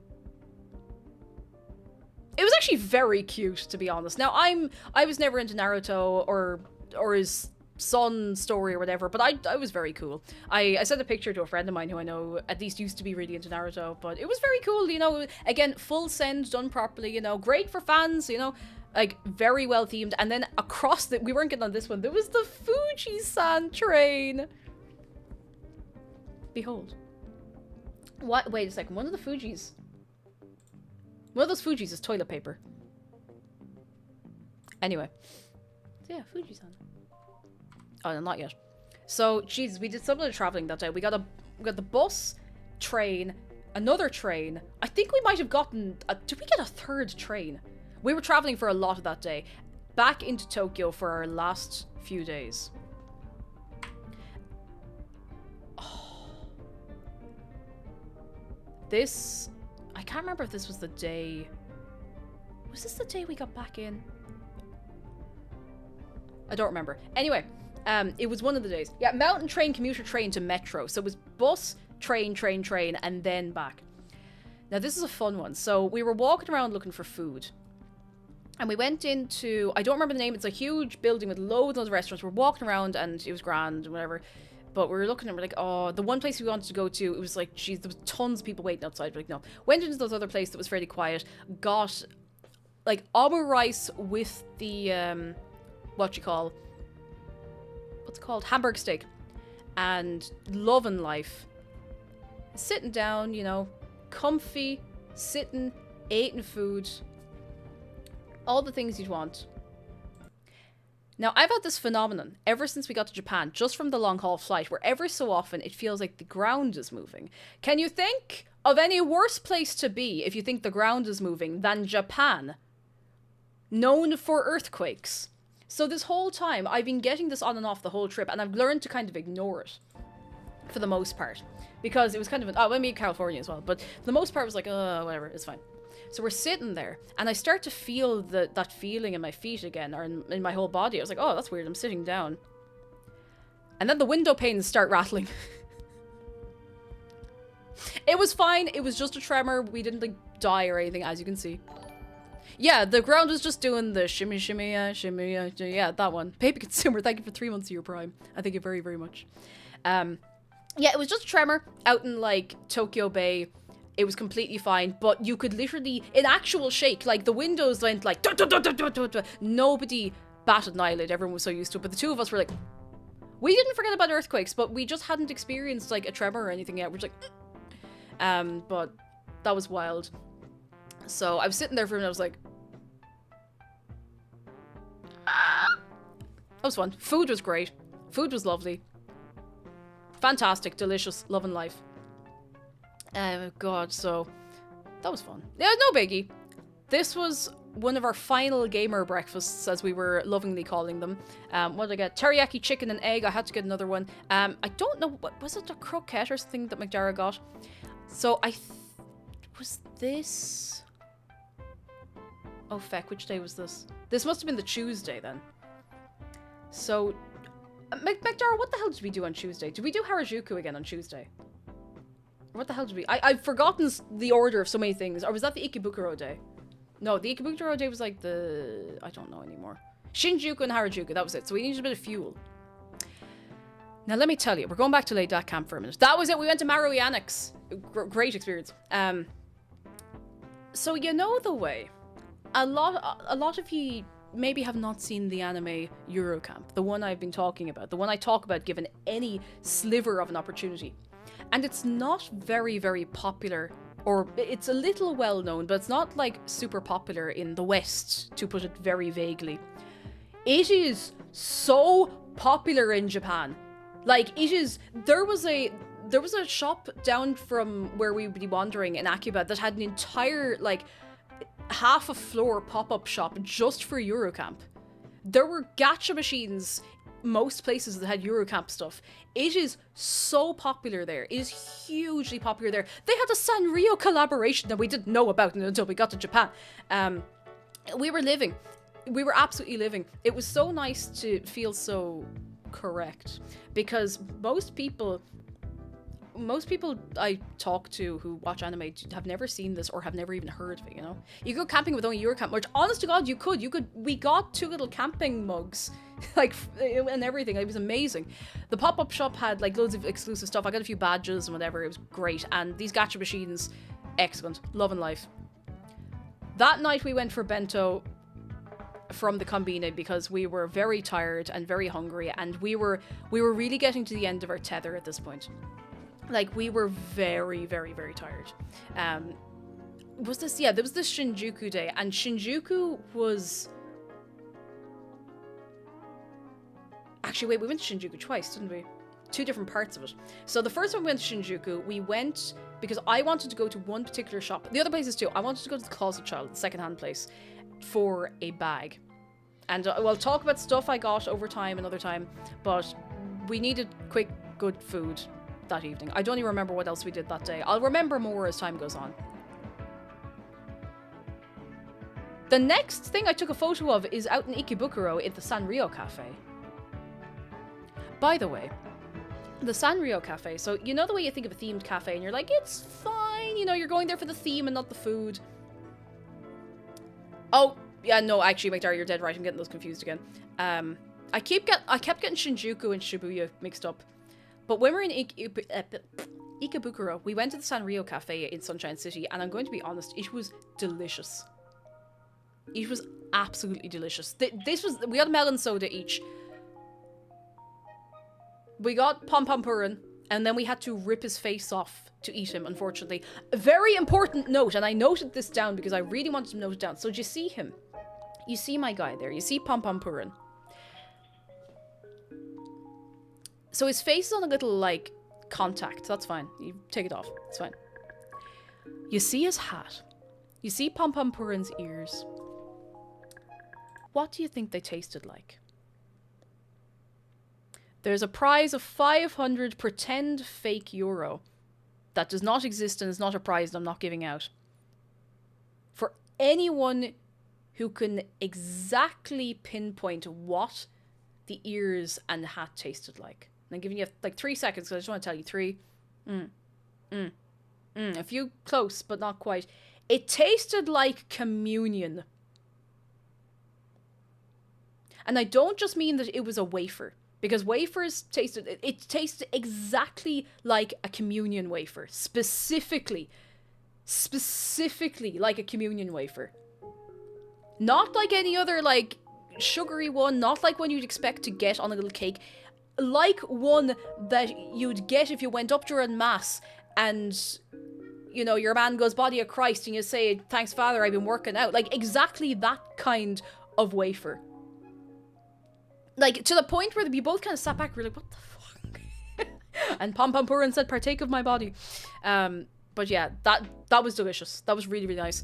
We got the Hello Kitty bun, I couldn't finish this. Not because it wasn't nice, but because it was so huge. It was so, so nice. So, so nice. So, so good. Have I told you the story about how those sherbet flying saucers were invented by a company that made commune wafers because they weren't selling enough commune? Wait, is that real? I know the ones you're on about. You shake me, you can hear the sherbet inside. Is that real? Chat, is this real? I must know. This was delicious. It was just like a pork bun. It was delicious. I did have to bite directly into her face to eat it, but it was really nice. The burgers, the chips, the food was all actually really good. And it was not especially expensive. Again, like for the experience, for the theme. Like they didn't have like character mascots or anything in there, but the theming was lovely. It was very, very nice. Very, very nice. McDara got the Hello Kitty burger and I got the Kuromi one. Because of course I did. And then we got this out of a konbini. Actually, I've skipped ahead quite a bit here. So I think this was the last day. So I've skipped somewhere. What have I skipped? Oh, I didn't take any pictures when we went to... Was it Shibuya or Shinjuku? Which one was the... Which one had the Tower Records that we went to? Because that was the last day. Because I've missed a whole thing there. Shibuya. Yeah, thank you. Thank you, McDar. Thank you for remembering things. I kept getting those two confused. We saw Shibuya Scramble, like the 20 million direction crossing and everything. It was so busy. It was insanely busy. Like, there were people... There were people stopping in the middle of the road on the scramble to take photos and videos. Like, stopping in the middle of the road just to take photos. So we were trying to walk and we were kind of like... It was crazy. Shoebricks, hello! It was a lovely time. Really, really lovely time. Oh, but Shibuya was very, very busy. But what we wanted to do, we were ducking in and out of a few shops, but one thing we wanted to do was go to... I'm going to look it up. Don't tell me. I know the name of it. Don't tell me. I'll find the name of it. We wanted to go to the statue of Hachiko. Now, can I get a show of hands? Is there anyone who doesn't know who Hachiko is? This is important. This is very, very important. Hachiko. I'm gonna get you a little picture. We didn't take any pictures because it was mobbed.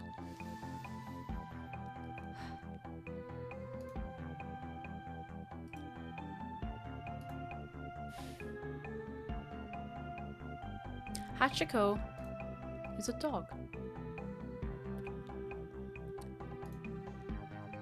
who waited 10 years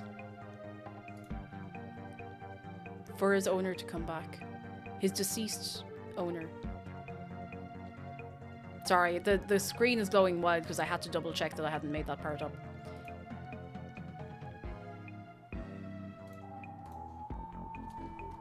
Just getting a few pictures, just reference pictures.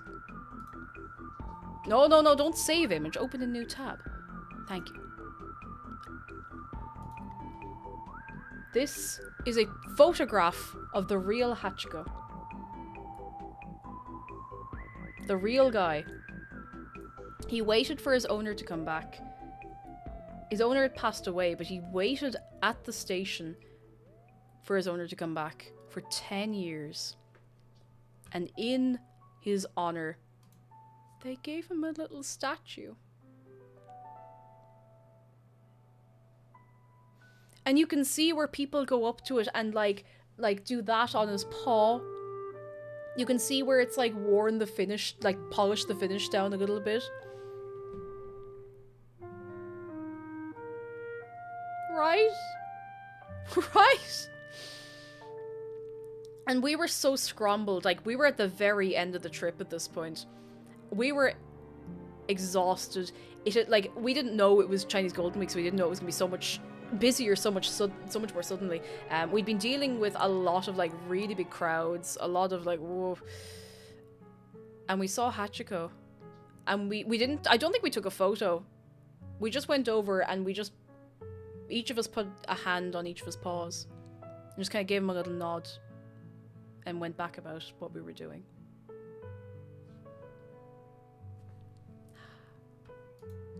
It was very nice. Now I need to immediately change the vibe. Because I'm gonna tell you something funny. So, buckle up. It's not about Hachiko, because that is very sad and very sad and very happy and very heartwarming. So, we're in Shibuya, right? So we went to the Nintendo store, because at this point we're like, we didn't go to the Nintendo store. We go in, there's stuff everywhere. There's like an entire of Animal Crossing stuff. I got a few bits. I'm looking around, I'm picking things up, and I'm trying to take everything in all at once. We'd been to the Nintendo store in Osaka. I think we'd been to the one in Kyoto, one or both, I don't remember which, and we hadn't bought anything yet. So we're like, okay, this is the last chance. So I'm standing in the Nintendo store in Shibuya, in Tokyo, in Japan, on the other side of the earth. And I'm looking at something on the shelf, and someone goes just, oh, sorry, excuse me. And I'm like, oh yeah, no bother. And they walk past me. And you know when you can see something in your peripheral vision and your brain isn't really fully processing why it's hanging on to it. But the guy stops. He hesitates after he walks past me. And I can see that he looks back to me. And after a break of, I'd say about like 8 to 10 seconds, he comes back over to me and he goes, sorry to bother you. Are you the Tom and Jerry Scream Girl? Are you the Tom and Jerry Scream Girl?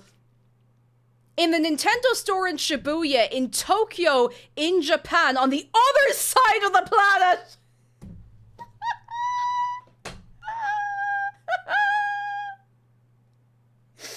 And I thought I was going... I started laughing in a way where I thought I was going to, like, inhale my entire own skull. And your mom was like, I'm sorry to bother you. I was like, no, it's fine! And he was chatting that he was like, God, that's mad. You know, I was like, oh, you know, geez, it's a small world and everything. And he asked about my Twitch stream because he knew I streamed on Twitch, but he didn't have my username. And he was like, oh, what is it? I told him, he's like, oh, yeah, and here, enjoy yourself. I was like, you too, like, have a great time. But I was standing there, I was like, ah! You could not make it up. It was so funny. It was so funny. Oh, it is. You're a man here. I don't know. I didn't ask his username. I didn't even think of it. I didn't want to be like, what's your username? I'm gonna make sure you come along or whatever. Like, I didn't want to be weird. But it was so funny. It was so funny. Like, the other side of the planet. It was so funny. Oh, good. If you are lurking, hi. You were very nice. And, like, genuinely, you were not weird or anything. It was very funny. It was very... I got a great laugh out of it. But the Nintendo store was really nice. I completely forgot to mention that. There was so much that we did in that last dash. That wasn't even the last of the last dash. Yeah, the Nintendo store was great. I'll be remembering bits of that to tell you for ages to come. That was the food we got because we were... I still think that was the wrong day food. Anyway. Ikebukuro. What else was there? Food. We got a little pizza bread in a... I think it was a Lawson. I think it was a Lawson year, so we got this little pizza bread. Something important to note about this Lawson, if I'm thinking the right place. It was a quintessential quintuplets themed Lawson. It was really nice. I mean, it was just like they were selling merch of the characters and stuff. But got some snacks, got some food, and then we started the journey home. But before that, we decided that what we were going to do, because we're very smart, because our flight home was about 9 a.m. Japan time, we were not going to sleep. We were going to initially for an hour or two. We're like, no, do you know what we're going to do instead? We are going to go back to the hotel with a small can of strong. We're going to chug. We're going to do a little bit of packing. We're going to tidy a few bits. And then we are going to Don Quixote at 1 in the morning, because the one near us was 24 hour. So we go back to the Don Quixote at 1 a.m. to do a last run around to get a few bits. We wanted to get some more sunscreen because the Biore UV sunscreen there is excellent, and someone had cleared them all out. They were gone. The ones we were looking for, gone. We got our match Kit Kats. Listen, me and the homies all hate Nestle. I just got Kit Kats. We got some other snacks, we got some bits and bobs, we got some stuff for the house, we got the hand soap that prints the little, like, paw flower on your hand. We got, like, a load of little bits and bobs and stuff. And then we went down, waited for the guy at the tax-free counter for like ages. The poor security guard was trying to like get him over because I think it was just him on that floor. And then we got back. Oh yeah, we had to buy a suitcase. Before that, we had to get a suitcase because I had bought an umbrella and that wouldn't fit in any of the suitcases. And we were going to buy suitcases there anyway, so we got this ridiculously huge suitcase, which are packing everything in. On that last night as well, I'm pretty sure it was that last night, we went to a secondhand figure place. And up until this point, the only anime that we'd seen that had anything going on that we knew was Eurocamp and Sleepy Princess of the Demon Castle, which had a pop-up in one of the shops. And we were keeping an eye out for Kill la Kill. And we saw nothing. Absolutely nothing until we went to... Oh, what's the name of that place in Akihabara? Not Radio Kaikan, it's the other one like across the street and up the way. It was one of the rental box stores, so... It was one of those, and then there was another like actual just general secondhand place downstairs from there, I think. And we were looking around because the place upstairs started closing. And we were looking around at all the figures and suddenly we started seeing loads. We're like, oh my god, oh my god, oh my god. We're like, okay, no, we can't get them all. We can't get them all. And I saw one of Mako from Kill la Kill and I was like, I love her, but I think she'd be better as a Nendoroid. And I turned around and I walked across the aisle and there's a Mako Nendoroid. So we now have 3 Kill la Kill figures. There was loads of other stuff we got when we were out, when we actually did the full day in Nakano Broadway, which I will still be gathering bits of in my memory for ages. So we have stuff that we did not think we'd be getting. I got some really nice clothes. I got some like stuff to go with things I already owned. I got some cool shoes. We saw loads of cool stuff. We ate so much good food. And then we started the journey home. And we were not sleeping until we got on that plane. We were so determined, right? We had it all planned out. By the way, watch Kill la Kill, it's great. All planned out. So we packed everything up. We had to get a private transfer. We could have tried another way, but the bags, we had like 4 big suitcases, 2 small rolly cases, and a backpack each. There was no way we were getting on a train with that, especially not that hour of the morning. It was like 5 in the morning. So we get a private transfer. Your man looks at our bags and goes, oh, has to like do a bit of Tetris in the back. And for the first time, we experienced the full power of a Japanese city taxi driver.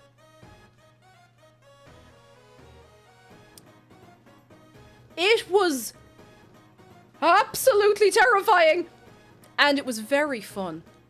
You know the way there's little barriers, like at the toll bridge and stuff. I'm actually going to come in. You know the way if you're going through a toll, there's a little barrier down. You have to pay the toll and then the barrier comes up. And even if you have a tag, you have to wait for it to go beep and then the barrier goes up and then you speed back up. He did not slow down and the barrier did not hesitate. It was made for that. It was like... So we were 8 and rode up like those literal high up highways, numing, overtaking K-trucks, definitely not within the speed limit. The K-trucks re-overtaking us on the other side, and we're sitting there stuck to the chairs, like, and very comfortable chairs with leg rests and everything, mind you. It's like maybe 5:30 in the morning. We're like, well, you know what?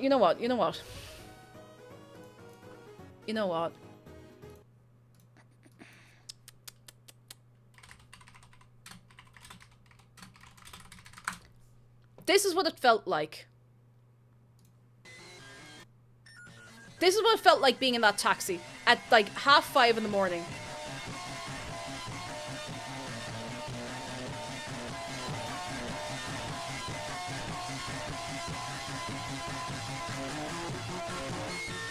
So we were well awake, which was great because we needed to start getting our second wind about now, because otherwise we were going to fall asleep before we got on the plane, which wouldn't have been ideal. So, geez, yeah. 5 stone, sorry, thank you so much for 28 months. I thank you very, very much. We are wide awake. We get into the terminal at Haneda. We get in, we meet our friends who we've been traveling with in the queue to check in the bags. We get the bags checked in. We get our boarding passes, like our check-in boarding passes and stuff, and we get told that, oh god, what way was it worded? That they changed our seats, which was fine. They were similar seats. because our original seats weren't there. Broken, that was it. She said our original seats were broken. So we're like, okay, that's fine. Okay, that's fine. Cool, okay. Alright. Okay. Cool. Alright. So we get our bags checked in anyway. We go off to walk around the airport a bit. We sit down, we get like a little bite to eat. We were going to buy a few little last minute like fridge magnets and such. Could not get into those little gift shops in the airport. Couldn't be done. Like, this is past security and everything. Couldn't be done. Could not be done.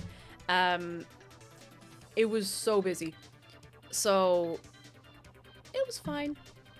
It was fine. So we're like, right, we'll go to the duty free. We go into the duty free, and it is the smallest duty free I've ever seen in my life. I think it's just like terminal dependent. So we're like, fine, fair enough, that's fine. Whatever. We get on the plane. I'm trying to remember, was there anything else going on here? Was our flight delayed or something? No, not yet. Not yet, it wasn't. So we get on the plane, our long haul, it's our initially 15 hours back. However, here's the really, really cool part about the flight back. We didn't go back the way we came. We went back over Alaska, over the top of Canada, down over Greenland, and over that way, back to Heathrow, which I think is very cool. Very, very cool. Really, really cool. The service on the flight back, not that I'm being, the service was not up to my high standards. It wasn't great. I had to go foraging for snacks. It was really funny, actually. So, not long after we got settled on the flight, we're going. They gave us a little meal, and we ate our food, and it was fine. Whatever, it was fine. It was still BA on the way back. It was fine. And then, a few hours later, now, and the flight over, we got the snacks. I fall asleep for a little while, and I wake up, and I hear rustling, and I'm looking around like, people got snacks. We didn't get snacks. Apparently McDara had been open and trying, or open, I hope not, awake and trying to flag down someone who was giving out snacks, like one of the cabin crew, and they just like did not see him, did not look, did not stop. So I was sitting here, I was like, we're sitting here for 14 hours. So I'm like, you know what, the call button's here for a reason. So I call someone, I'm like, hey, sorry to bother you, would we be able to get some, like a little snack or something? And she was like, oh yeah, of course. So she goes to move. I'm like, oh, brilliant. So I go to sit back, and she's like, oh no, come on back. We had to walk back the plane to get our own stuff. And I was like, okay. So I go back, and I'm like, and she has walked off to talk to someone else. I was like, sorry, where are the snacks?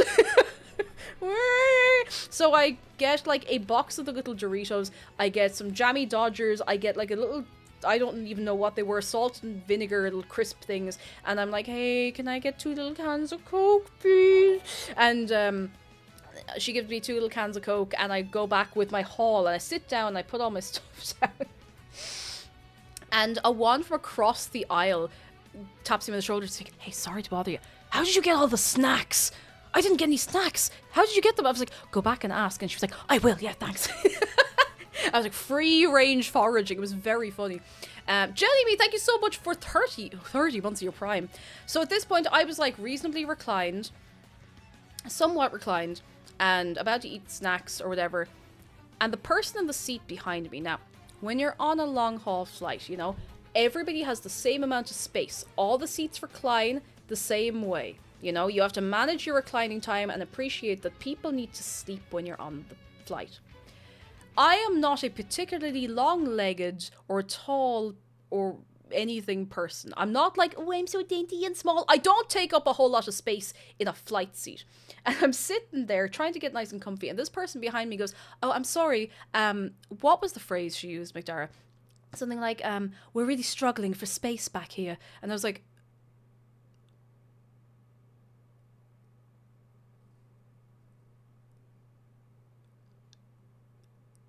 struggle. I was too tired to say anything back to her, and I'm not going to start a fist fight on an airplane. And she was like, we're really struggling for space. Could you just put your seat up? So I was like, I don't want to argue with someone. So I had to put my seat up. I was like, we all have the same amount of space. And like, she was not especially tall. She was like maybe like a little taller than me, like similar build. I was like, I was like, are you doing cross country back there or something? What are you doing that you need me to put my seat up? I was like, I don't want to argue. I don't care. So I put my seat up. And I was like, fine, whatever. So I pretty much had to do... I'd say I probably did 10 hours. I'm getting things mixed up in my head. I probably did 9-10 hours that flight with my seat in the upright position as though we were landing or taking off. So that was a fun one. But I watched a lot of films. I watched the second Sonic film. I watched Ghostbusters, which I still have not seen in its entirety start to finish because I keep missing little bits of it, and I slept for like a little bit in the middle, so I still haven't seen 100% of it in one sitting, but I've seen all of it through different experiences. I watched Hotel Transylvania, which I'd never seen, which slaps. Great film, great theming, great attention to detail.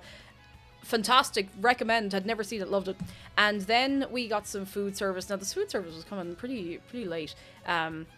We got drink service first, and it was like water and juice. I was like, fine, whatever. I tried to get a cup of tea, and it was like that much full. And then I decided to just watch like 4 or 5 episodes of Golden Girls, and that kind of tided me over until we got to Heathrow. And yeah, Hotel Transylvania is so good, like really so good. Not like groundbreaking, but like kind of yes in some ways. Anyway, so that was fine. You know, that was fine. Articulated lorry behind me didn't say anything more to me. It was fine. We got off at Heathrow. We had loads of time to get through. We had to go through security again, and because McDar had bought something duty free in Japan, he had to have that checked. It was like, oh feck, not his fault. Obviously not his fault. They had to check it and make sure it's like, is this really gin? Is it not like nitroglycerin? And we're like, no, it's not. So while he was getting that sorted out, I go into the shop and I get a few snacks, and we come back out, and we have our, I think at that point we have our gate, so we're like, okay, or roughly where our gate is. So we have to get the monorail once again to get to the sea gates. I'm pretty sure it's the sea gates. So we go all the way down the sea gates. We were going to get the monorail, and there was so many people there. We're like, you know what? We've been sitting on a flight for 14 hours. Let's walk. So we walked. There's a walking route. So we go, meow. So we didn't get the monorail. We walked all the way up to the sea gates, which was actually nice because of the way I was sitting, because of whoever was sitting behind me who needed like a football field of space. I had to like crunch myself up a weird way, and my knee was incredibly sore, like my left knee, so I couldn't really put pressure on it properly for like a good hour or two after getting off the flight. And that walk helped so much, so much. So we walk over, we get there, and we're, you know, getting ready to board, and we're you know, loving life. We get into the little tunnel to board. Now this is the last leg of the trip. This is the trip back to Dublin. It is not a long flight. It's about an hour 10. And we're standing in the little thing that I can never remember the name of, the little bridge that they put you in, closed over to go onto the plane. Whatever that is, walkway. And we're standing and we're waiting, and there's a guy walking up and down, and then the pilot walks out of the plane and back down. We're like, well, if the pilot's on the plane, I'm not getting on, you know. And a lad comes down and he's like, hey, everybody, jet bridge, thank you, Zadia. Hey everybody, sorry for the trouble. We just have some engineering work that we need to do quickly on the plane because the air conditioning is not working. We'll keep you posted. We might have you on in a few minutes. If not, we'll get you sorted out. And I was like, thank you for telling us, appreciated big time, not your fault. Of course, we end up having to go back into the terminal, and then they have to do a whole thing because you can't just walk back into a terminal if you've already more or less boarded the plane. Whole thing. So they had to walk us back in and be like, okay, you have to go here, and we were like, okay, we'll sit you down, it's fine, all good. And that's fine, whatever, sitting down, waiting to hear. And they had changed our gate. They were like, we can't fix the thing on the plane, it'll be a horrific experience, we're getting you a new plane. Different plane. Yeah, that's true. And to them, if we'd gone onto the plane, we'd have to do security again. Like, it's a whole thing. You have to be so careful. So they were like, we have to get you a new plane. And so it's a different gate. We're like, okay, where is it?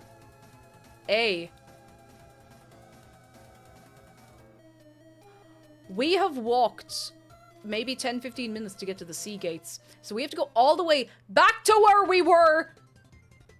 Back to where we were, to the A gates in Heathrow. But it's a little funny because we're all walking together. Like, just this enormous load of people walking and trying to hope we're going in the right direction, because we can't really get the monorail back, I don't think. Or if we can, I didn't see how to. We're all walking. We're just like... And we're having a laugh about it. That's fine. And whatever. And we were talking to this Irish lady who had also been in Japan and was getting the same, like, transfer and connection as us.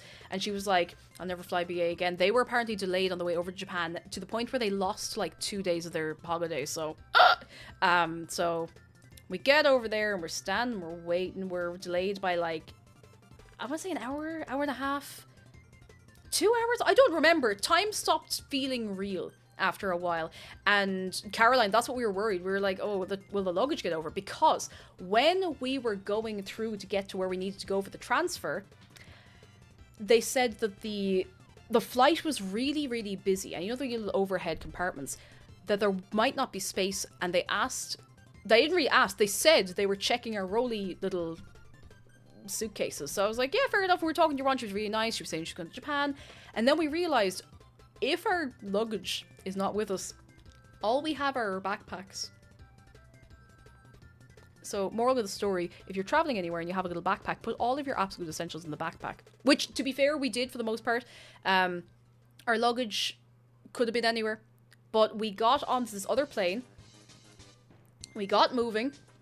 I had not had a drink on the other plane because I wasn't going to press the bell and be like, hello, can I have a glass of wine? After having to, you know, procure the snacks myself, I was like, no, I'll just leave it. So we get onto this flight back to Dublin. I sit down, and you know, when you're on a flight between Ireland and the UK, it's not long. It's not long. Sometimes it's so short that they will not do food service or anything. And I get myself a red wine, and we get a family bag of Haribos. And we get out the other side in Dublin, grand landing, we get in, I could kiss the ground. I was really missing Ireland at this point. Like, I could have gotten out of the plane and gone, except we were walking on a little thingamajig back into the airport.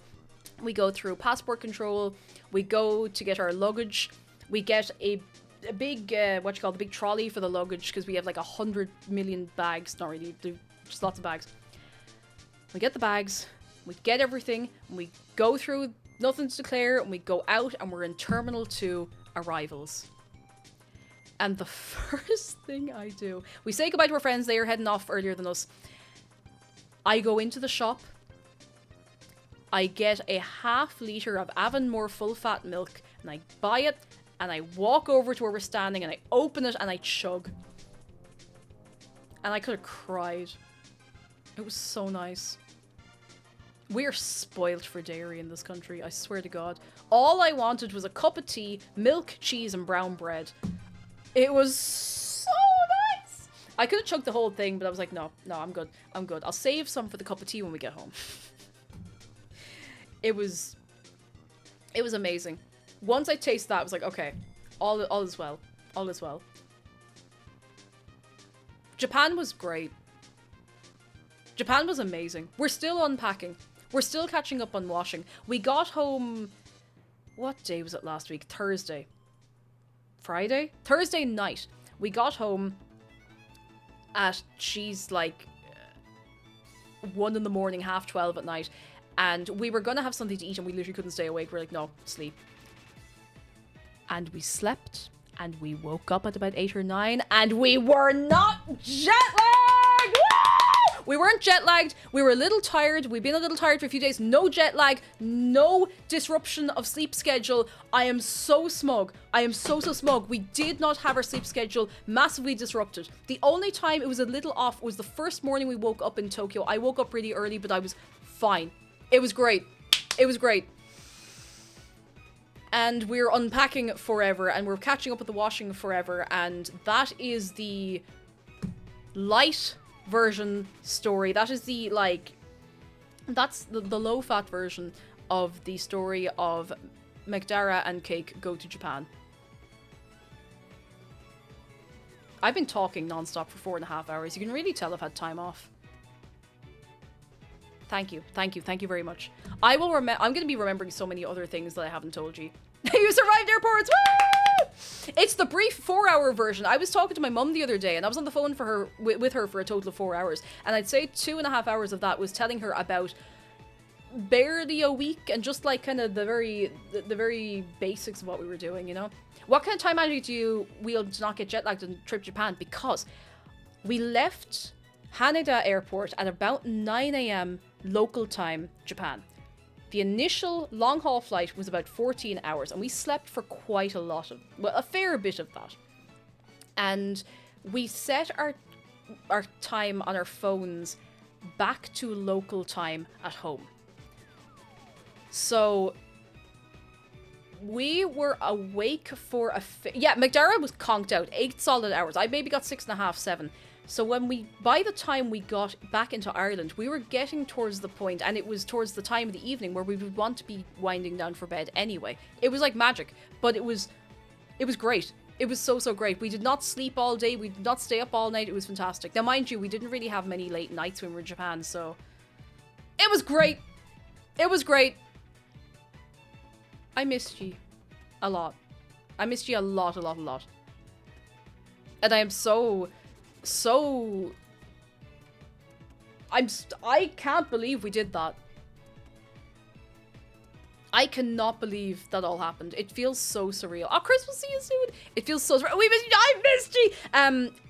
I was supposed to have some YouTube stuff go up while I was away. I actually took a load of time off my phone, and as a consequence I forgot to post. It wasn't scheduled, it was just there to post. I didn't actually put up some of the stuff that I had ready to go. Sorry about that. I just kind of out of existence for a while, but my brain feels so clear, and I have come back so fresh and rejuvenated, and I'm going to make it everyone else's problem.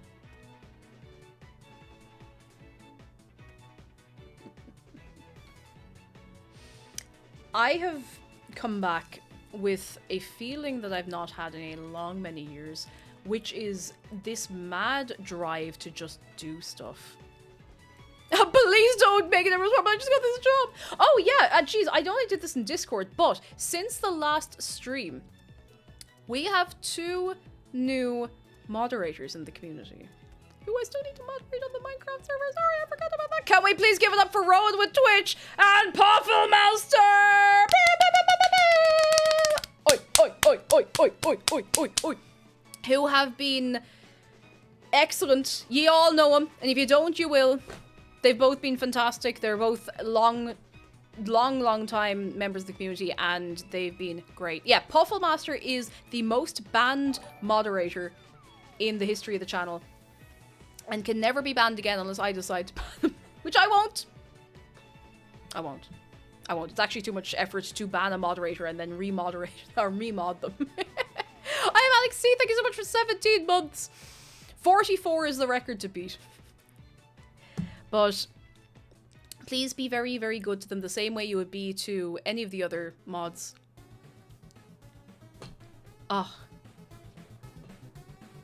It's been such a wild time. Caroline says, when were you gone? I got to see the Aurora Borealis. Oh my god, that's so cool. Oh, apparently the Aurora was over Ireland while we were gone away as well, and it's so beautiful. And we don't get it quite as, like, intense in Ireland, but we do get, you know, it's nice. But I cannot believe we went to Japan. It is just so surreal, you know? We were on the other side of the planet. Just doing stuff. Just doing stuff, you know? Just walking around, just eating food. It was... Huh. It was amazing. Stuff. It was amazing. I'm sitting here and I've told the story and I'm still like, ah! It was so cool. It was so cool. I really, really hope we can go back. We did not do so many of the tourist things. We didn't do Shibuya Sky. We didn't do Tokyo Sky Tree. And I actually don't care, because we had an incredible time and we did all of the things we wanted to do. Most. But at least we did all the things we wanted to do that we could realistically do in the time we had. We did a load of things that we wanted to do. We saw a load of things we wanted to do. It was amazing. And we'll be going back. I hope. And thank you for coming back. Thank you for waiting while I was gone. Because that was a while. It was 25 days I was gone. My god. I've never been gone from stream. I've never been gone from like anything other than school when I was younger for that long. And oh, I'm so excited. I'm so excited to be back. I'm so excited to be back. And my god. It was great. We bought lots of things. I don't want to be sitting here being like, oh, look at all the money I spent, but we got lots of cool stuff. Including an Animal Crossing kitchen timer, which is up here because I was making focaccia earlier, which I'm going to have after stream. I came home with, like, when I say I came home with this mad drive to do things, I'm not joking. Like, maybe it's just that I had a break for a long time. The first thing I did, like, when we came home, crashed, fell asleep, the next morning I was baking bread down in the kitchen. I've had this mad drive to just do things. There's fresh focaccia downstairs that I made just before stream. And I want to do things. If there's anything I've taken away from this holiday, I want to full send everything more. I don't even know how to put that into terms that are relevant or whatever. I don't know how to explain it. I want to give everything 110, a million %. I feel like I'm monologuing in an anime now or something, but like I really do want to just give things so much more effort. I feel like I have more energy to give things I want to do, to give two things I want to do. Come stay with me and explore Yorkshire. I would go to Yorkshire. I would. Yorkshire's nice, or so I've heard.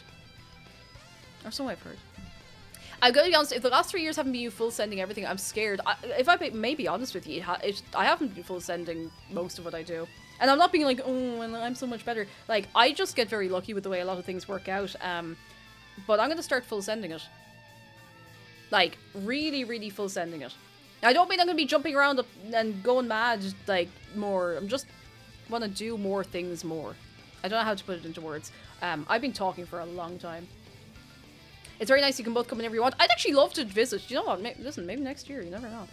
You know, we can bring you snacks. I don't know what snacks we have here that you don't have over there, but we'll figure it out. We'll figure it out. Maybe Cake will go and organize her Minecraft storage finally. Whoa, Caroline. Let's be realistic here. Like, come on.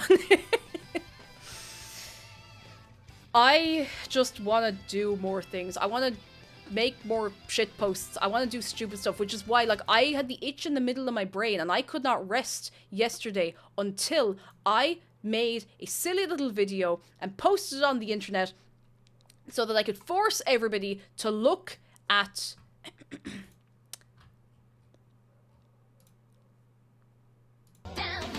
this.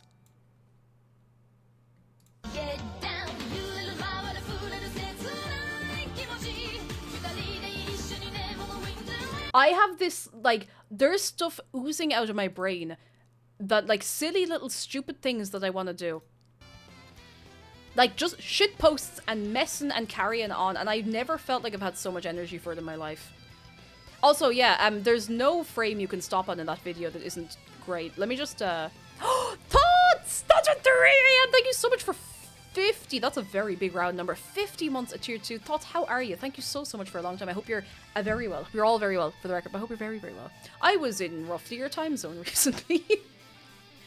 There's no bad frame to pause on this. Like, you can...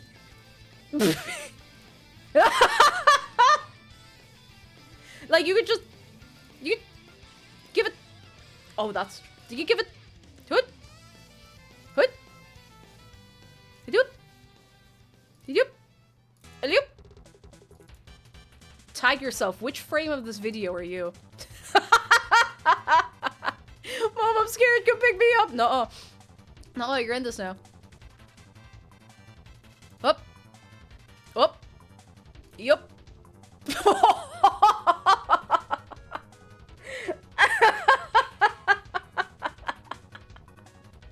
Oh my god, Spoons, wait.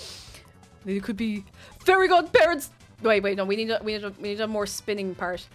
Fairy godparents.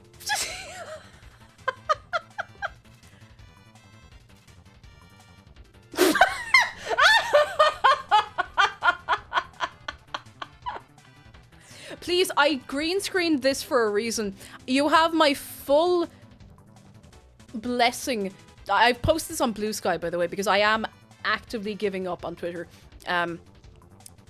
You have my blessing to take this and chroma key me into wherever you want for comedic effect. Just make sure it's funny. Also, we have a shark close-up from Kirsten C to everybody. Here he is now. Oh, he's looking a bit green there, you know? He's looking a bit green. A bit green. Oi, oi, oi, oi, oi, oi, oi. I think there's a command for Blue Sky. Exclamation mark Blue Sky. Did I set this up here? Oh no, that's the Discord button. Sorry, my bad. Oi, oi, oi, oi. But yeah, it's it's very powerful. Oh. Please green screen me into silly little situations. And maybe if you green screen me hard enough into situations, that new model will actually get made. What's the song? It's called, the song is called Promise. Don't remember who it's by. It's the Get Down, Do Na Na Na Na Na Na Na Na Na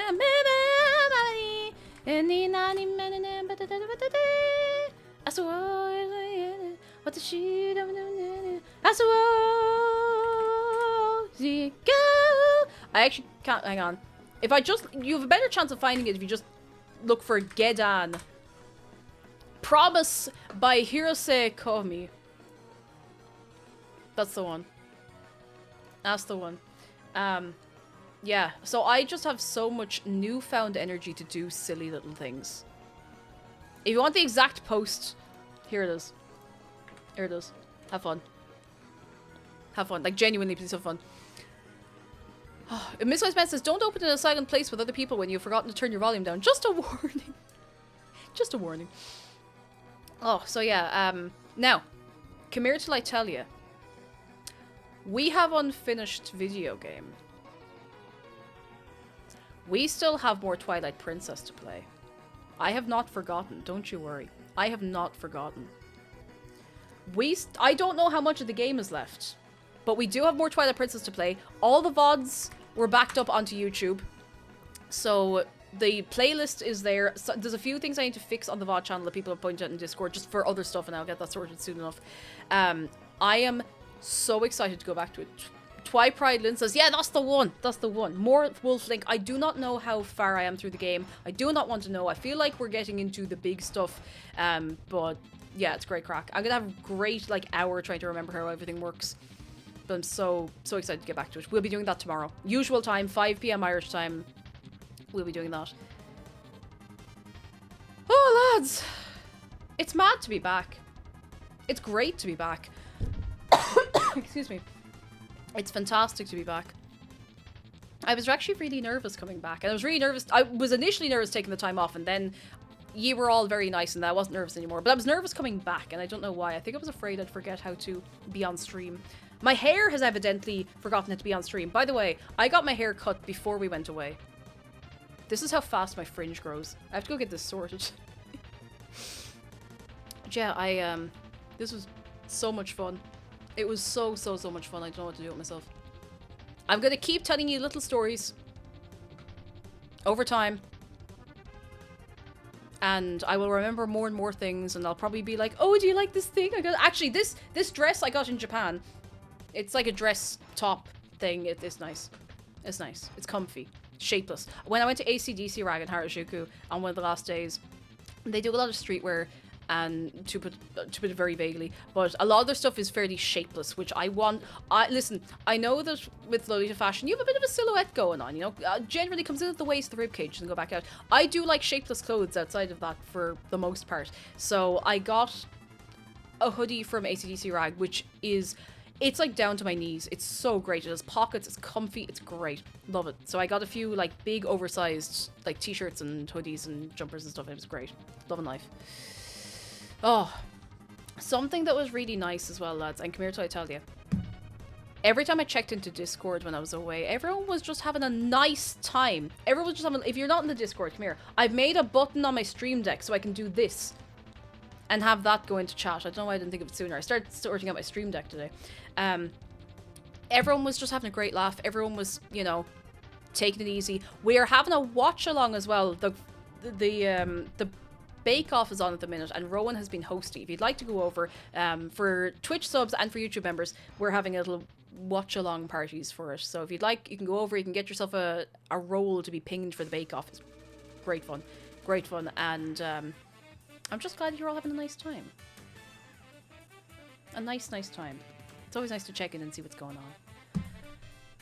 Vita Rosa, good morning, welcome back, good evening. Yeah, almost evening. The Bake Off's been so fun. I need to catch up with Bake Off. I need to catch up with Bake Off. I'm completely out of the loop.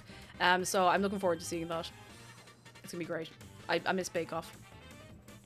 My god. I don't know what to do. I don't know what to say. I've been talking for a long time.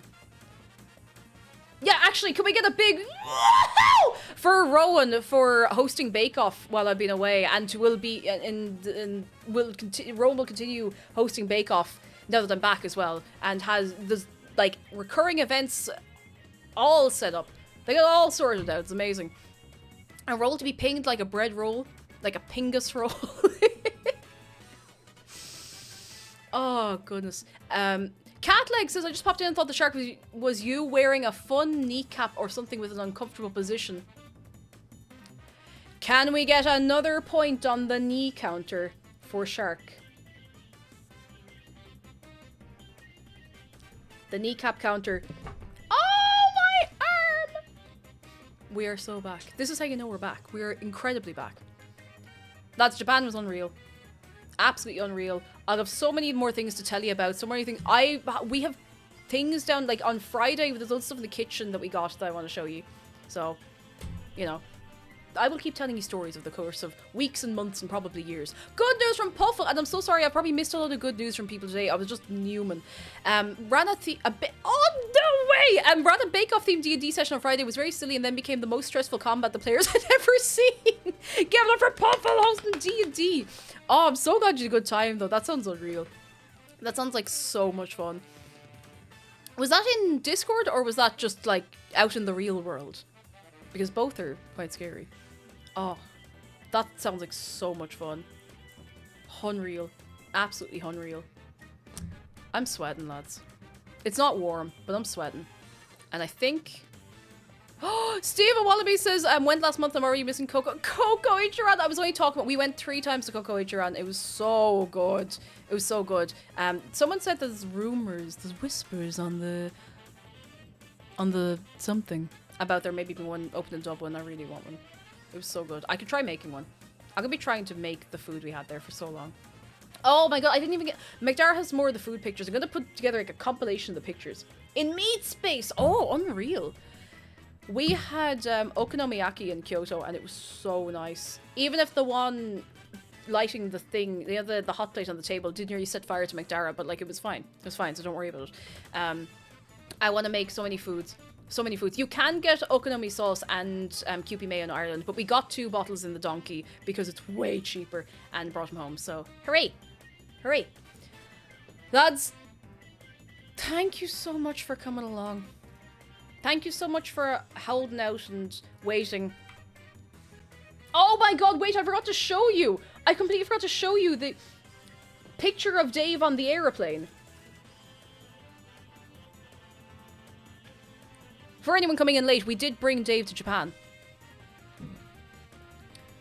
And this is the milk I bought in the airport to chug.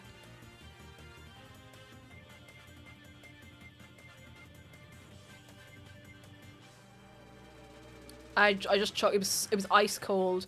I just like goog, goog, goog, goog, goog, like a little animal. And that's it. That is actually the end of all the photos now. Oh, Spoods, thank you for gifting a sub to Jam Plays Games. Thank you so much. Oh, no, unfortunately, Tongle the milk is... Maybe it's good, but just not what I'm used to, you know, that kind of way. I don't think it's quite as good. I don't think any milk is really as good as the milk in Ireland. I've tried milk on the continent. It's just... It ain't right. It ain't right. Anyway. I can imagine VTuber Cake standing in a huge airport hall with a small carton of milk just... Goong, goong, goong, goong, goong, goong. The milk in Japan is fine. I think maybe it's just that my standard is so different for milk. And I'm not being like, you don't have high enough standards for milk. It's just like, you know, it depends on what you're expecting.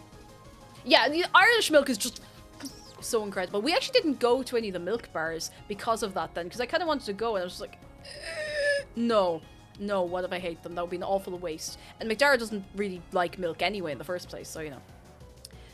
Come here to me. We have good news from Kuro. While you were gone, I finally got the keys to my first ever own apartment! Ah! Give it up for Kuro! Pew, pew, pew, pew, pew. Oi, oi, oi, oi, oi. Delight for you. I hope it's all going very well. Very, very, very well for you. And bag plans below when you can get your pints down the road. Yeah, it's hard to accept anything else, you know? Come here, lads. I think it's time to wrap up. For today, and I'm not going to be gone for 25 days again, at least not anytime soon. The music is way too stressful. Way too stressful. That's better. That's better. I have to ask you something very important, lads. And I haven't been able to ask you this in quite a long time. I know that all I've done is sit here and talk more or less uninterrupted for almost 5 hours. But have we had a very nice time on this day today? Today on the day. Pretty Big Rose, thank you for 17 months. I thank you so much. I have missed you so much. I really have. I miss streaming. I missed Shark. We didn't bring Shark with us because he's a big boy, but we did bring Peaches. We actually air tagged her because I was so afraid of losing her because I had her in my backpack when we were walking around all the time and she didn't go missing. Fun thing to note, in all of our traveling, we didn't actually lose anything. Like, just through carelessness. We did not lose a single thing, which is really nice. Hooray! Hey.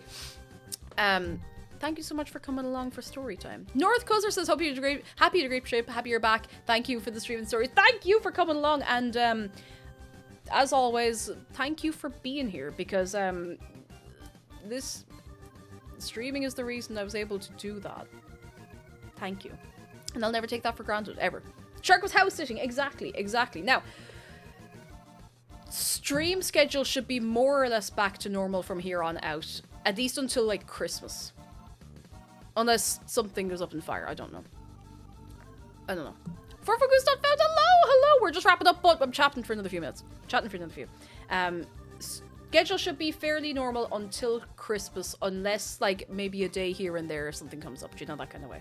I do have a video from Chloe for you. That's going up this evening. It was supposed to go up, like, a week and a half ago, but I was like, no, I'm not touching my phone unless I really have to. And, lads, I'm going to be honest with you. Just a quick little thing before I start wrapping up. And I think the great migration out of Twitter and into Blue Sky has helped with this as well and helped me realize this. Get off the internet more. And I say this as someone who works on the internet. Take more time where you just put your phone down. You don't look at anything. And if you see something where someone's obviously doing interaction bait to make you angry, just block them, turn your phone off, walk away. I'm deadly serious. I think I am more calm, not for necessarily being in Japan, like, specifically, but for just not being on the rectangle. And, like, there are good things that make me happy that I do on the rectangle, don't get me wrong. You know, I talk to friends on the little rectangle. I Atsume Neko on the rectangle. By the way, Neko Atsume 2 is out. This is not a sponsored announcement, but I really feel it's important for you to know it's a new Neko Atsume game. It is incredibly good for you to touch grass. And I know no one ever wants to hear it, and I know it's a little joke. Go out and touch grass. Get off your phone, get off the rectangle. I need to get my hair cut. Look at the state of this. It's good for you. It really, really is good for you.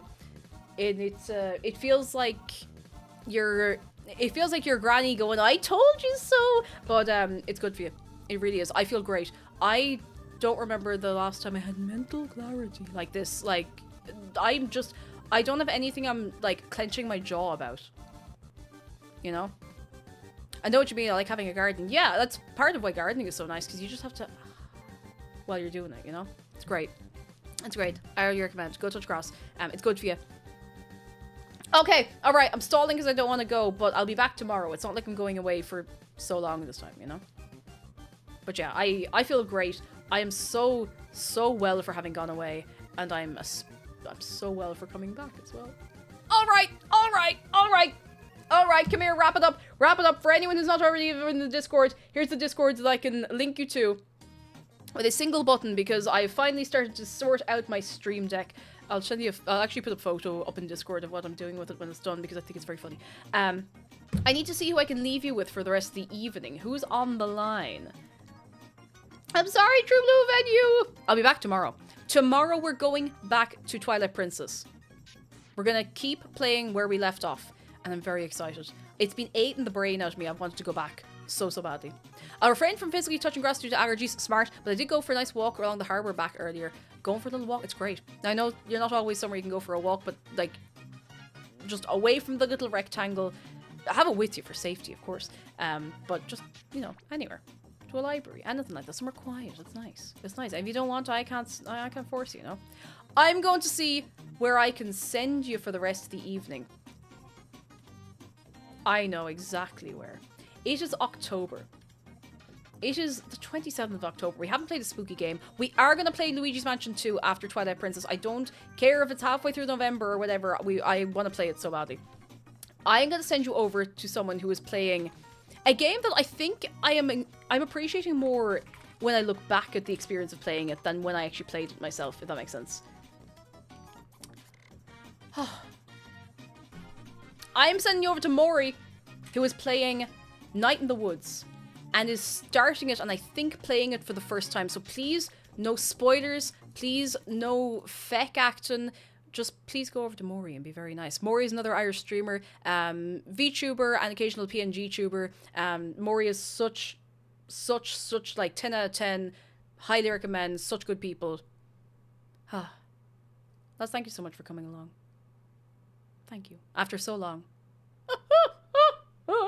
Thank you. Gee, I have to navigate my Stream Deck because I've set it up a bit differently. Is this right? Yeah, it is! Some things have changed. Thank you so much for coming along and letting me talk actually for the best part of 5 hours. Again, schedule is more or less back to normal from here on out. Tomorrow is more Twilight Princess. I don't know how much long is left in the game. If you'd like to catch up really quick, geez, you're gonna have to do it quick. The VODs are up on Twitch, but are on YouTube if you like the easier experience. Please go on over to Maury and be very, very nice. And if you're not already in the Discord school, you can go over to the Discord. Okay, goodbye!